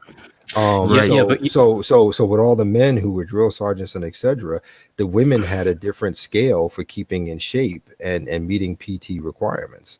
You know, and like I said, you know, there was no female next to me when I was in the jungles of Panama chasing Noriega. There was no females next to me when I was standing at the Berlin Wall. There were no Yeah. females. There were no females with me in Kuwait, as in the Gulf War. I did all that with men. There were no women Yeah. next to me on those fields. right. And to relate that actually to the topic, and also to hopefully help some of the listeners also understand, fellas, and this is how I see a lot of guys gain weight. A lot of my friends, especially at university, who had girlfriends, they got fat, right? And these are guys that are athletes that, you know, trained just as much as I did, if not more, and were also doing a lot of the same things I was doing in terms of tracking the diet and so on. But the reason they got fat was They started to follow the diet the girlfriend was going. You know, they'd go out, they'd have ice cream, they'd have fast food, Yeah. etc. And they wouldn't Absolutely. hold fast to what they normally would. Now, Yeah. maybe she cooked, but if she cooked, again, she was cooking based on how she lived, not based on what his diet His was and what his needs. requirements exactly. Exactly. So, my advice to you guys is you have to keep track and ensure that, hey, this is what I need, and stick to that. Don't compromise, you know, for the sake of quote unquote love, right? Yeah. Her dietary needs and yours won't be the same. And if you're trying to be at a certain level of fitness or performance, you're gonna have to eat at that level. So Yeah. Yeah. don't let the woman compromise that for you, fellas. As a matter of fact, as a matter of fact, I'm a living testimony to that, because my first wife and my second wife, two different lifestyles. My first wife, we served in the military together, so she cooked the way we knew we was required by military standards. So I always stayed lean. I always stayed cut. You see what I'm saying? But in my second marriage, my my wife is from Trinidad and Tobago. And I'm Boy, gonna you leave was it- getting that and- pillow that Yeah, exactly. I was. That's why I got quiet, because I knew you guys would understand exactly what I said when I told you where she came from. So Yeah. getting all that. They'll just palau shove and food all down that your good throat, stuff. mate. I know that for a fact. macaroni pie, bro. You was eating good, man. Exactly, and that's why when a lot of guys get into this space where they start complaining about how once women get you, they change and they start putting on weight and all that good stuff. Yeah, that's true. I'm not saying it's not. And it happens more often with women than men. But let's be real, we get soft too once we get married. We do. Mhm. Whether it be her dietary plan for us, whether that's because that's just the way she cook, or she's trying to make you look a certain way so nobody else is attracted to you, whatever the motivation is, at the end of the day, as men, when we get married, we have a tendency to slow down too. Our metabolism slows down. We get more comfortable. We get more relaxed in the space we have with our wives and our children. You know what I'm saying? And we start eating things that we knew we shouldn't have because we didn't do it when we were single. You know what I mean? So, Yeah. Mm. you And know. I'm going to tell you, resisting the temptation is not easy. It's like, imagine, you know, a beautiful girl pulls up, you know, she's like, hey, she baked a cake for you or something. You're going to feel touched, right? But so I listen, I know what the temptation is like. I've had to go through that similar temptation. So fellas, it's not easy, but you're going to have to hold fast to what's necessary for you. Yeah. Yeah. You have to. And Indeed. on that note, you know, it's basically time for me to bring this Time to show to a bounce. closing. Oh, What yeah, I'll do is I'm gonna allow you, brothers, to give any final words. Let's start with Brother Lawrence. Any final words before we end the show? Same as always. Men first. All right, the unspecialist. What is your last word? All right, so my last word is pretty much what I said coming into the panel. You got to pay attention. If you're living like a race car, as in consuming a lot of fuel, then you need to consume a lot of fuel. If you're just moving like an economy car, you know, you're not doing too much, although, I mean, people do use economy cars a lot, but you get my point. Don't consume a lot of fuel. It's all down to what's your lifestyle. You have to eat according to that, and then you can get into all the other finer intricacies as OG and Lawrence touched on. So just do that, and don't get tricked by these women into eating too much either, fellas. That's it. I'm going to have to agree with Lawrence. Hashtag men first. And tune in next time on Fasting is Life with just another discussion just like this one. All right, Nimomin, last person. Do you have any final words? I do indeed. Basically, the long story short is calories in versus calories out. So basically, how many calories do you consume and how much calories do you burn? To maintain weight, when it consume as many calories as you need to fuel your day. To gain weight, you have to eat more calories. To lose weight, you eat less calories. Simple as that. Oh yeah. Thank you very much. And I want to thank all the listeners, those who were here earlier and those who are coming right now. Thank you very much. Your support is really appreciated. You guys keep me motivated to host these kind of shows, and stay tuned for more topics, man. I'm like, hey, this is just the beginning. You know, I kind of mix it up. I'm mixing more quote unquote biblical stuff and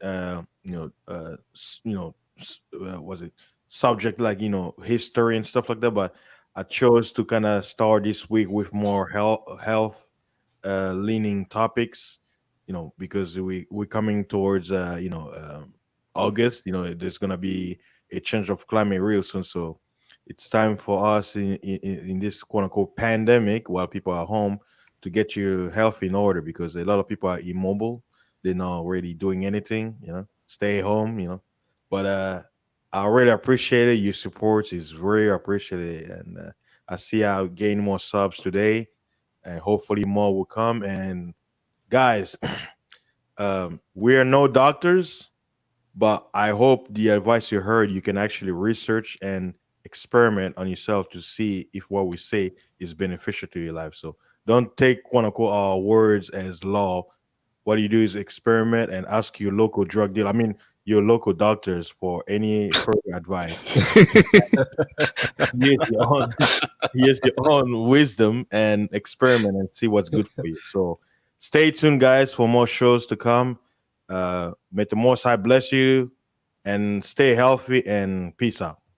All right. Thanks for having us, Likewise. gentlemen. Gentlemen, it's been a privilege and an honor. Nice one, mate. Take it easy. Oh, yeah. Good night. Peace. Take it easy, fellas.